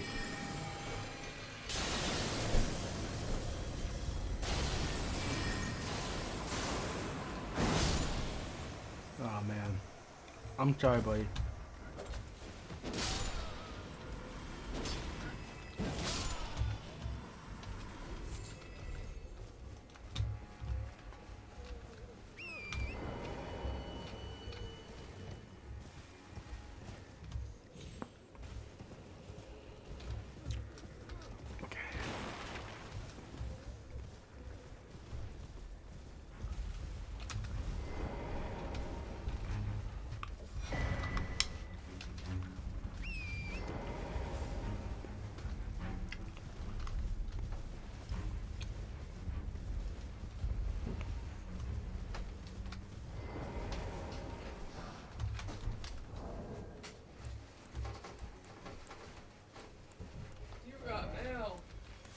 Huh?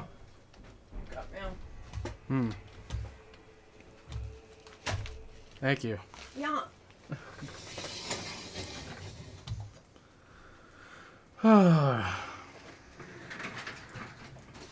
gesture will be found near a gnarled Stay tree, up. in front of a kneeling headless statue. Stay up. I gotta go to Walmart in a couple minutes to return that dog food, so I'll get tape because it did not stay up.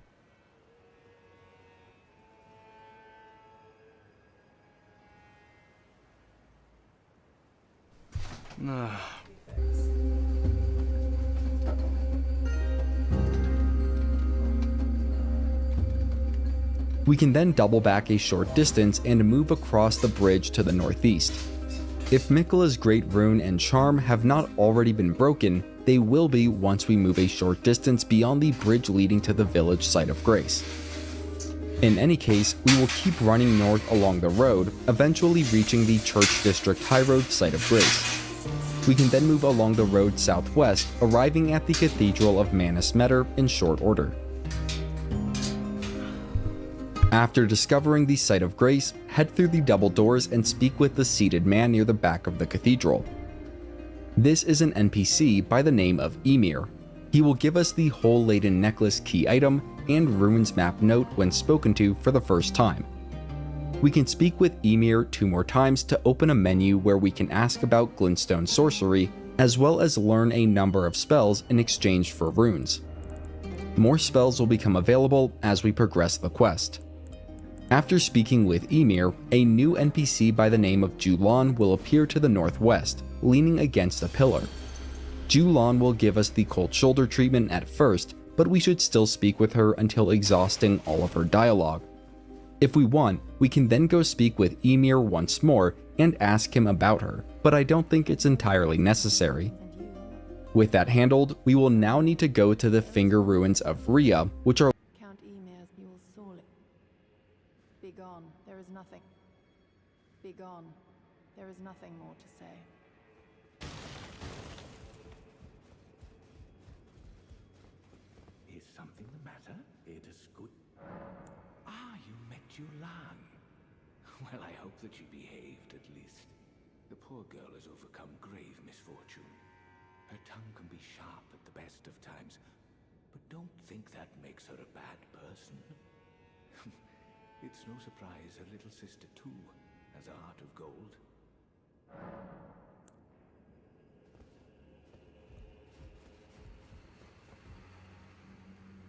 located in the Southern Shore region. Let's go ahead and cover how to get the corresponding map for that region, which we can do on our way to the Finger Ruins.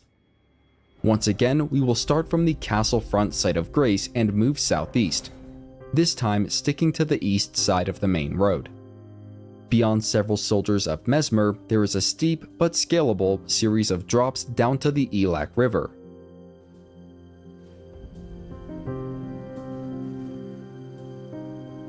Okay. Sorry to mute. Yeah, my mother was just down there.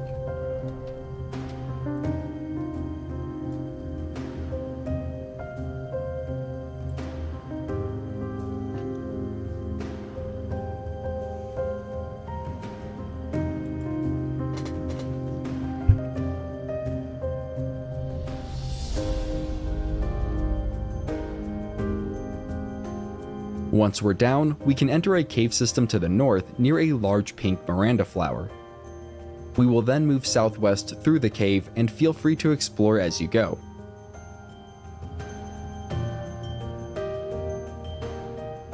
There is a revered cave system.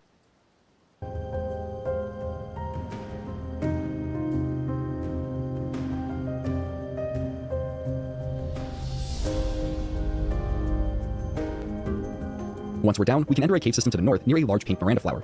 We will then move southwest through the cave and feel free to explore as you go.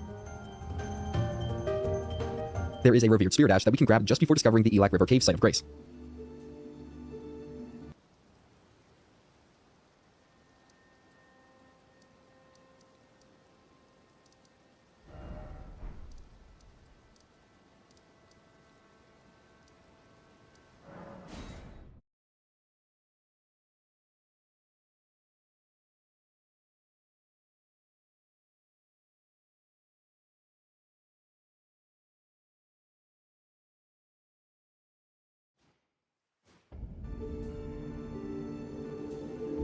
From there, we will continue moving south through the cave system. There are a few platforming sections that will need to be dealt with carefully to avoid death by fall damage. Also a threat are the handful of brave birds lining the way down.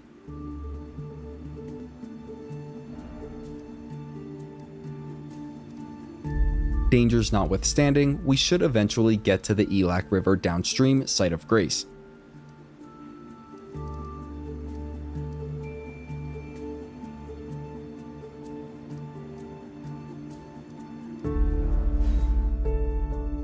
From here, it's just a bit further south to get out of this cavern. That said, we will still need to move further south, past several lightning sheep and a furnace golem.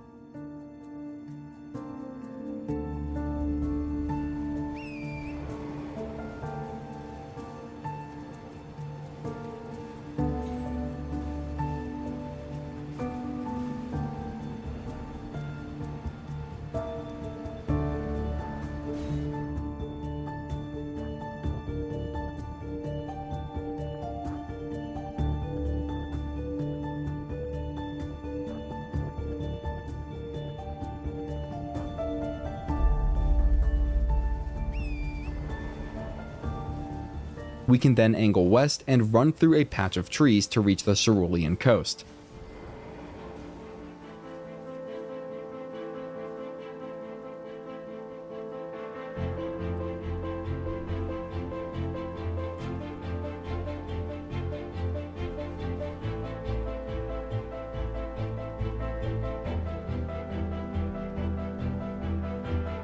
You are probably tired of hearing this by now, but yet again, we need to keep moving south in order to reach the map for this region. Watch out for a ghost flame dragon, which will swoop in near the center of the field. And just grace.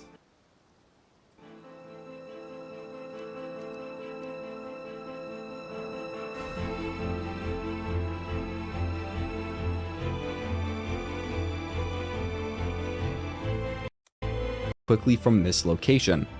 Start by jumping north up to the elevated patch. We will then move northwest onto the stone coffin structure and double jump north over a gap to reach another elevated area.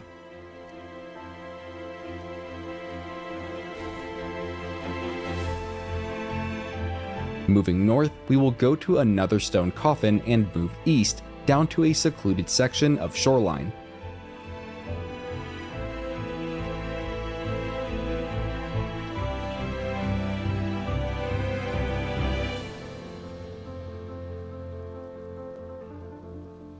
Next, head further east while watching out for finger creepers buried in the sand.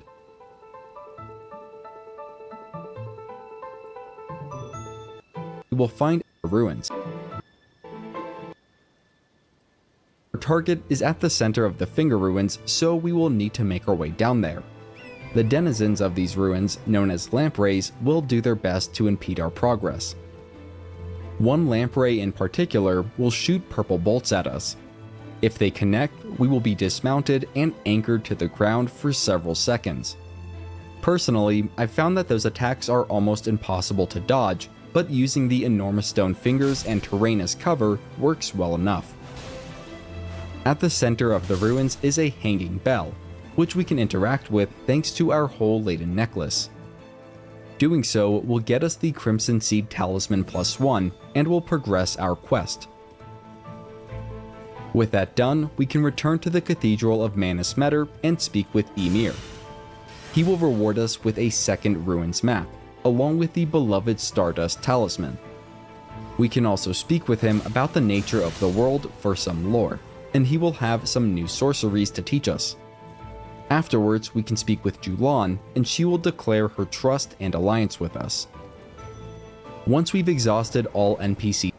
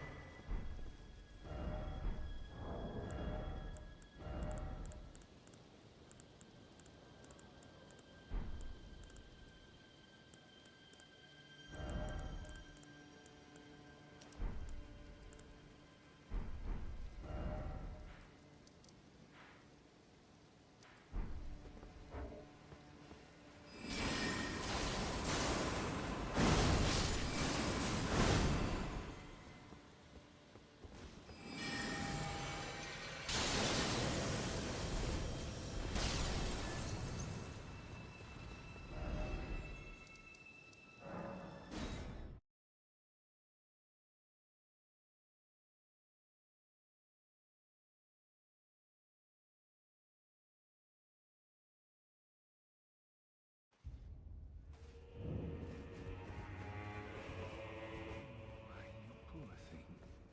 Another bad dream, Yuri. Put that rotten thing out of your mind. That tangled mess can't hurt you. Oh, there you are. The exalted timbre of the bell has reached these ears of mine. Gracious, the starry sky is wondrous tonight indeed. Only your fate shines brighter. Now, these are for you. Think nothing of it. I have made my decision to be of help. May the gleaming stars guide. I fear that you have borne witness to the whole of it. The conceits, the hypocrisy of the world built upon the ERDTREE. The follies of men. Their bitter suffering. Is there no hope for redemption? The answer, sadly, is clear. There never was any. They were each of them defective, unhinged from the Marika herself. And this is what trouble. No matter our efforts, and we have little recourse. Ever young Mikola saw things for what they were. He knew that his bloodline was tainted. His roots in a tragedy, if ever there was one. That he would feel compelled to renounce everything and play.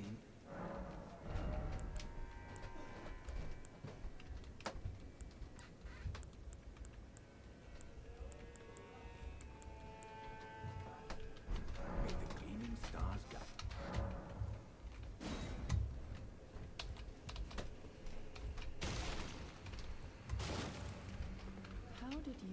Did Count Emir reward you with that?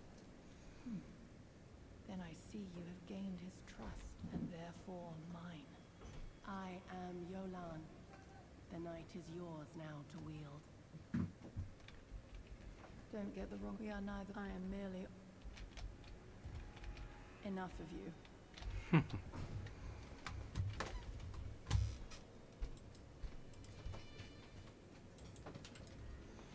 The dialogue, we will need to make our way to the Finger Ruins of Dio. These ruins can only be reached by venturing through the Shadow Keep, but fortunately, we won't have to fight any bosses to do that. Rather than enter through the main gate, we can enter through the Church District.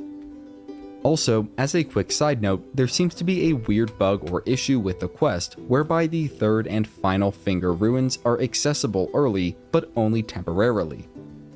They are accessed by interacting with Emir's chair when he is absent. Because of the potential problems associated with this, I recommend resting at the Site of Grace and checking if Emir is gone. If he is, interact with his chair, descend the ladder, then immediately fast travel back to the Cathedral Site of Grace. This should fix the problem and prevent any issues, but I digress. Starting at the Church District High Road Site of Grace, we will move northwest up the road and into the Shadow Keep's Church District. I don't actually care.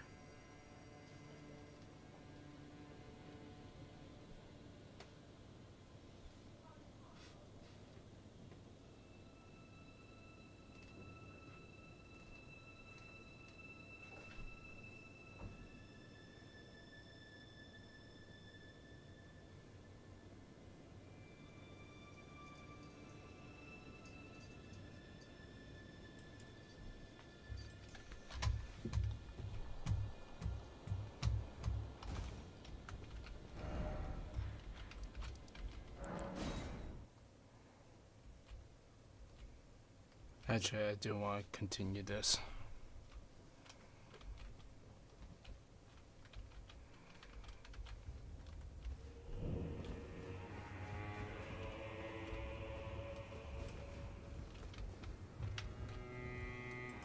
Grace. Exiting north from here will result in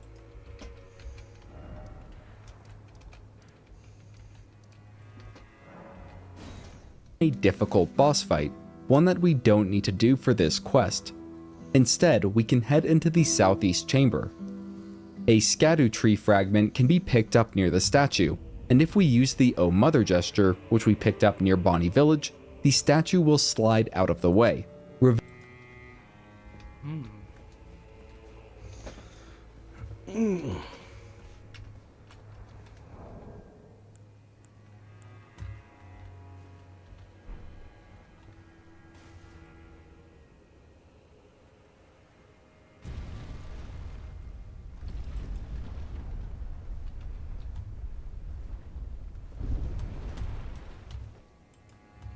Revealing a hidden passage to the hinterland of Scadoview. There it is. Here it is.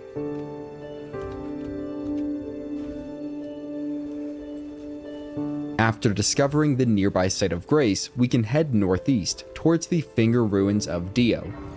There are 2 tree sentinels along the way, which we can fight to get some Marika's Blessing consumables.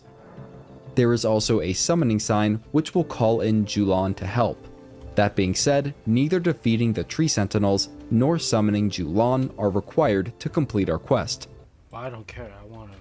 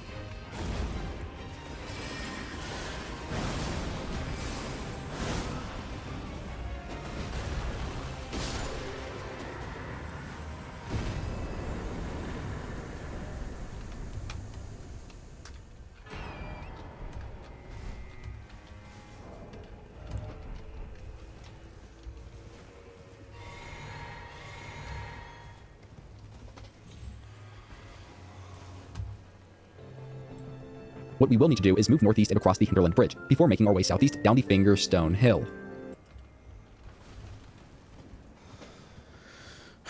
Alright.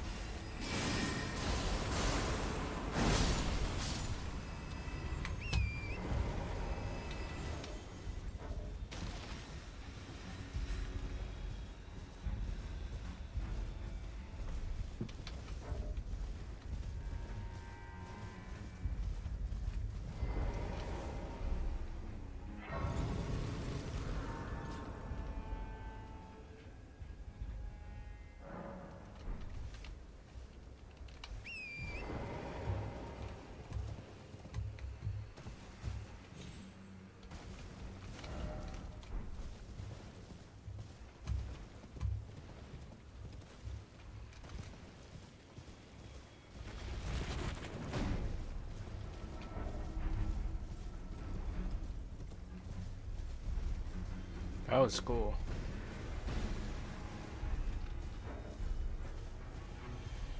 Alright, where's the bell? I think it's right there. Looks like it is.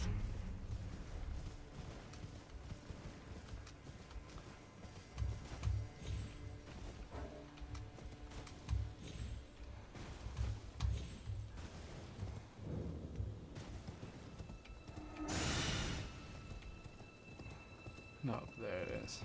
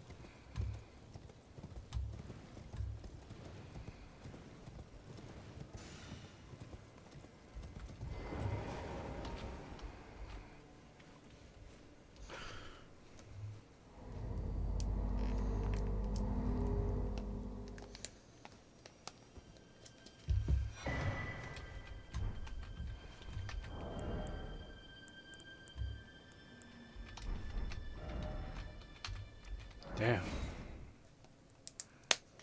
These are some very good talismans.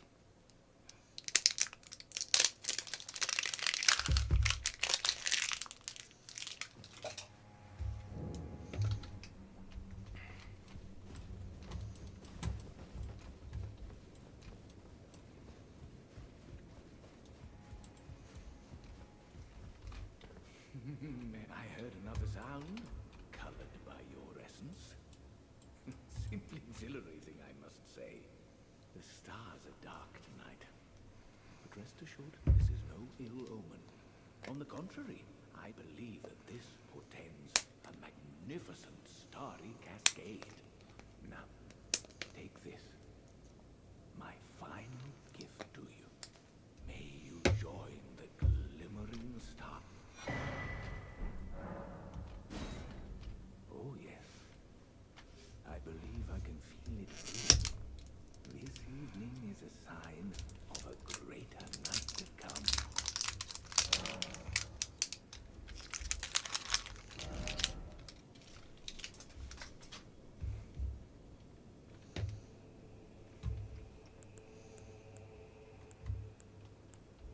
May you join the glimmering.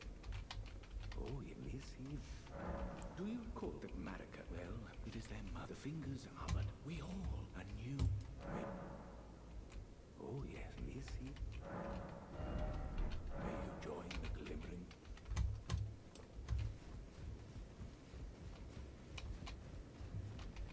I told you once, I've no interest in companionship, but I must admit, Count Ymir did seem very pleased. Perhaps an exception is in our eyes. Our meeting with the Count taught us we know that we cannot reach out, but we can peer up at his brilliance and heed it. We will never again lose our way in the... I have spoken far. Pay me no mind. Our service.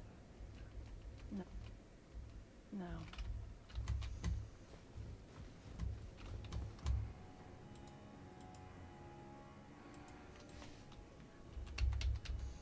In any case, +1. With that, we can fast travel back to the cathedral and speak with Ymir to get the third and final ruins map. He will also have one more new sorcery to teach, Fleeting Microcosm. After doing that, we can speak with Julan again, and she will offer up some information on what Ymir is trying to do. Once all dialogue has been exhausted, we can rest at the nearby site of Grace to start the final phase of the quest line.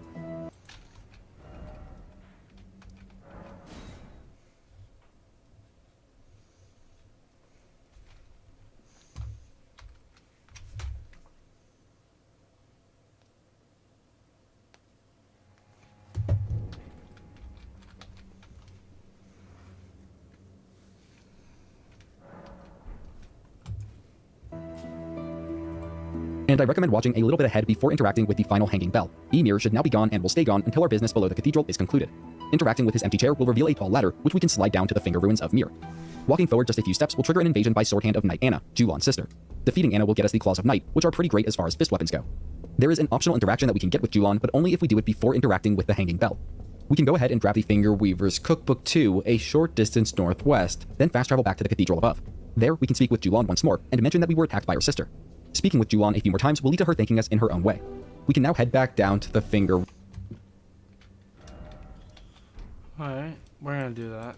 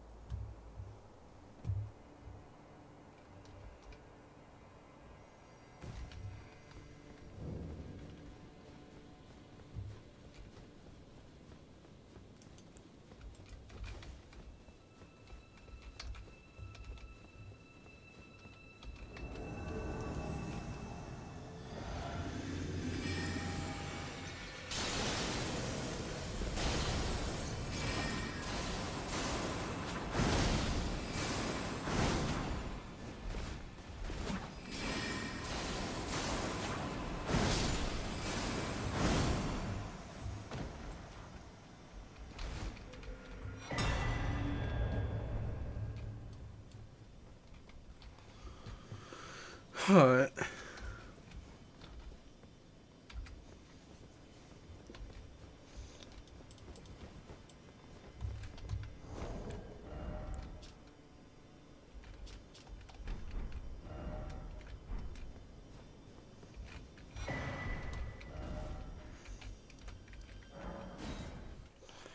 Alright.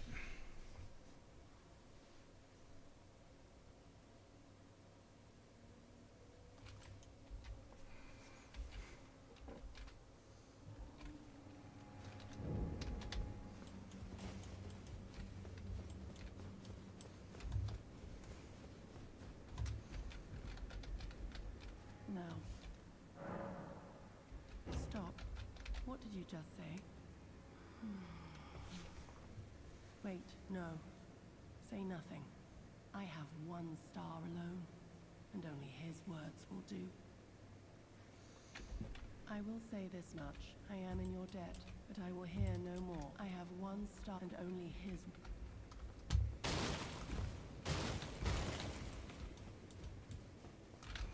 Yeah, no.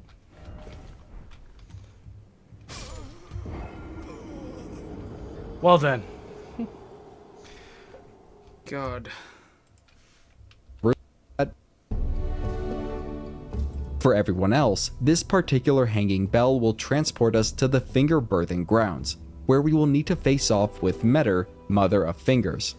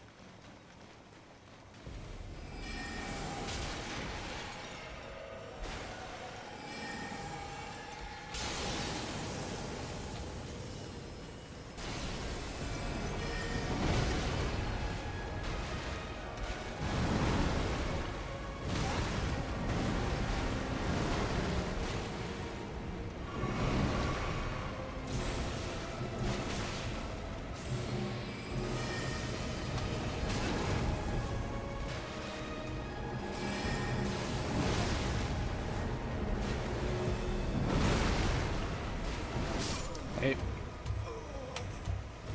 No,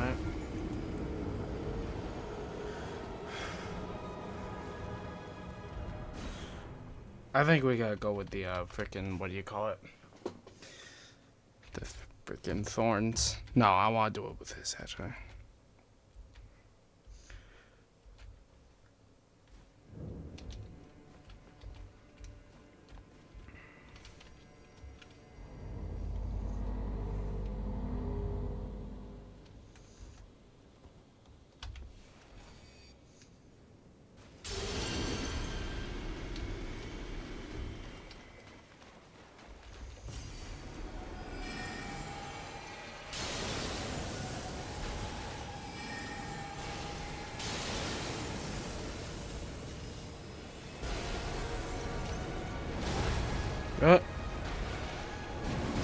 The fingers, they have such a huge... Oh my god.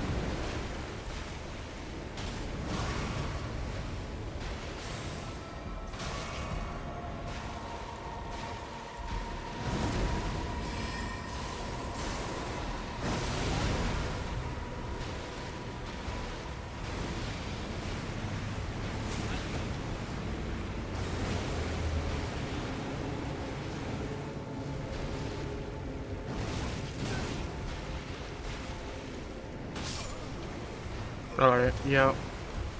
I died twice there, so. Oh my. Thank America, and now I'm gonna do the thorns. I know it sucks, I'm sorry, but I have to.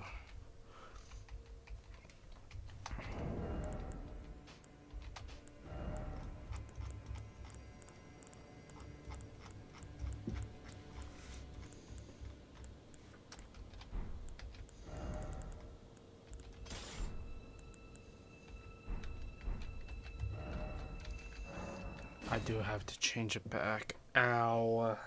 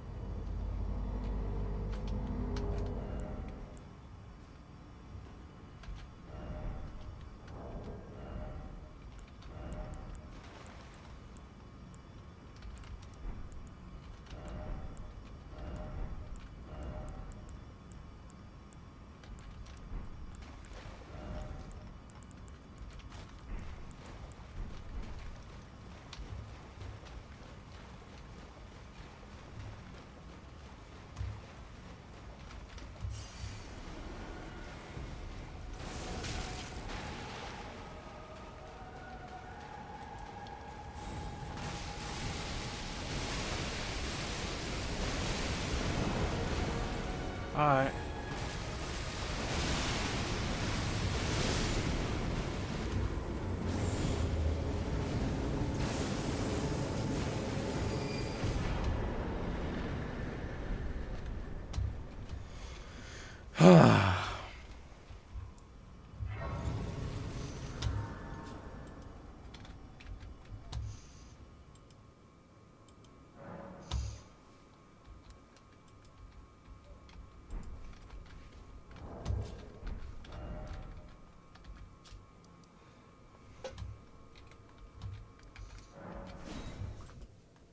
This boss is very tough, or at least it was for me.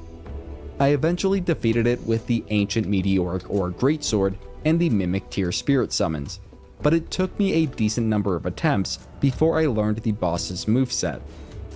Also, for anyone interested in getting that sword, I'll leave a link to a guide on how to do just that near the bottom of this video's description. Defeating Metter gets us the Remembrance of the Mother of Fingers as well as 420,000 runes. However, we aren't done quite yet. After discovering the Site of Grace down here, we'll fast travel back to the cathedral above. Once more, we will need to interact with Ymir's chair, which will result in another fight where two foes will need to be defeated.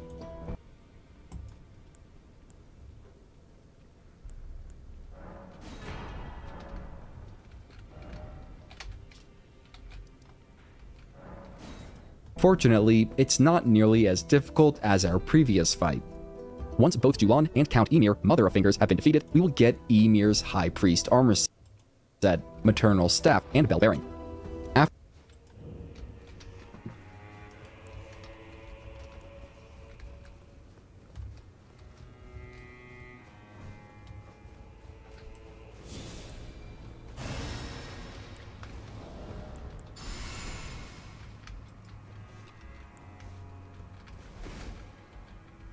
What have you done? Oh my god.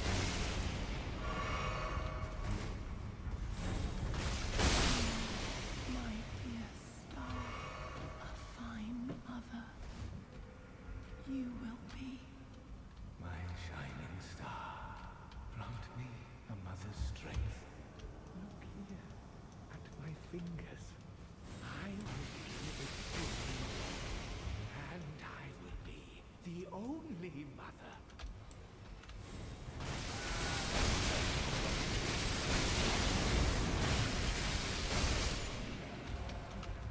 I desire to be your mother.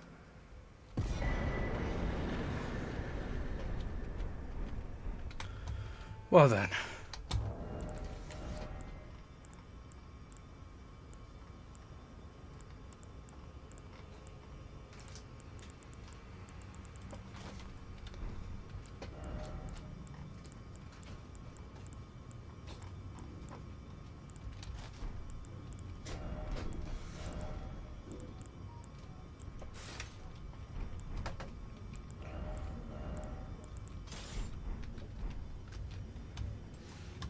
After resting at a location at a site of grace, we can then find a wounded Julan sitting in her initial location. We have two options for how to finish her quest line. We can use either an Iris of Grace or an Iris of Occultation on her, and each comes with its own reward. I believe there are at least 2 of each Iris that can be found in the DLC, and potentially more. But for the purposes of this guide, we'll just cover where to get one of each. For the Iris of Grace, we will need to head to the Specimen Storehouse. Starting at the back section Site of Grace, we'll jump down to the first floor, then move northwest to a lift, which will take us down to another area of the keep.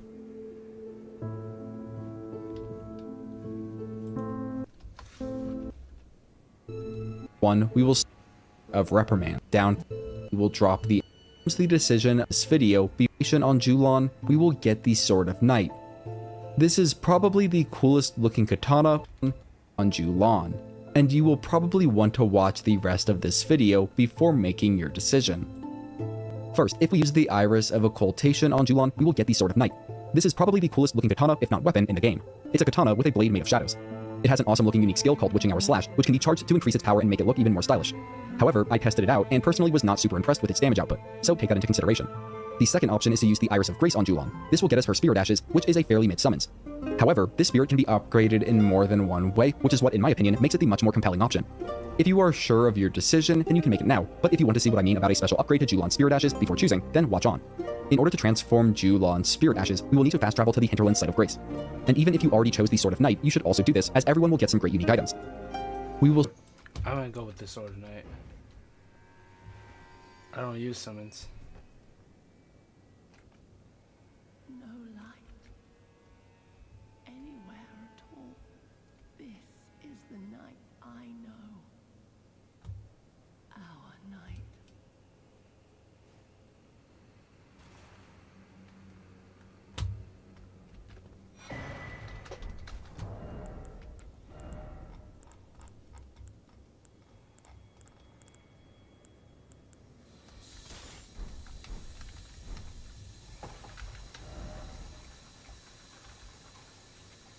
Start by heading southeast and Southeast, alright.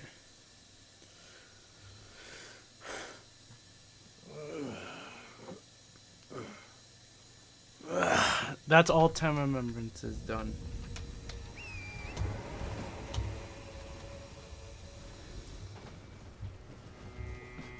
all the remembrances.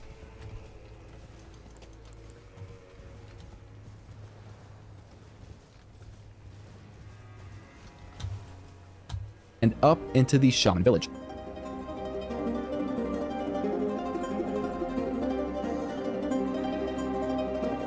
Near the village's entrance is a small peculiar tree.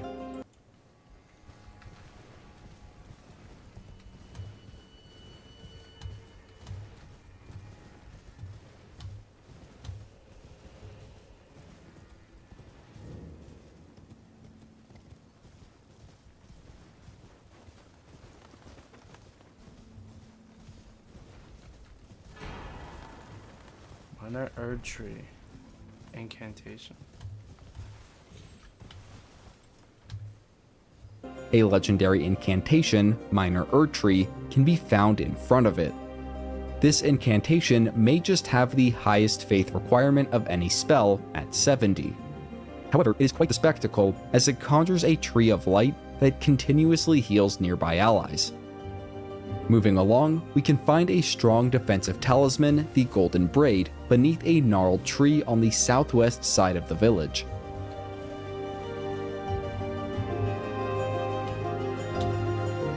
Now it's time for the main reason we are here.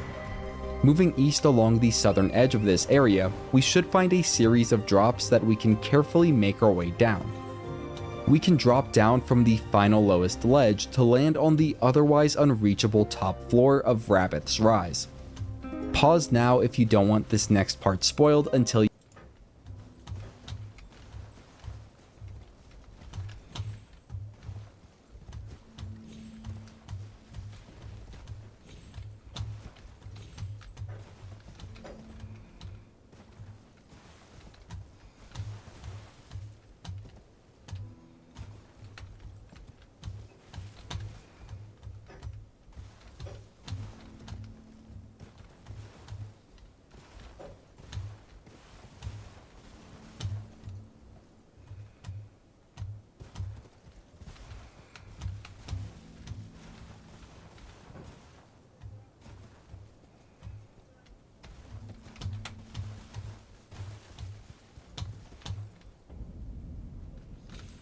Well, God,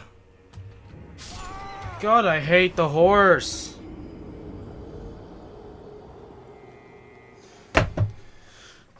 Damn. you see it yourself.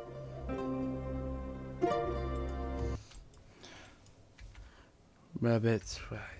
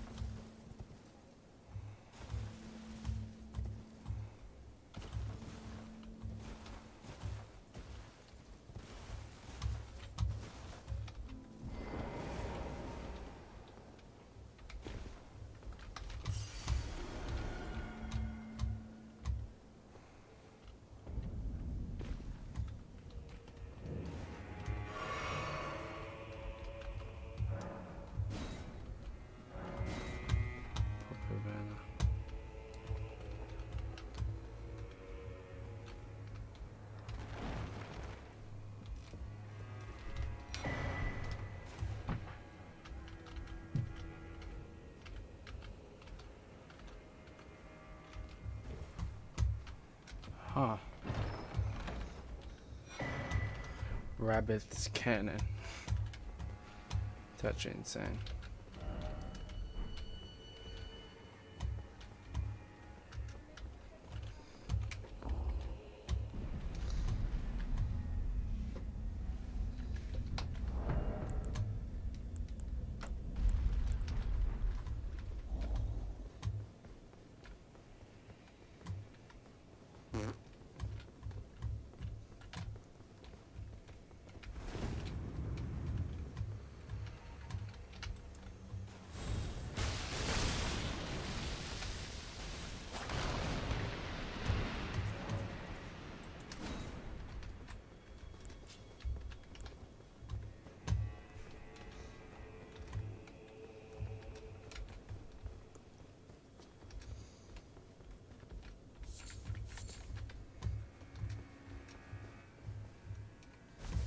Nice.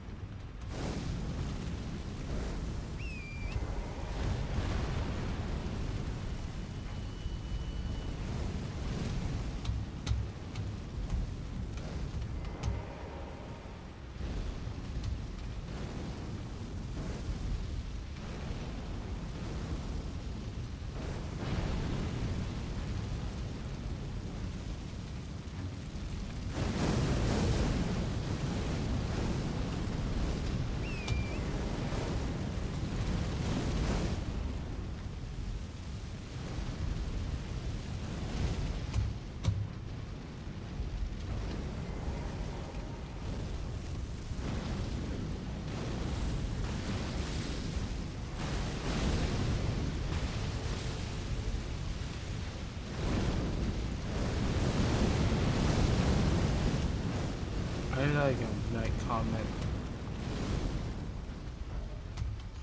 Okay.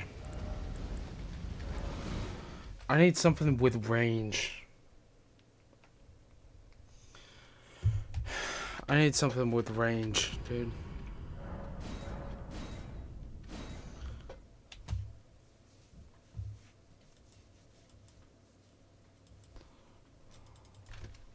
Hold on. Actually, I just need a guide.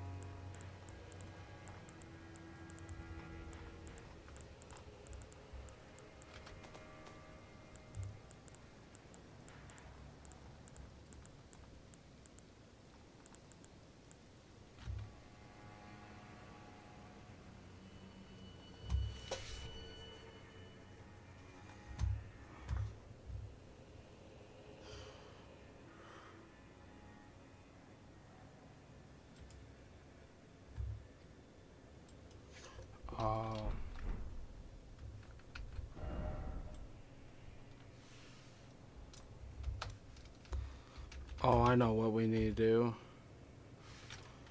I know.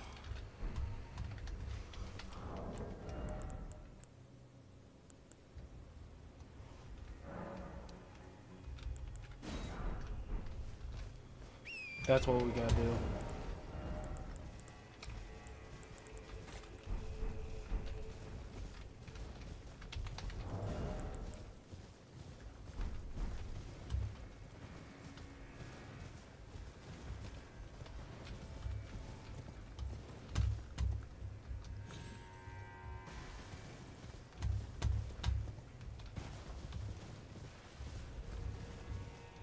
That's why that spirit spring is there.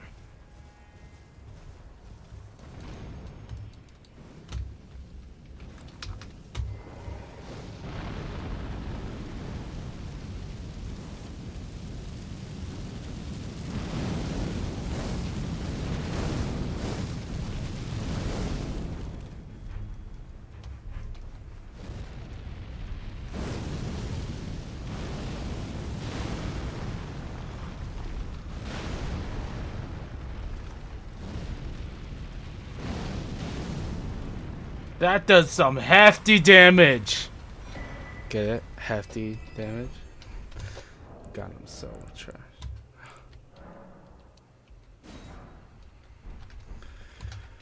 Alright. Did that. We did that one. Good. Now, what's the other one? Oh yeah, the hero grave. Hidden grave.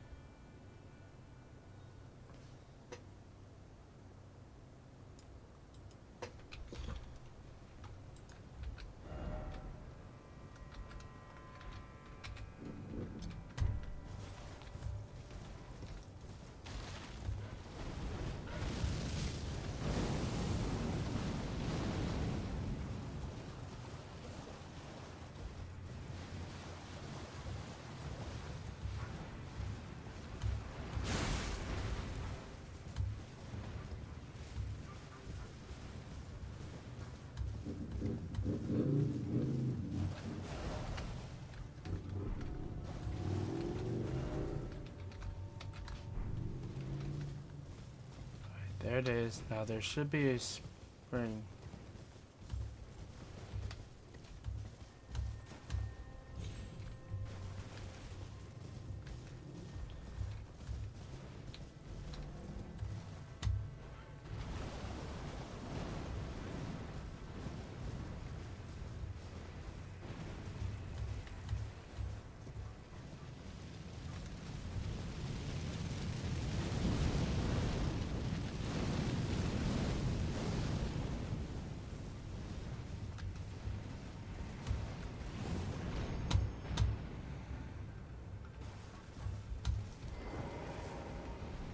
Come here, little fella.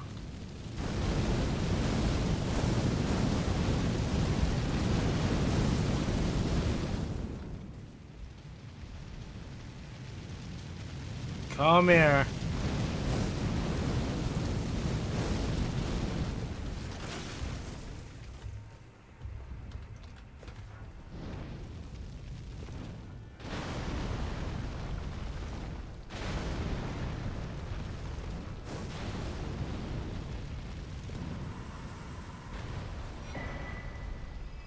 Glove work, crystal tier. Alright.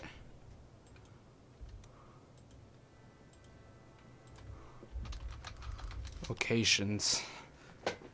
I want all these freaking things.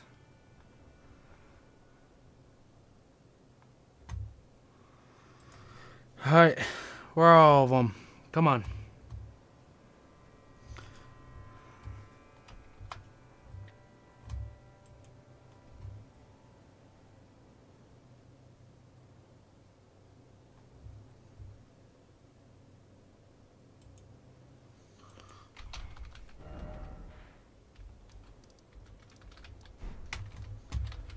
wait, hold on, actually.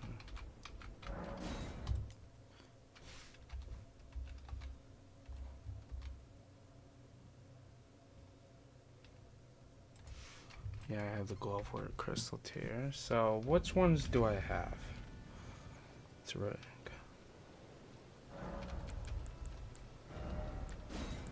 Yeah. I have the Oil Soaked tier. Oil Soaked tier. Crimson Sapping. Cerulean Sapping.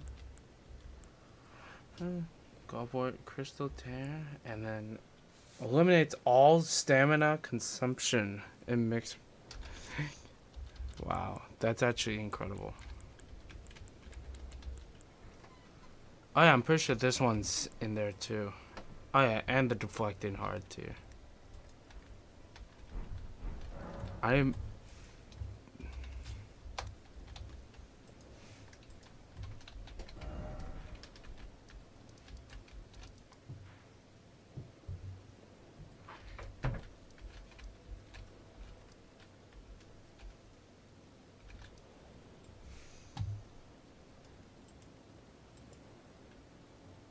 Found that there will be 2 mini staggers before the true stagger though, which will interrupt the golem each time they happen. In any case, we aim to deal enough damage to trigger a full stagger, which will cause it to fall to its knees and then fully fall forward, facing either left or panic. These crits, if you play even one shot up against it, slams and there's a slam.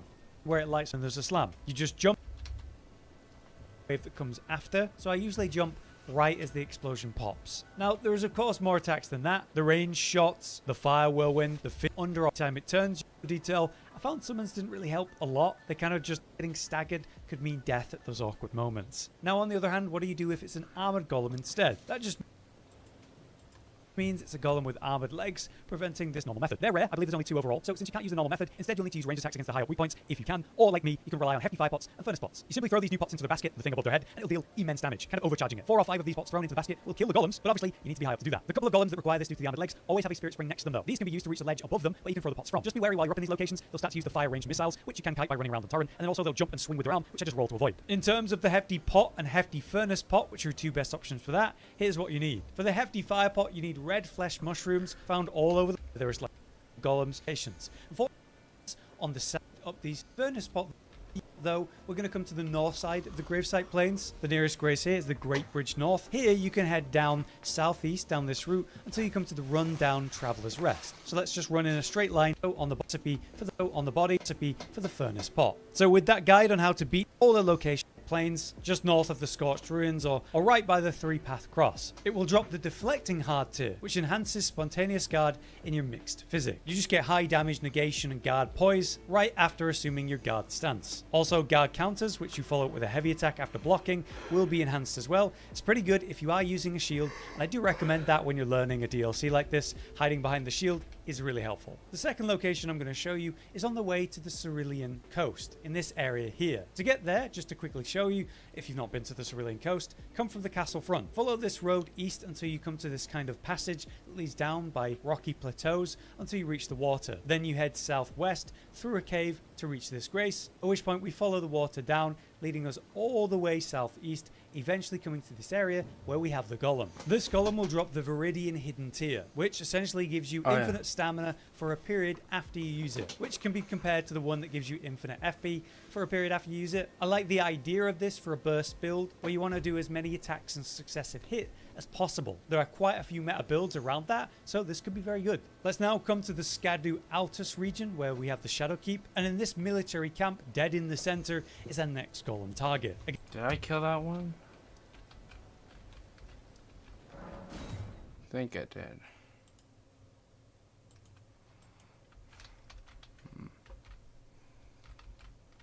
Wait, I don't know if I did or not.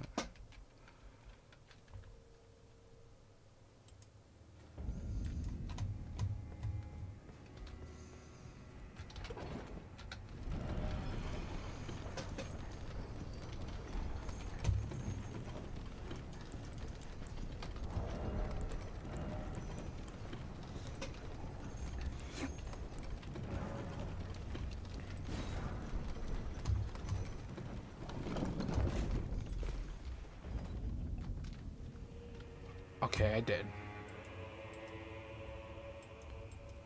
Again, it's just a standing one, but there are enemies around which I recommend you clear out before challenging the golem. This golem will drop the Crimson Burst Dried Tear, gradually restoring the health of one's allies over time, but has no effect on the imbiber. So I guess this is going to be pretty good in co-op playthroughs, which I don't really do, but having a heal for your ally who's just taken a hit while you're safe, I could imagine that's really helpful in co-op. Next, in the same zone or region technically, we have this area over here called the Church District. The golem is right here on the path. To reach that location for the first time, you need to come here to the Morth Ruins. By passing into the Morth Ruins and going on the northeastern side, there's a little passage that leads into the ruins. Drop down there and progress through, and eventually you come out the other side to the Bonnie Village.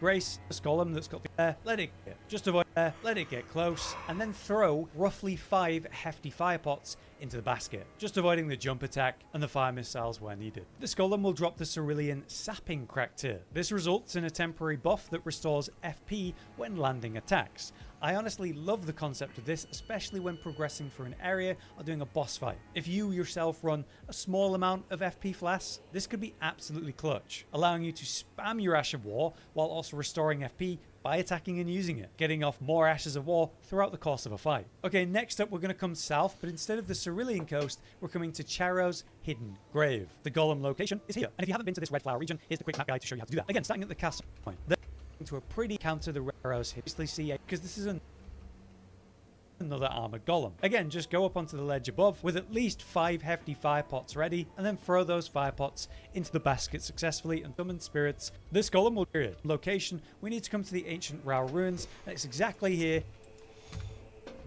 Alright.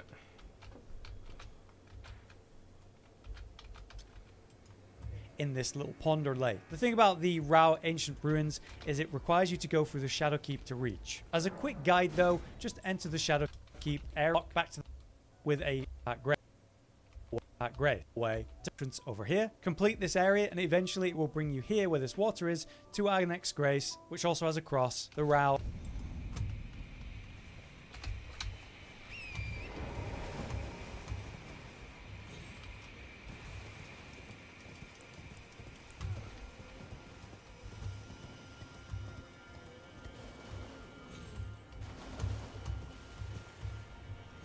Wait, did I get that one? I guess I already did get this one. I don't remember getting this one.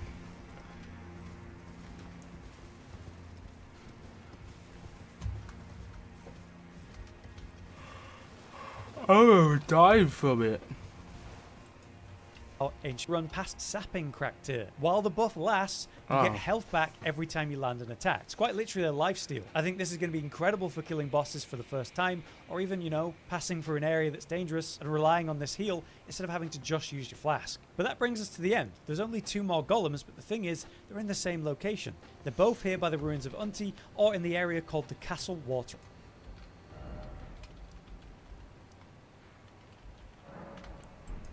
hole. To reach this location, it's a little bit weird, so we return to the Shadow Keep, the main gate plaza. If you've unlocked the shortcut, you can go straight to the ramp to the high bridge here, or just progress through it like I said, coming around, eventually come to the high bridge, coming around and unlocking that shortcut. When you're ready though, you can go back to the center of the main bridge. This time, we go to the east, where there's a ladder on the north side. We drop down there, and right next to you there's a kind of waterfall entrance. This leads into a sewer area with a painting room. In the painting room, there's actually an illusion wall we can break. Passing through here, we find this strange, suspicious coffin. When you enter it, we'll transport you south forward. There's no southeast. You'll encounter the first golem, which will try to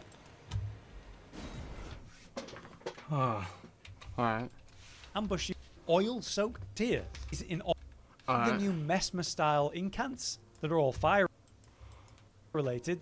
This could be awesome. Lastly though, we have one more golem sleeping in this area, the last golem of the whole thing, by the ruins of Unti. And as you approach it, you'll see that it's kind of sleeping in front of the entrance to this place. You're going to specifically need a hefty furnace pot to defeat this. But by the point you've reached this place, you've also been through the Shadow Keep a bit, so you should have some embers of Mesmer from that location. You'll only need the 1 furnace pot, but it's required to activate this deactivate golem. So with your hefty furnace pot ready, go to the ruins to the north side and climb up. You'll eventually come to this balcony here, where we can easily throw a furnace pot into the basket of the deactivate golem, which will bring it to life. Then we hop down and damn, that's actually... Aww.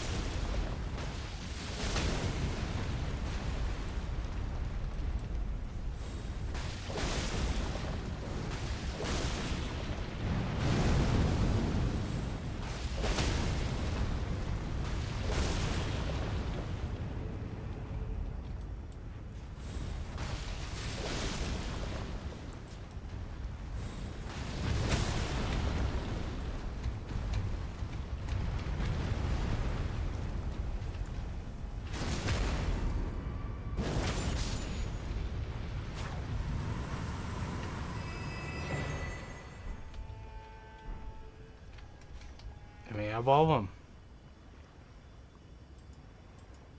Defeat it as normal. This golem will drop the blood-sucking cracked tier. During the buff, you will have increased attack power, just flat out, but your health will slowly drain over time. I could imagine this being a speedrunner's wondrous physic of choice, and could be incredible if you have some kind of self-healing in the build. If it's worth the drain, we'll have to test and see, but I think that sounds quite high in potential. But there you have it, all 8 locations, how to beat them, and what they actually drop. I hope this video was useful, and if you have anything you'd like to add, you can drop it in the comments. Maybe it'll help someone. If you've enjoyed the video, remember to hit like.